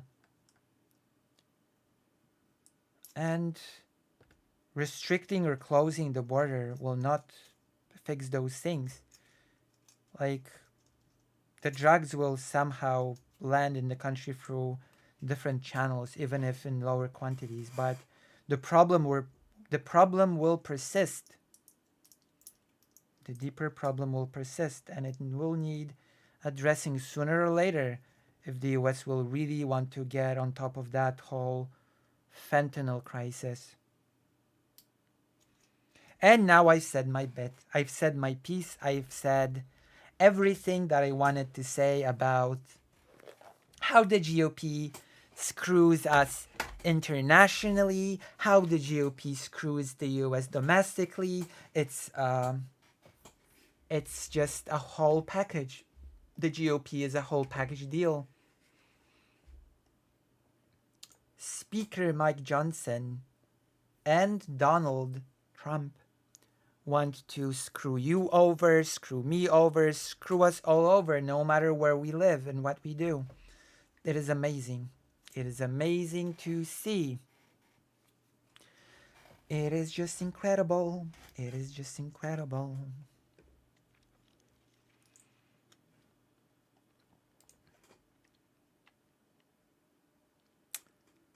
It is unbelievably horrible. Yes, unless you block all shipping, you won't be able to stop fentanyl from coming in even then. That's right. So you need to start looking at different solutions. You need to start looking at how drug policy is handled. You need to look at how the victims of abuse are treated. You need to look at how addiction is treated. It's a big topic, honestly. It's a big topic, and you know,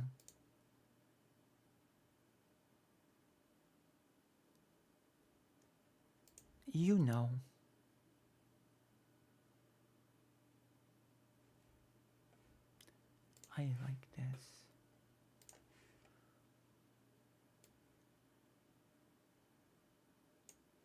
Excellent. Excellent, excellent, beautiful. So, we're not done yet. We're not quite done yet. Still have a few tricks up our sleeves. We're not gonna discuss this.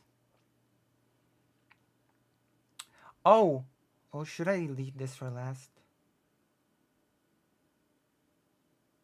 Oh yeah, since I'm gonna be here, I might as well mention this. I might as well do an intro. As you may know, I went to a protest recently.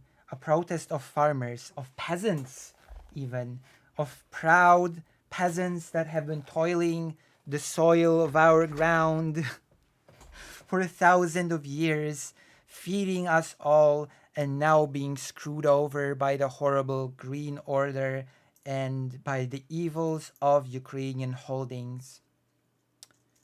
The protest was mostly peaceful. It was very loud. I managed to get a few conversations. I even translated one of them already. It's 6 minutes. It's on the channel. You can watch it. If you want, you can leave some feedback. You can leave a comment. You can leave a like. And I'll be translating a few more of these conversations. Maybe I'll be uploading some footage of just the protest without me speaking to anybody in particular. But there's a new protest that's happening just today in Warsaw, and I'm going to be there. It's going to be in 7 hours approximately. I'm going to have to prepare myself, go out, and be there on time to catch what's happening. This protest is actually going to be a little bit different from the one before, because the first protest, as I've said, was fairly peaceful. The first protest had the blessing of the city to be conducted. The first protest did not involve any machinery, which means that everybody protested on foot with transparents. The second protest does not have the approval of the city. The second protest might end up not being as peaceful as the first because of the aforementioned reason of the city not agreeing for it to happen. And the protesters said, "We're gonna come anyway." This one supposedly will involve a lot of machines, tractors and other types, I guess. So we'll see. I'll go there tomorrow. I'll even take a power bank so that this time I will not run out of power and not record anything. So I'll be there. I will be watching. I will try to get some conversations with people, unless they're high in their machines where I won't be able to reach them, in which case no conversation will be able to. I assume not all 150,000 protesters that are gonna come. Apparently there's gonna be 150,000 people in Warsaw tomorrow. So I assume not all of them are going to be in tractors. I assume there are not gonna be 150,000 tractors in Warsaw. So I think I will be able to catch someone and ask them for a comment about this whole thing.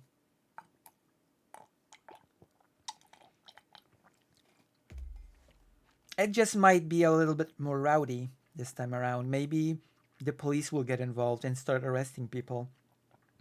Since, again, this one is not given, this one was not sort of permitted to happen. So I'm really curious how this will translate into the protest itself. It will start at the Prime Minister's, sort of in front of the Prime Minister's building, and then it will move sort of through the city to the next sort of places. I am really curious as how it all will end, as how it will all end up transpiring. In fact, the Prime Minister Donald Tusk, not Donald Tusk, has invited the farming protesters to come to him, to meet him on Sunday. On Sunday, at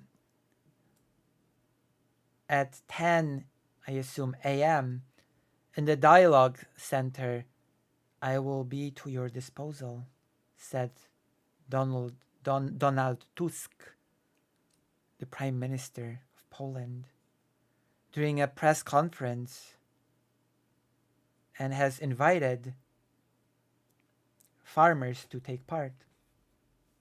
And of course, it continues to say that actually farmers from all over the country will come to the capital on Wednesday to do a mass demonstration, to do a mass protest, for which they have not received any sort of permission to do, which we'll see. We'll see how that will end. We'll see what sort of repercussions we're looking into from that. Okay. So I'll be there. I will be square, and I'll try to upload what I'll sort of record tomorrow as soon as possible. What a day. I'll be going to a big protest, and then I'll be going to therapy right off the protest, basically. Right after the protest, I'll be going to therapy, which maybe is for the best. I'll be able to sort of talk about the whole protest thing in therapy. So maybe that part of the whole thing is very nice. Beautiful.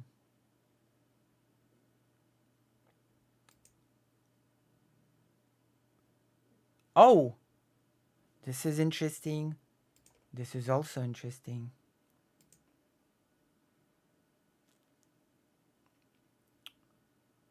Oh yeah, that's right. I forgot. I've almost forgotten.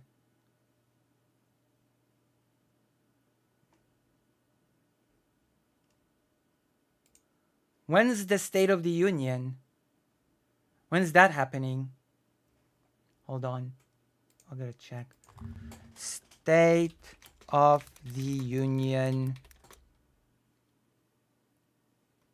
2024.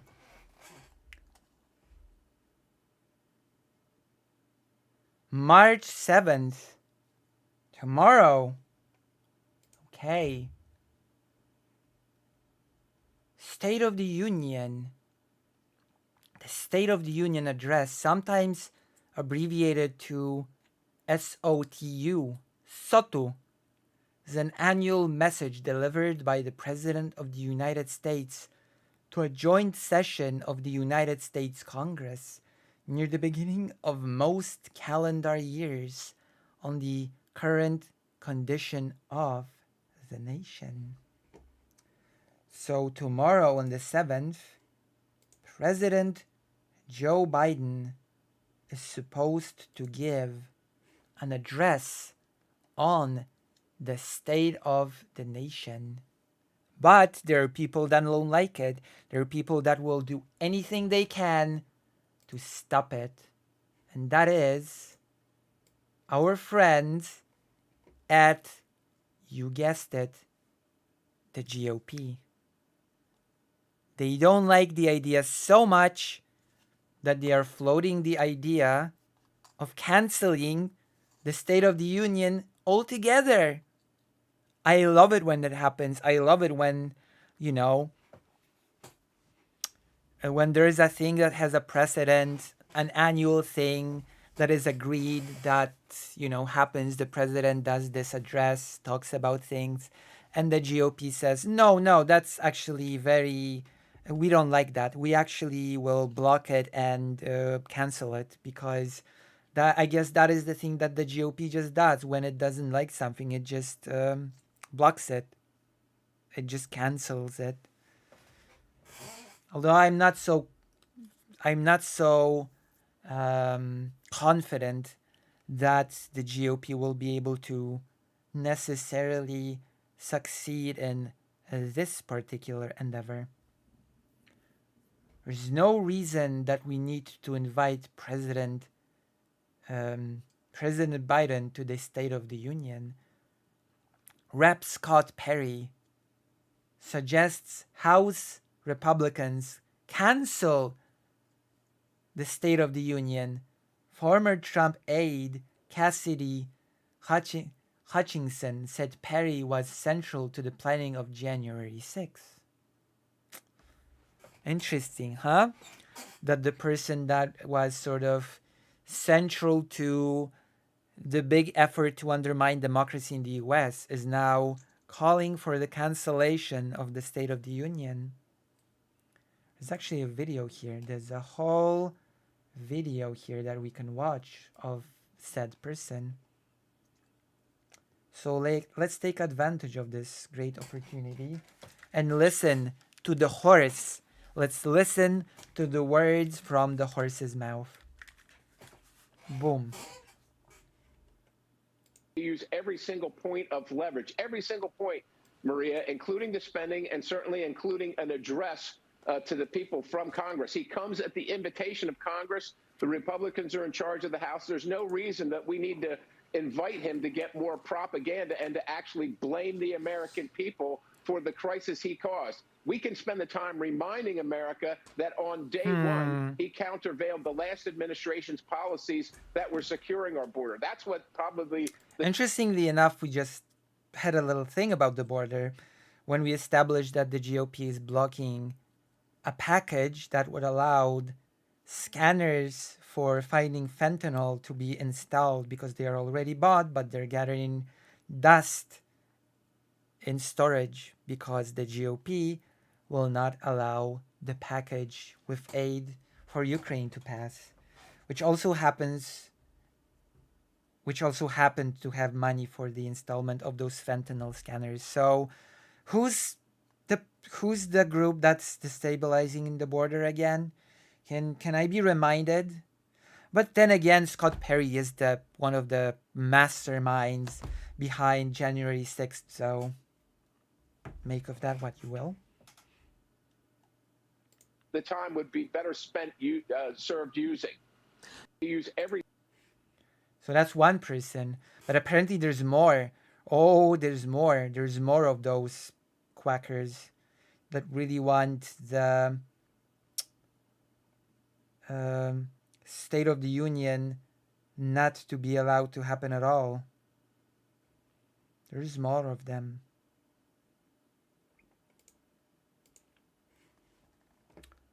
Here, MSNBC. GOP's Ernst wants to stop Biden from delivering the State of the Union. Last week, a House Republican talked about preventing Joe Biden from delivering a State of the Union address. This week, a GOP senator echoed the point.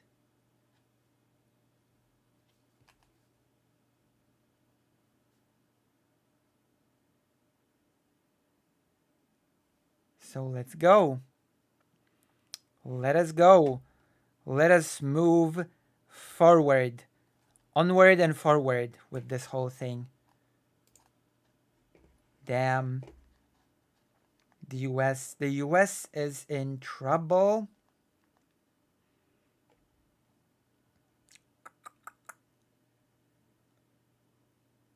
React. That it's a man named Joe Biden who he's running against and not Barack Obama. Oh, no. The whole basis for that campaign against Biden, as you know, is that Biden's out of it, that Biden's... Oh, yeah, the famous thing, Joe Biden's mentally checked out because he's old. So Biden is, unlike Trump, who never makes embarrassing fumbles. Of course, yeah, because it's Biden's faculties that are... suspect. I really love it that the most important decision when it comes to who should run the country, the top office in the land, that the decision is being framed as the deciding factor is supposedly, I don't know, gossip about the mental capability of the candidates, of the mental fitness of the candidates. I love it. I love the fact that gossip is the deciding factor of who should lead the country.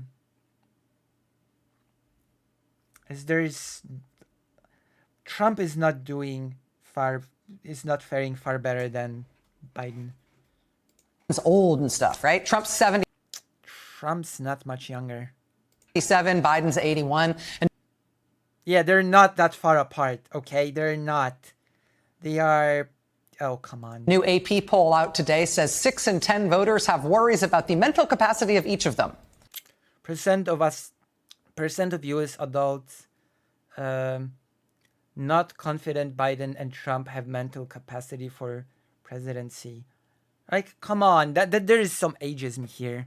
My grandfather was 85 and he was perfectly capable at the age of 84 and 85. He was still giving lectures. He was still on the board of a company.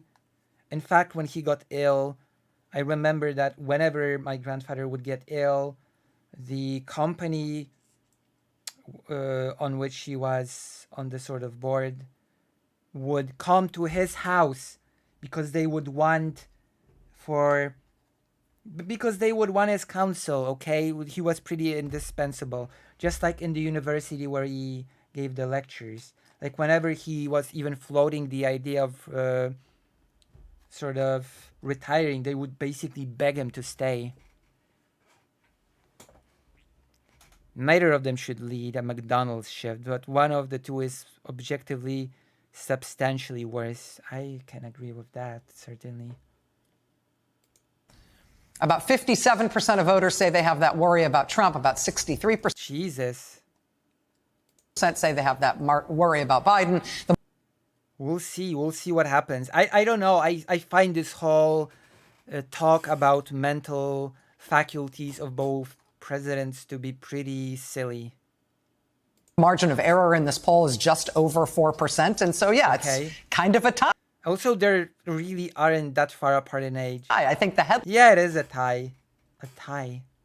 Line here on the AP story about this today. Okay, 6 and 10. Okay. Is about right. Maybe being too old, pick one. Okay. I mean, you. Okay, well, I'm looking for the cancellation of the address of the union thing. Have lots of grounds on which, but that lets us 1960s violent crime, which is something even in a lifetime. And I'm old for your election since he forget that his opponent was just president right before this. On there. I overheard the president say something to the effect of, well, from here, Arabia. And there are several times the long break, simmering break, shoot his places and foreign government. The second he walked at home, he was going to. Okay. And Trump's White House was awash in. Okay. Prefer it.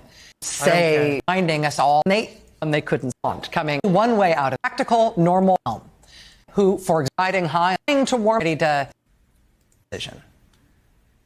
You will make this decision. The only way this decision will be by you, vote, but to thing that will stop. Full stop. Thank you, United States Supreme Court, for the. I guess I cannot see the GOP's Ernst wants to stop Biden from delivering the State of the Union. But as President Joe Biden prepares to deliver his latest State of the Union address, it stands to reason that there are Republican members of Congress who aren't eager to hear the Democrats' remarks.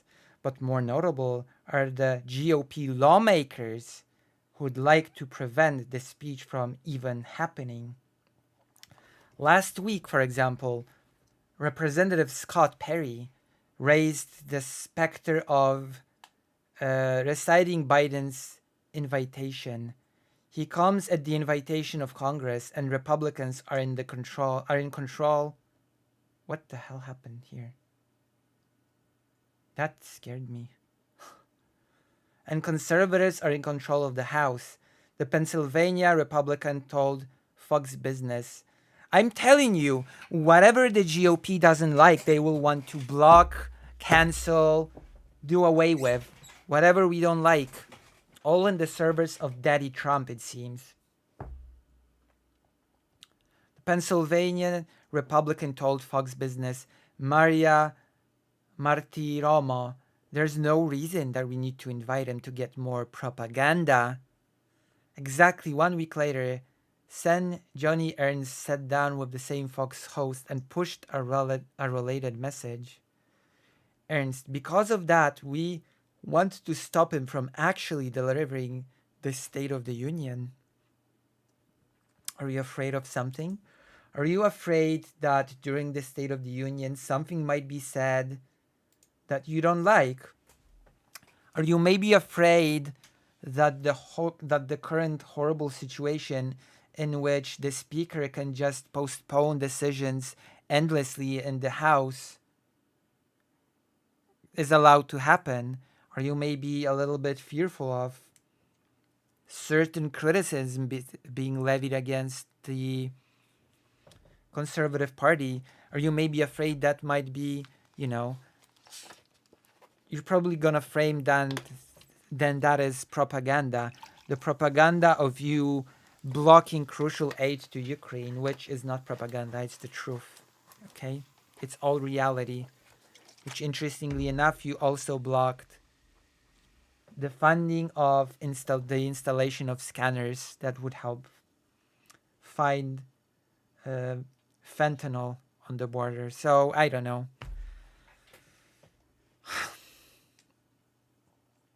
It is unfathomable. It is unfathomable that we do not have a national security strategy from the president, nor do we have his budget for the upcoming fiscal year, the Iowa Republican said. And because of that, we want to stop him from actually delivering the State of the Union. Wait, what does that have to do with propaganda? I thought the reason was propaganda, When the senator referenced we, she was apparently referring to proponents of her legislation on the matter, the Washington Examiner reported last week. Senator Johnny Ernst introduced a bill on Monday that would block President Joe Biden from giving a State of the Union address if he doesn't submit his budget and national security proposal on time. Congressional Republicans are backing the Send Us budget materials and international tactics in time, or submit it, act which would bar leadership from inviting the president to give the State of the Union address until Congress has received his budget and national security strategy. Part of what makes all of this odd is the fact that the White House could submit budget blueprints and national security strategies to Capitol Hill, but the congressional Republicans would probably ignore them. There's a congressional maxim that's been around for a while related to the budget process. The president proposes, Congress disposes. With this in mind, Ernst is effectively saying, give us a budget that we'll quickly discard, or you won't get a State of the Union invitation. Another relevant angle is the fact that these circumstances are becoming increasingly common. As we discussed last week, prominent figures on the right raised the prospect of denying State of the Union address to Bill Clinton and Barack Obama during their respective presidencies, and apparently the idea continues to linger. But what I find especially odd about all of this is these Republicans' motivations. Is the GOP really that concerned that Biden's State of the Union remarks will go well? I mean, for the record, Congress isn't required to welcome a sitting president onto the House floor to deliver an annual national address. According to the Constitution, the president shall, from time to time, give to Congress information of the State of the Union. For much of American history, this led the White House to deliver a written report to lawmakers. But with the advent of radio and television, nearly every president since Woodrow Wilson has taken advantage of the national platform a State of the Union address provides.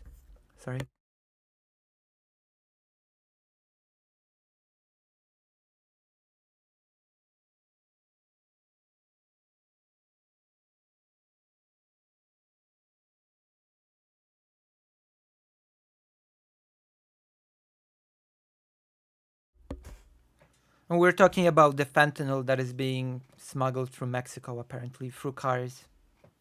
So the scanners are being used for that. But they're already bought. And they're just gathering dust in storage because they cannot be used, because there's no money to install them. And why is there no money to install them? That's because the GOP has blocked a package which had money for this purpose, as well as aid for Ukraine. So, as always, the GOP is screwing every single one of us, without exception. It's a platform that some Republicans would apparently prefer to deny the Democratic incumbent. This post has been approved by the most loyal of patriots. So as you can see, whatever GOP does not like, whatever the GOP finds inconvenient, the GOP will float around the idea of blocking it, of not letting it happen, of simply disrupting it. Because that is the best that the GOP can do. Disrupt, block, stand in the way of. Oh yeah, I'm sorry. There's one other thing that the GOP is good at doing. Backing lunatics to become president, and also sometimes doing a little bit of trying to undermine the democratic process. That's also, I think, that's sort of is in the ballpark of the GOP.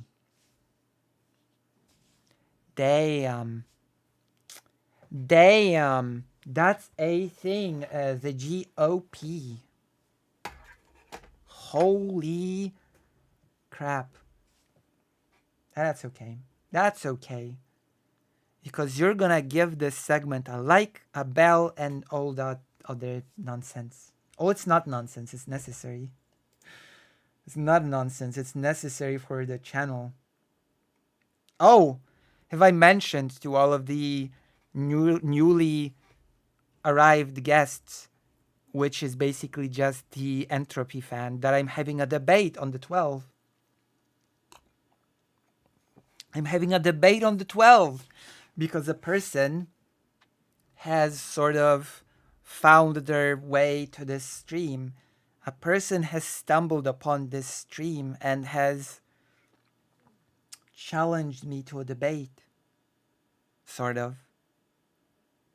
So I'm having a debate on three topics on the 12th.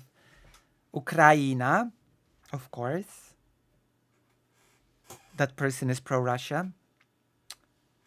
Israel, Palestine, the second topic. And the third is Taiwan. So I'm debating these three topics, possibly more.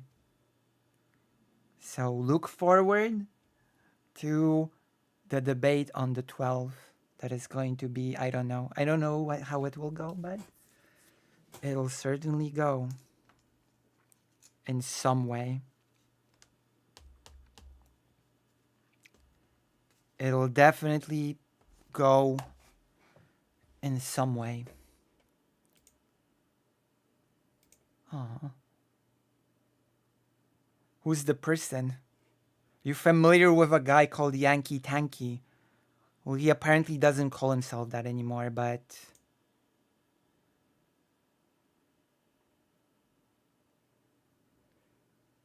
you know.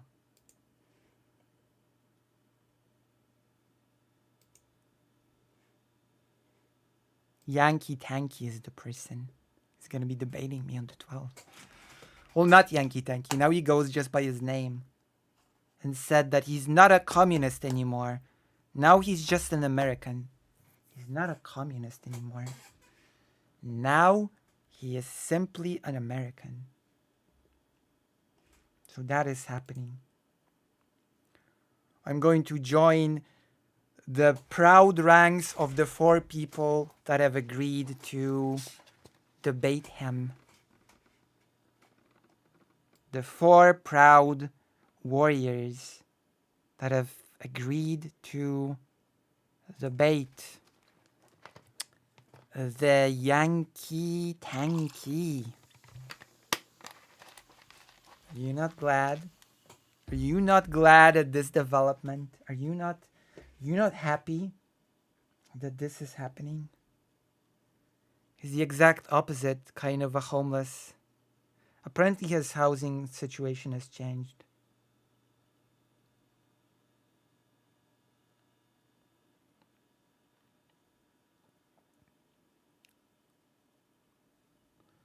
So I wonder how that will go.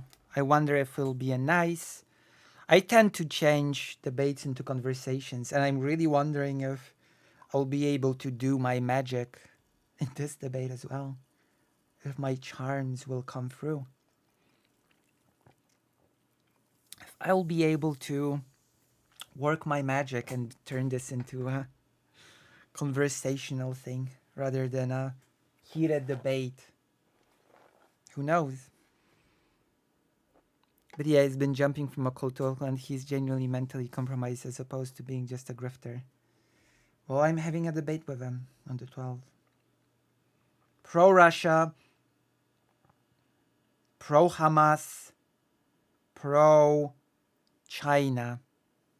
Those are his 3 positions on the 3 respective topics. Also, Poland doesn't exist and should be either part of Germany or Russia, respectively. Because the topic of Poland has, of course, come up since I'm Polish.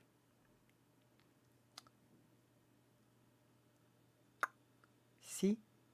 Do you see? Do you see what is happening? Oh yeah, also I'm going to a protest today. A protest that will be possibly less friendly and less peaceful than the last. I've already sort of touched upon this, because the last protest actually had permission from the city to happen, and this one doesn't. This protest has not been given permission to happen. So this might create some friction between the protesters who said they would come to protest anyway, and the city who clearly said, we have not given you permission to protest. So we could possibly see some police action today. And I guess I'm gonna be there to record it.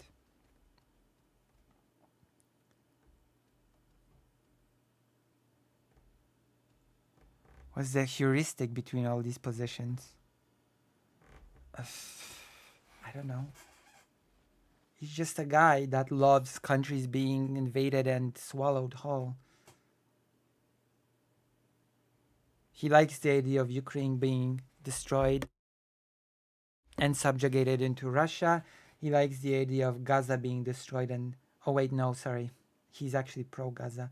He likes the idea of, I guess, Hamas destroying Israel, and likes the idea of China swallowing Taiwan.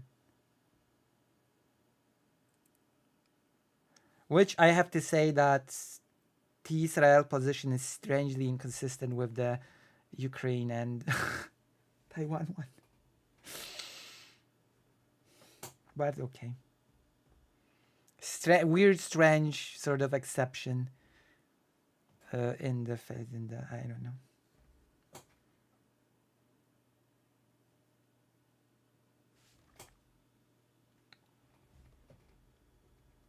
In the case of Israel, it's like, oh, these are freedom fighters. But I guess in the case of the other two topics, not as much, I guess. We'll see. We'll see how it all goes.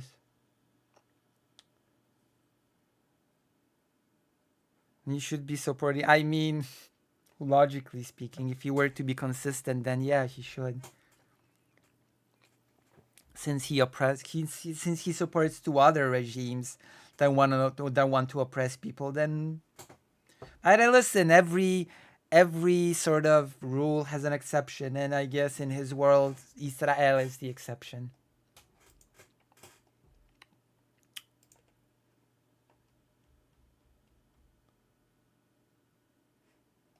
I'm not sure I'm going to be covering this. Oh! I've got great news for you.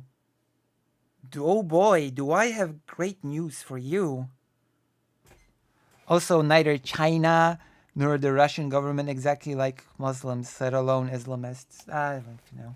Do you remember that time when Russia has decided to send humanitarian aid to Gaza? Do you remember that, when he supports regimes that oppose the US? That makes sense. Do you remember when Russia sent food to Gaza and all of the food turned out to be spoiled and unusable? Do you remember that time? Those times? It was not that far. It was not that long ago when Russia decided that it needs to support Gaza with food, and the food was just inedible because it was long spoiled. Damn, those were the days. Boy, oh boy, were those the days. Damn. Damn. But now, I've got another amazing piece of news regarding Russia. Once again, the most wonderful country of all. We all should strive to become part of Russia. Ukraine should be a part of Russia. Belarus is practically already a part of Russia. Lithuania should become part of Russia. Poland, of course, should become part of Russia. We should all become part of the glorious empire of Russia, because if we do, we have some amazing perks to be looking forward to. And among them is, as the Globe Eye News report, breaking, Russia declares LGBT as an extremist movement, like super officially now. Now we actually know what the sentence is for being an LGBT extremist individual. Now we actually know how many years in prison you can hope for, you can sort of ask for being a horrible degenerate. Can you guess how many years being a deviant will cost you? How many years of not being able to walk freely in the world? Can you guess? That's right. That's right. For the crime of being a horrible, twisted degenerate that craves the cock or the vagina, depending on your thing. You will earn yourself an exclusive time in an exclusive place of solitude for 12 years. That's right. For being an LGBT degenerate, you might end up with 12 years in jail. Yay! And now we will look at the photo of Mr. Vladimir Vladimirovich. Is it Vladimirovich? I don't care. Putin, as he contemplates the sentences. Wow. Whoa. That is incredible.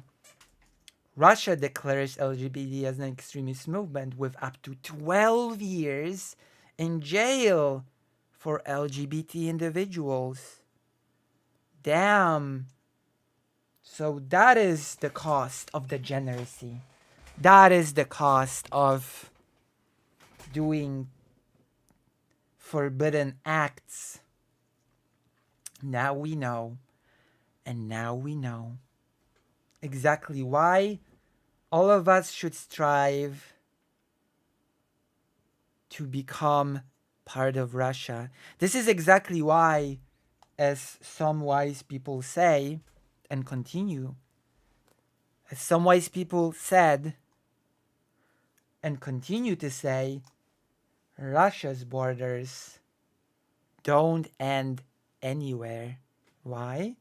Because Russia must spread its love for the LGBT throughout the entire globe and put these people in their place. God, 12 years. That's not nearly enough, is it? 12 years, it's not nearly enough.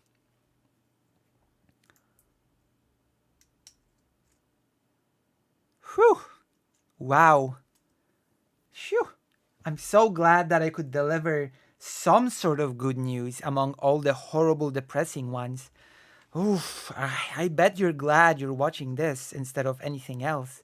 With some other people, you'll just get doom and gloom. With me, you're actually getting some good news for a change. With me, you're actually getting something worth your bang for your buck. With me, you're actually getting, stuff worthy of your time. Oh boy. Oh my gosh. I'd be the first to be arrested and sent to a gulag, depending on how you look at it.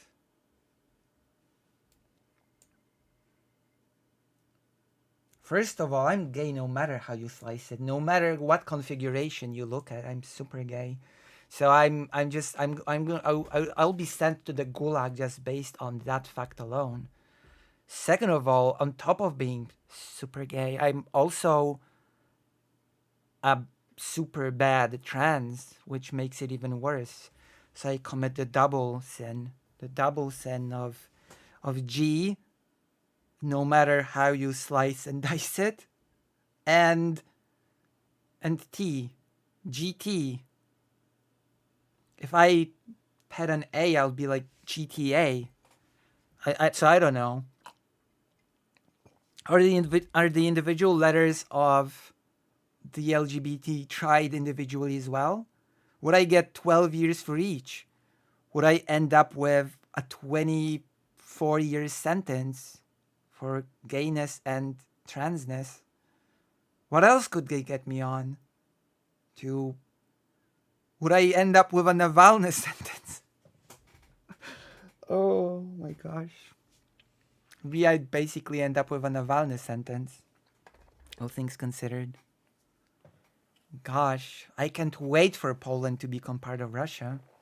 I just can't wait for my LGBT trial to happen. It's okay. That's considered I don't get pounded tomorrow by the cops who will, I don't know, think that I'm a farmer protester or something and will arrest me or, I don't know, hit me with a stick of justice. Stick of justice. We have some more stuff. Hello, hey. Hello, hey. You're here just in time for me to explain why all LGBT people deserve a minimum of 12 years. Or maximum, I don't know.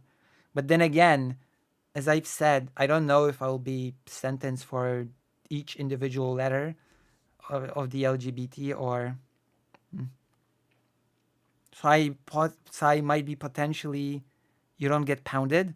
I'm not going to answer this question. This is a private question. And I don't answer those. I'm a very secretive person.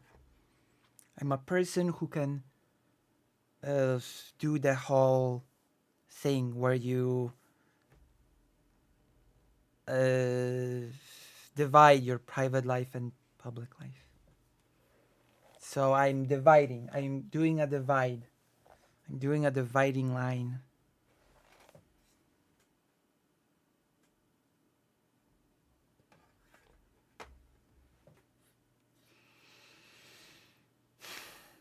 There's a famous... There's a weirdly famous quote from the old Transformers cartoon. Hello, JB Zen. You're a first-time chatter. What brings you to the stream? What brings you to the experience of the Lucy Haze stream? There's a famous Transformer cartoon where Optimus Prime says, Autobots, transform and ready for action. And Megatron overhears it and says, you will get more action than you bargained for, Optimus Prime. And the quote sort of sounds different to me now. You will get more action than you bargained for. Well, we know that you're in a relationship with Steven. Tomorrow I'm going to Warsaw. There's going to be a protest. There's going to be a protest in Warsaw of farmers. That's right. There's going to be a protest. We'll see how it goes. I went to the first one. Oh, thank you, JB Sen. How are you liking the stream so far? You're actually making up the bulk of my Twitch audience right now. You're my main audiencer. So, yes, it's true that I'm in a relationship with Steven. We're married happily, hopefully. We haven't talked in a while. Farmers in Warsaw, just like in 1247. Yes, or just last month. Because just last month there was a protest, number 1, to which I went to, and I did a bunch of interviews with the farmers. I interviewed them. And I already translated interview number 1, and it's on the channel. You can check it out. And there's a bit of a difference between today's protest and tomorrow's. Not today's. The one that was before. There's a difference between them. The difference is the first had the approval of the city to happen. This one doesn't. This one doesn't have the approval of the city, which means, and of course the protesters said we will just protest anyway without approval, which means there might be a little bit more friction happening on this one. There might be some violence happening on this one. There might be some police action. So we'll see. This one might be a bit more... this one protest might see more action than the last. The last one was loud. And basically that's it. It was loud, but there was not... It was peaceful. But we'll see how much the actual lack of approval for the protest from the city will change the situation. Oh, there's one other difference. The first one was on foot, and this time the farmers will bring their vehicles. They will bring their sort of tractors and whatnot to the protest. So it will be wild. It will be a wild ride, and I am going to do my best to record as much of it as possible, and maybe catch a few people for a comment. We'll see how it all goes. We'll see how it all develops. We'll see what today brings. There's a thing that I wanted to show you. My favorite YouTube channel. I'm good, thank you. Just enjoying listening. Hope you're well. Well, I am right now. I am well right now. We'll see how it will happen on the protest. We'll see if that trend of me being well will continue. We'll see. We'll see, we'll see, we'll see, we'll see. It might be interesting to see. Okay, let's look at our favorite sort of channel. My favorite channel. How many subscriptions? Says, oh, criminally low number of subscriptions. Criminally low subscription. Russian Media Monitor. Now that's my favorite YouTube channel. That is my favorite.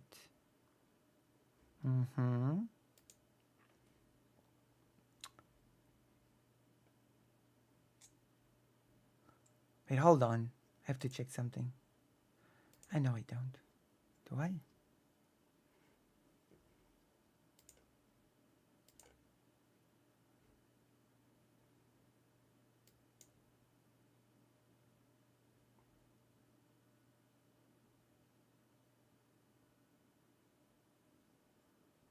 Phew. I got scared for a good little moment. So, moving on.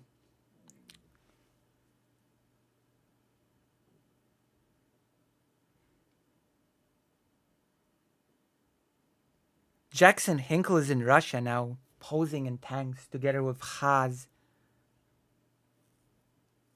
Do you watch 1420? What is 1420? Let's watch the Russian Monitor now. Because something important happened. Our favorite politician, Bashar Assad, has predicted the winner of the next US election. And I really want to see that. I really want to see Assad to predict the winner of the next US election. And I bet you want to. I bet you want to see that as well. Together with me. Like a family. And that is exactly what we're going to do. React. Warning! Russian Media Monitor provides translation. the propaganda of Russians. Be careful. Be careful. Be careful. I'm gonna be super careful. I am going to be careful. Bam.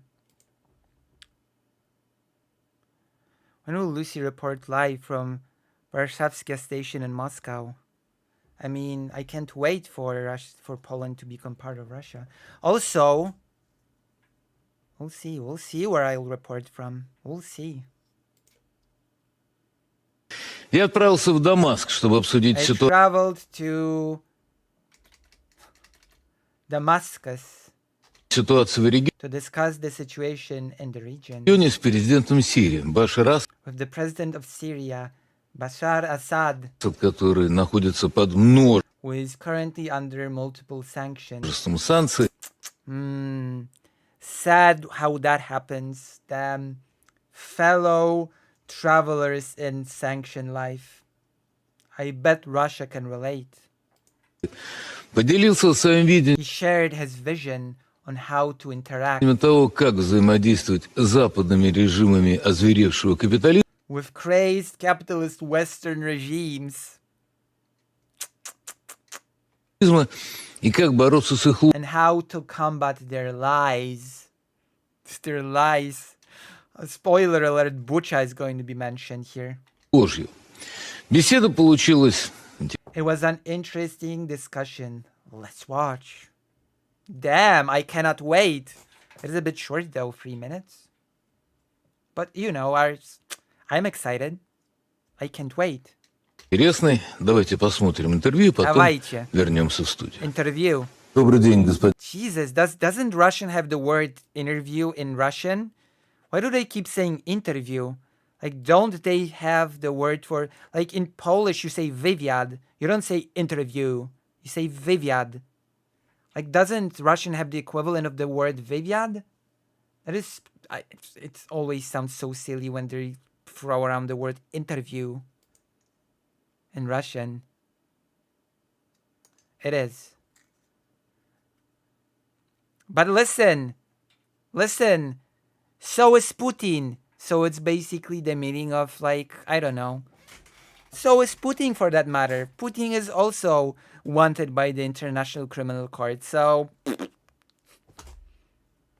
what do you know? Добрый день, господин президент. Good day, Mr. President, Your Excellency. Are you fluent in Russian? No, I'm not fluent in Russian. It is a bit. I can understand certain words that are similar. Like, for example.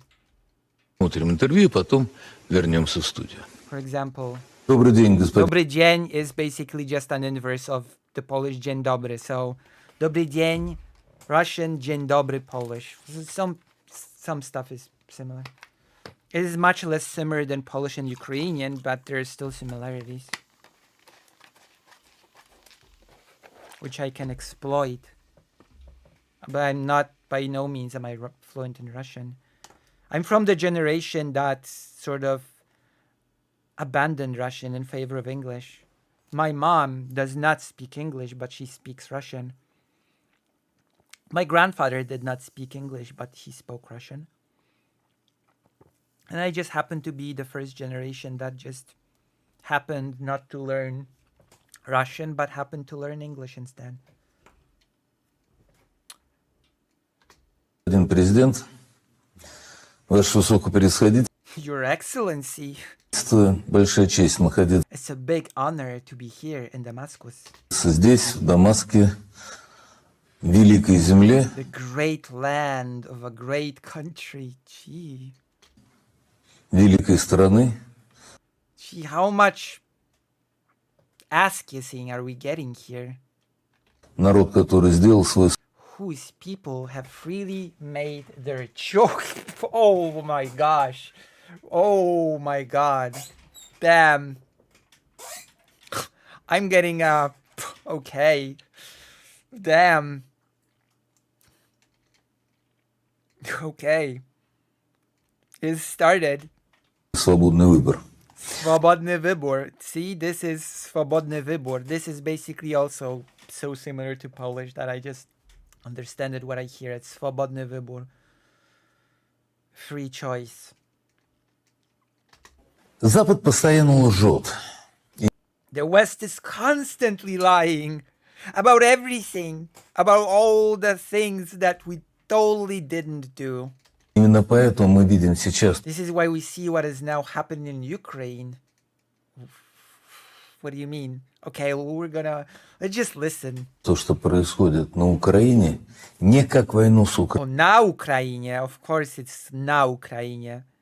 Poland also used to say na Ukrainie, but Poland has actually changed the language to say w Ukrainie, which if I were to translate this, it's basically like switching from the Ukraine to just Ukraine without the Z.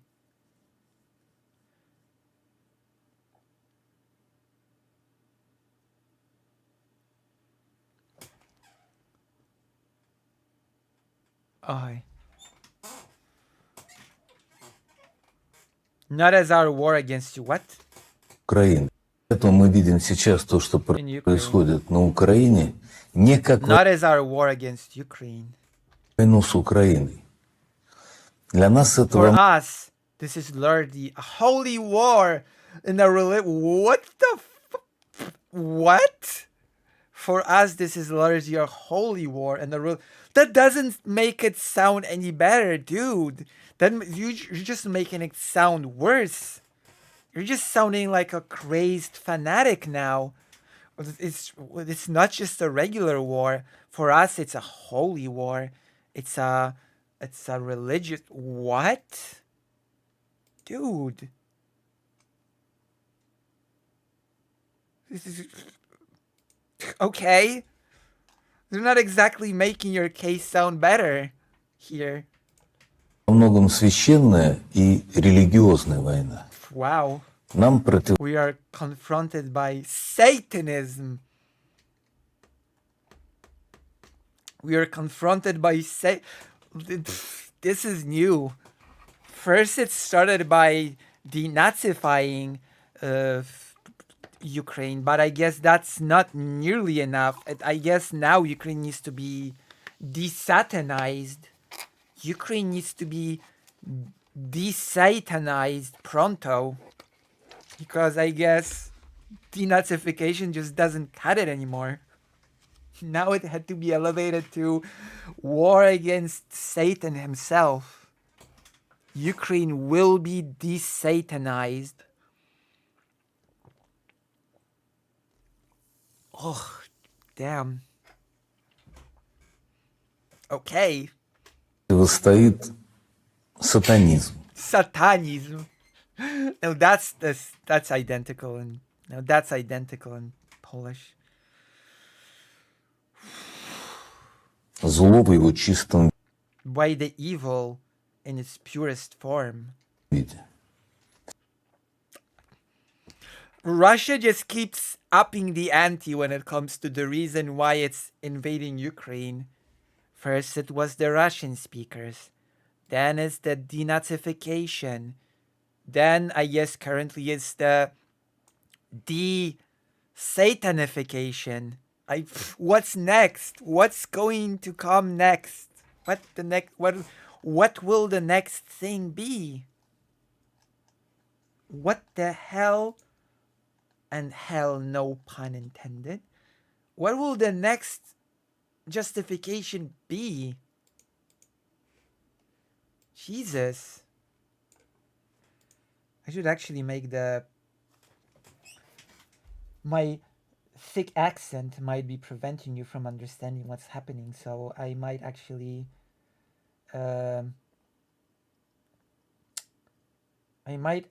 just show you where is the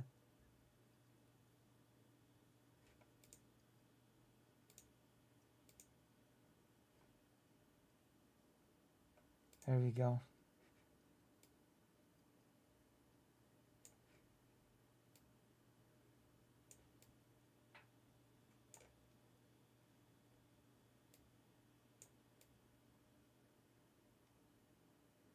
You deserve to see the Subtitles. Все то, что отрицает нашу Everything that is rejected by our culture and our faith. культуру и наша вера. Oh yeah, of course, of course. Of course, Russia rejects the Satan.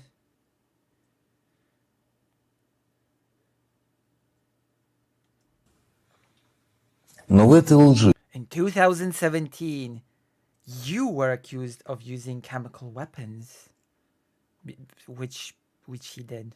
2017 год. Damn, it's so surreal to see to see this unfold. You were accused of using chemical weapons. Вас обвиняют в использовании химического оружия. Russia was accused of a horrible massacre in Bucha, which of course never happened. All the photographic evidence is a lie. All the physical mass graves, those are a lie as well. All the testimonies, those are a lie as well. It's all lies. It's all lies.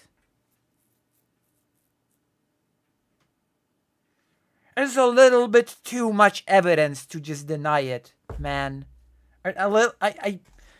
This is not the past where such amounts of evidence as in literal bodies were found on the street. Come on. Like, are you serious? What, did they all kill themselves? Did they all commit like a group suicide? Oh wait, some claim that Ukraine actually did it. It's a psyop. No, that's a conspiracy theory. So who did Bucha? Because we all know that it happened. This spontaneously just come into the massacre just did happen on its own. Страшных убийствах в Буче. Наш народ не... Our people don't believe it. I mean, of course, your people don't believe it. There's just... why would your people believe it, as brainwashed as they are? Верит. Сирийский народ. The Syrian people don't believe it. I mean... That's great. That's great and all, but I don't think that's the threshold I would hold as to if a horrible crime happened to evil dictatorial countries' citizenry. I'm not sure if that's the threshold that I hold. All an illusion. True. They just shot themselves 3 times in the back of the head. Duh.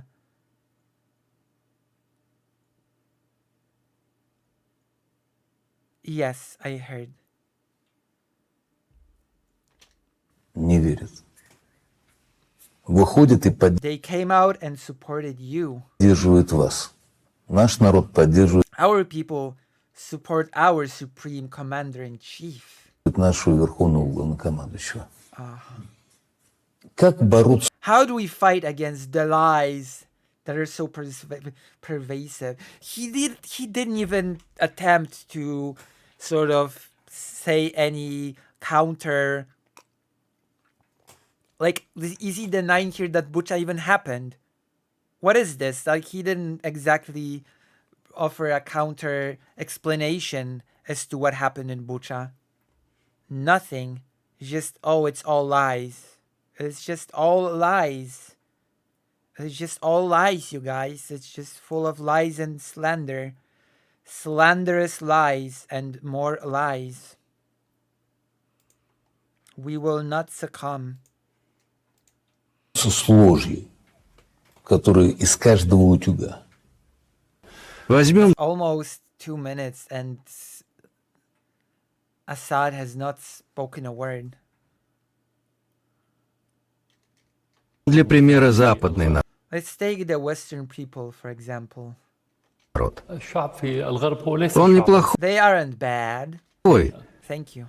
I mean, I'm not a Westerner, technically speaking. Однако СМИ But the mainstream media joins the politicians Объединяются с политиками, чтобы сделать этот народ to make these people ignorant. невежественным. That is the biggest piece of projection that I've ever seen. Okay? This is like the media being a tool for the regime. I wonder what sort of countries use that playbook. Could it be? В итоге ему можно As a result, you can tell them whatever you want. Oh. говорить все, что угодно. Он поверит. They will believe it. В нашем сознании In our mentality, everything is a bit different. все немного по-другому. Для нас For us, the truth is above all. Oh. Of course it is. Of course it is. правда важнее всего. Мы We are spreading the truth like a virus. распространяем правду. Также важна прозрачность. Transparency is also crucial in politics and government, which is why Putin was so avoidant on many topics of the war. When doing election-related things. That is why. That's because transparency is crucial. В вопросах, которые продвигают политики, правительства. Наши слова Our words carry the truth. несут правду. Yes, that sounds very comical. Right after the chemical weapons thing and right after talking about Bucha. Wow. Truth is stronger than lies. Да сильнее лжи. Ложь имеет The power of a lie is temporary. силу временную. Правда вечна. Truth is eternal. So he basically said nothing, by the way. He didn't even answer the question. Because the question is, how do we combat the lies? And he just said a bunch of slogans and called it a day. Excellent. Amazing. Вопрос, который The same question that Tucker Carlson asked Putin. Такер Карлсон задал Путину. Так Байден или Трамп? Biden or Trump? Анализ The analysis of the media and other information СМИ и другой информации показывает, что победит shows that Trump will win. Трамп. Но я всегда говорю, что But I always say that American presidents американские президенты похожи один на resemble one another. другого. Как я сказал As I said earlier, they're just chief executioners. ранее, они всего лишь исполнительные директора. So what he's saying is that, like, they're not dictators like me or Putin. They're just, even if one of them changes his politics. Даже если один изменит политику, You need to know who is really making policy. то нужно знать, кто реально делает политику Behind the curtain of the one who wins the election. за ширмой того, кто победит на The expression of this guy. выборах. Thank you, Mr. President. Your Excellency. Спасибо, господин президент. Oh, there was no Your Excellency this time. Never mind. I added it on my own. Alex, excellent. That was a beautiful interview. That was perfect. Oh my gosh. I stand corrected against... I guess I've been lied to about Bucha. Bucha did not I don't know. I don't know what happened in Bucha. I don't know what the truth is. But all I know that there's more to this case than meets the eye. And the Russian Monitor has opened my eyes. The Russian Monitor certainly opened my eyes to the reality of the whole Bucha situation. That's for sure. Damn. Beautiful. Beautiful, beautiful, and most of all, excellent.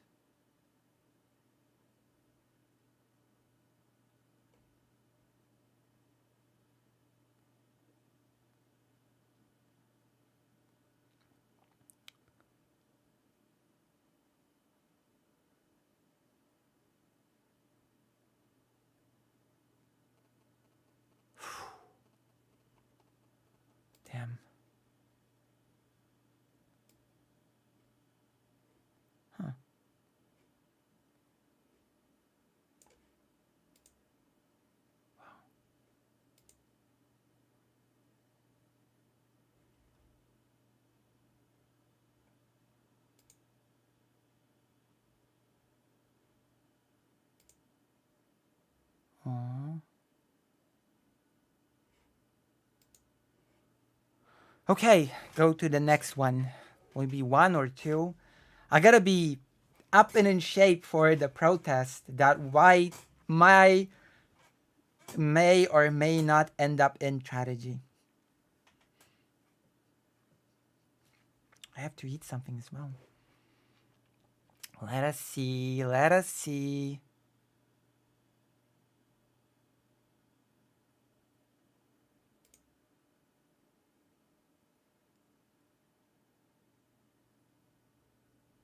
Let us see.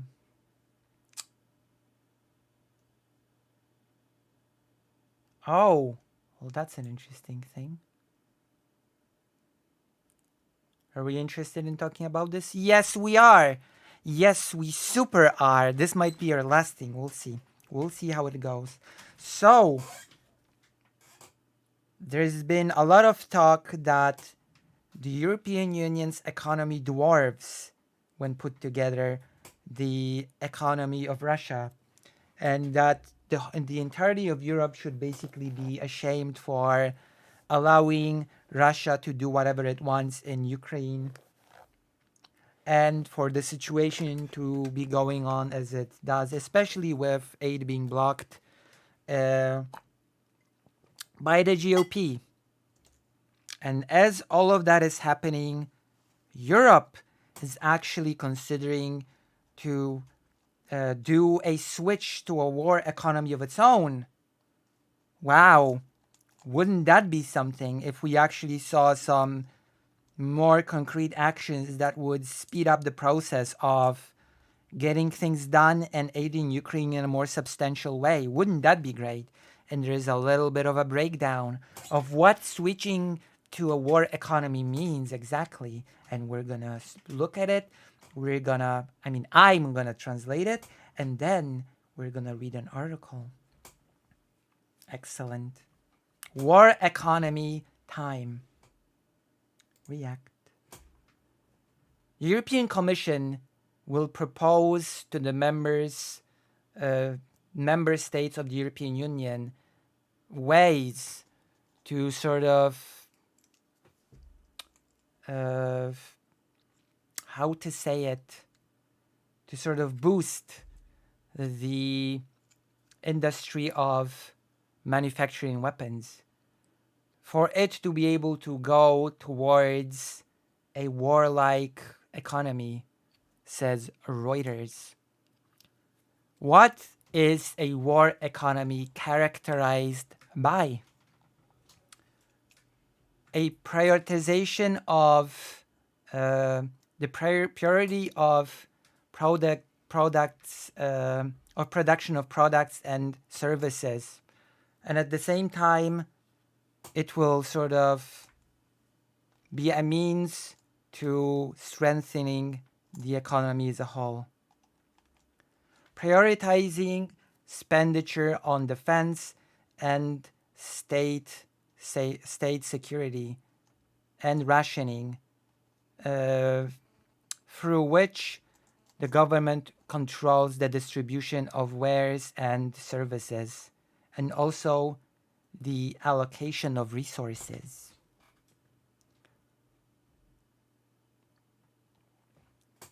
Aligning consumer production to sort of satisfy the needs of the defense production. Central planning of production of weaponry and normalization of the types of weaponry produced. Why is that happening? Why is the war economy thing even on the table? Why is that a thing, you may ask, my dear viewer? The Russians for many months now has switched to a war economy, forcing many domestic industries to sort of produce weapons. Apparently bakeries are producing weapons instead of pastries. The situation on the front has been getting worse from day to day, and Russians are being able to take territory Why the dynamic of the Russian offensive is not groundbreaking, it does create worries when it comes to the future.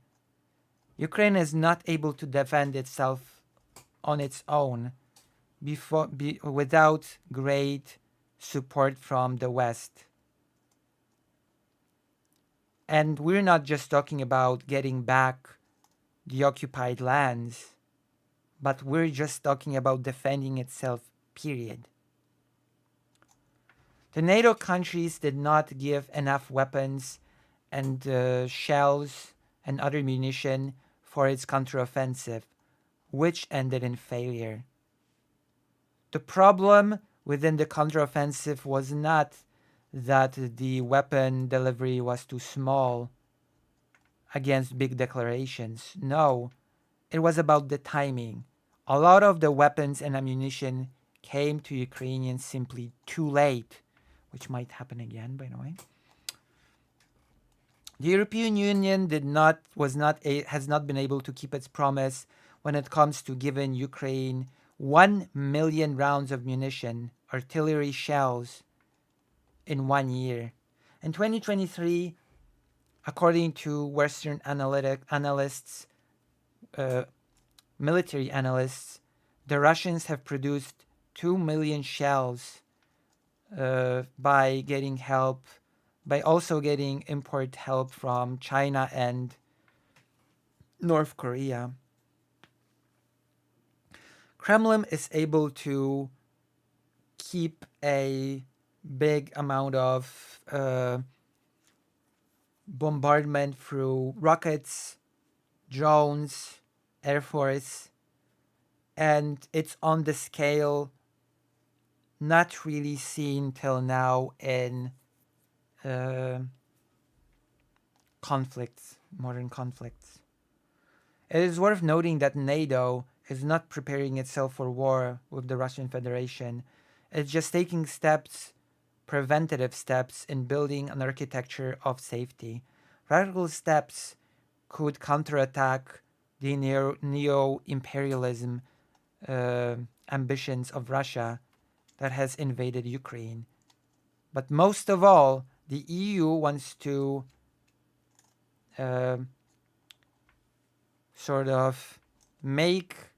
wants to increase the number of its orders and production of weapons and munition for Ukraine, and to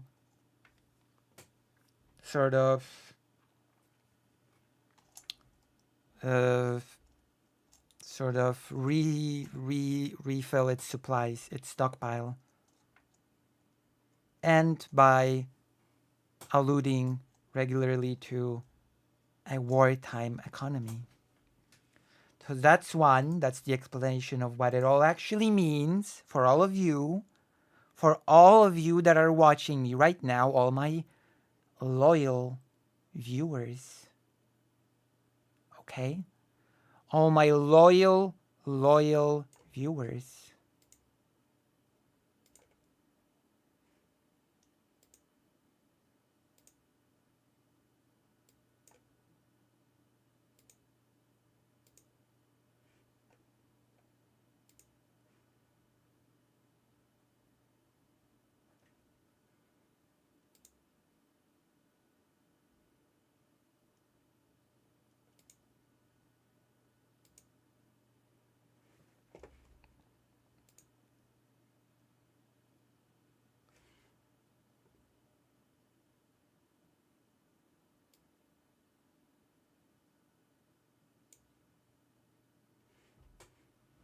So now we'll read an article, and then I prepare myself for the protest. For the big protest. I am your most loyal viewer. Thank you. And you're even tier free. And humble too. True. That is true. You are humble. The humble bundle.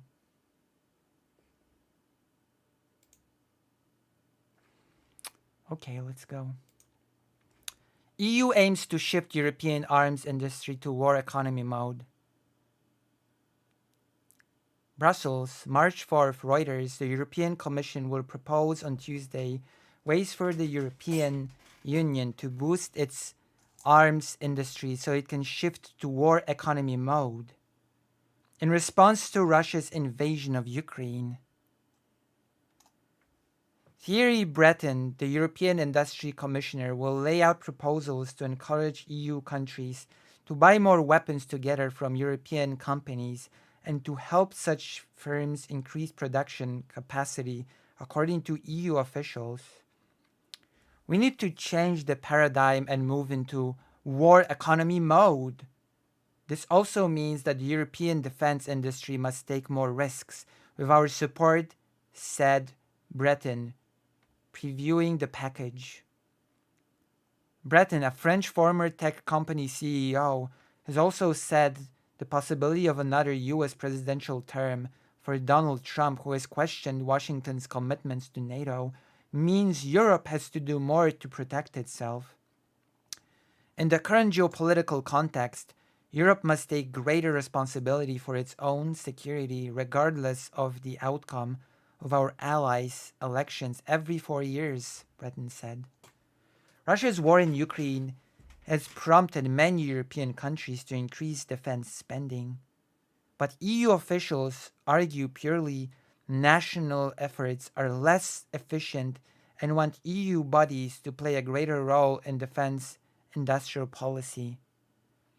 Analysts say the war has made clear that European industry was ill-prepared for some major challenges, such as a sudden surge in demand for large amounts of artillery ammunition.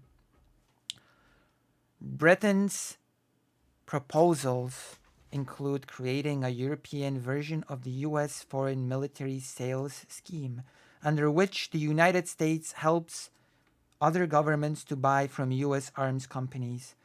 Another proposal would allow the EU to compel European weapons firms to prioritize European orders in times of crisis, which, by the way, I need to charge the phone, which I will be using today for filming. Oh, it's almost fully charged. I guess I will also need to charge the power bank.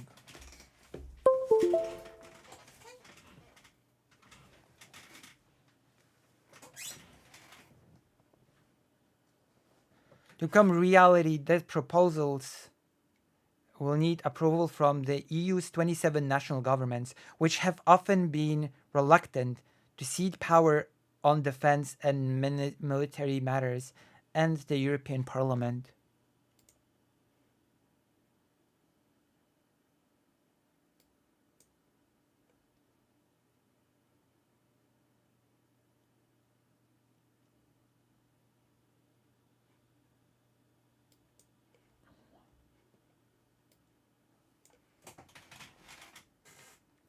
The proposals will also be studied closely by NATO, which has said it welcomes EU efforts to help European defense, but warned they must not duplicate or clash with the transatlantic alliance's work. Damn, don't stand in our way, European Union. Don't stand on our toes, or else. Funding questions.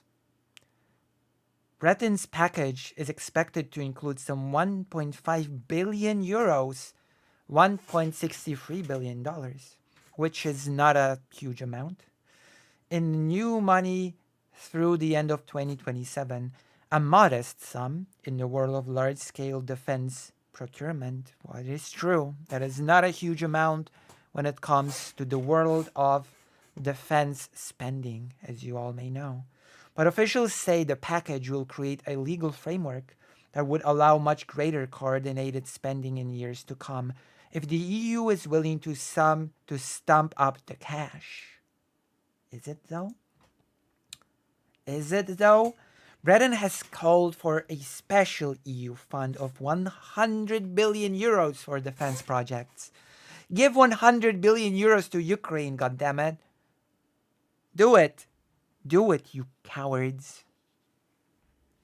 Commission officials say they want Kyiv to take part in the... That is actually a very interesting part of this whole thing. Commission officials say that they want Kyiv to take part in the proposed new schemes to boost joint procurement and production capacity, even though Ukraine is not part of the EU. So even though not a member, you're going to be let in on this whole thing. So I assume that all the funding that would go to this scheme would also partially go to Ukraine itself. Our mission here is to treat Ukraine as almost equivalent to a member state. Another pretty crucial statement, by the way. Said one official speaking on condition on anonymity ahead of the launch of the package. Agreeing on the proposals will take some time, particularly as a new European Parliament will be elected in June, followed by the appointment of a new European Commission. Disagreements within the current Commission give a foretaste of some of the power struggles ahead. While Commission President Ursula von der Leyen has said she will create a post of Defense Commissioner if she serves a second term, Breton has argued there is no need for such a role. If the question is that of a Defense Industry Commissioner, it seems to me that we already have one, he said.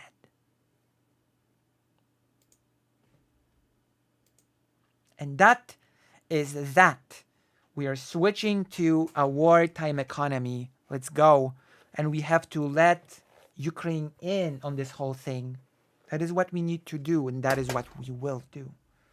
That is what will happen. That is my big hope, and I hope that it's not cope.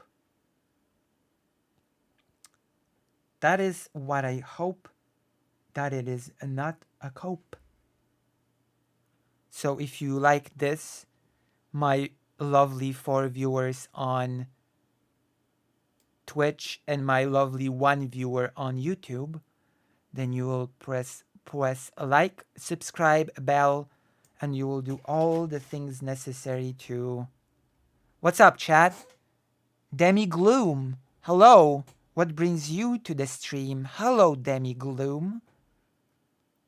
I'm not sure if I've seen you here before. Are you new to these parts? Are you new to this stream? Hello, Demi Gloom. Demi Gloom. Welcome.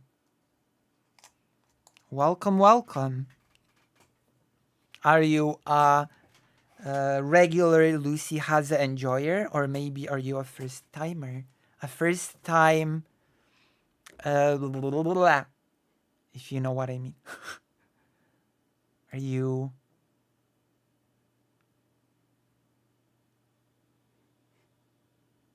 a regular?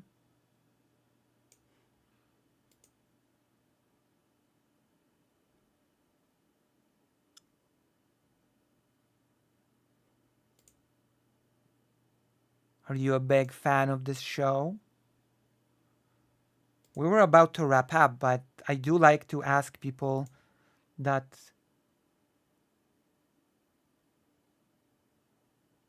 how do you like the channel? How do you like the stream? How do you like the videos? I do like to ask people that as sort of a feedback loop. A little bit of a feedback goes a long way, I believe. I believe little feedback goes a long way to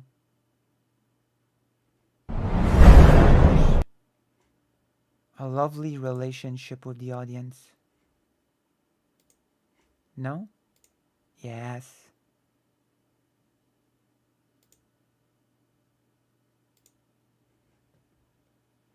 I lurk on Discord frequently. Ah, thank you. Thank you, thank you. I do like the giggle chord.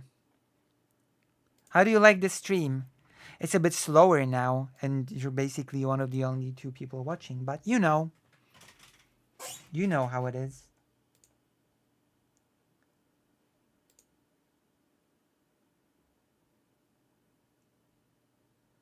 You know how things go. Wait, who's sending me another friend thing? Oh.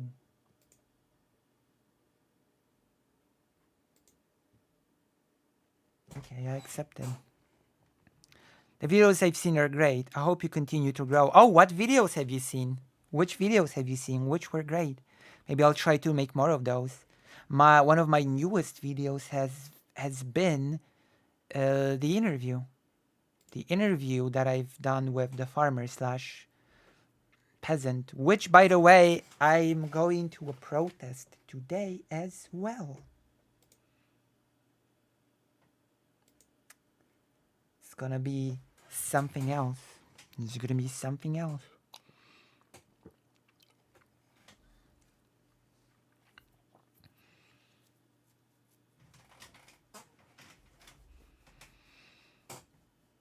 So which videos have you seen? I'm excited. The videos you've seen are great, which means nice. Thank you. I'm having a debate on the 12th, so I hope to see you here on the 12th when I have a debate about 3 topics. Ukraine, Israel, and Taiwan. 3 topics. I'm gonna brush my hair.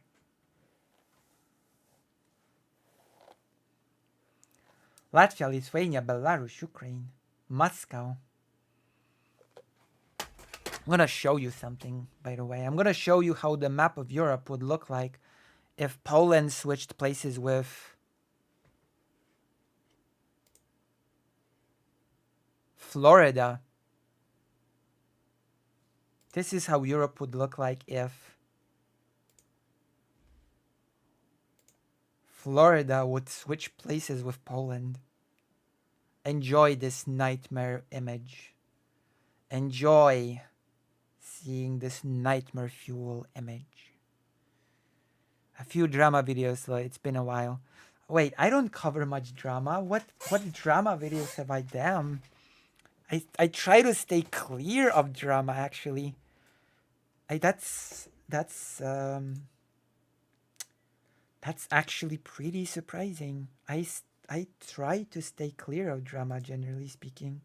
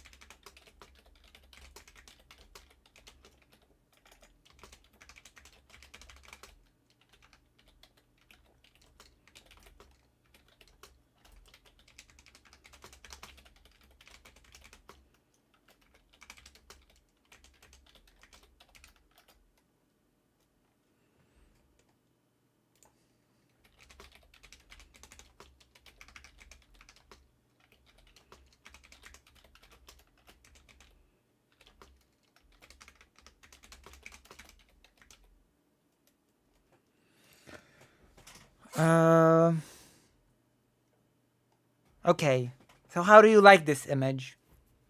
This cursed image?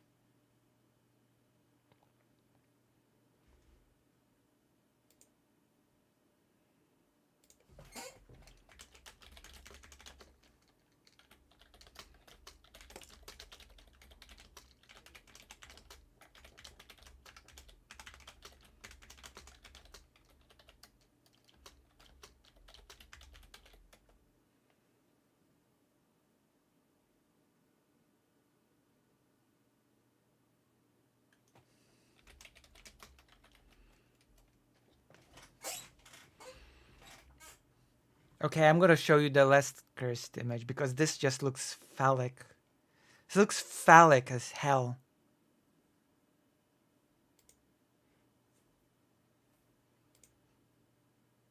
This. Now this is a wonderful sight to behold. Poland, I don't know, to Georgia. Poland connected to Alabama and Georgia. South Carolina, North Carolina, Kentucky, Virginia, West Virginia, DC. Ohio gozaimasu. Pennsylvania, Washington, D.C., Kentucky.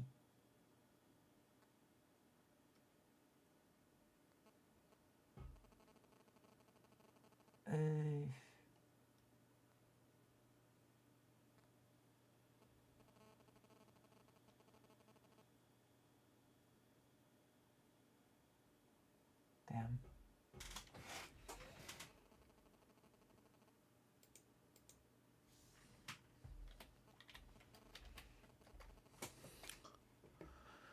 So that's it. It's cursed. It is cursed. I know. That's why I wanted to show you.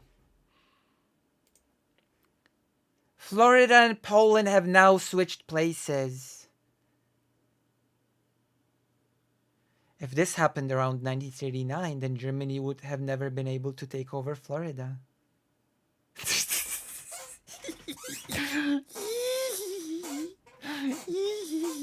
True.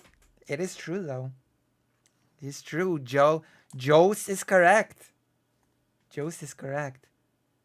A Polish man.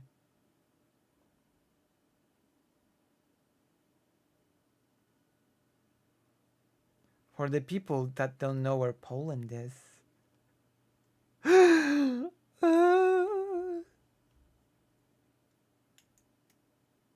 It's okay. That's a really interesting what if scenario, though, isn't it? Isn't it? Sort of.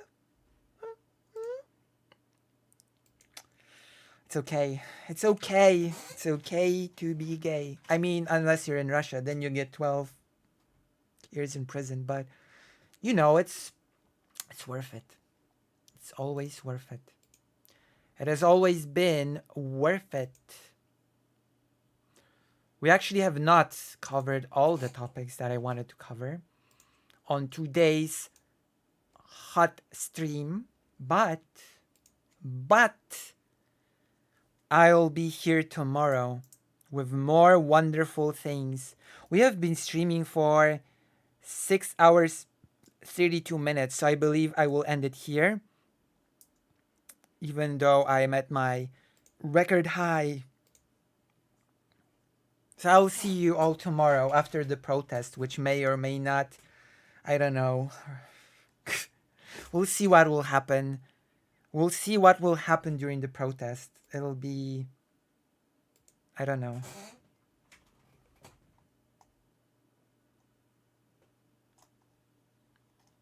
I'll see you.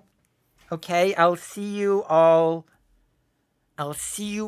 today after the protest and after therapy, because straight after the protest, I'm going to therapy. Because after going to a farmer's protest, all you can do is go to therapy. That's the only course of action that you can undertake after a farmer/peasant protest.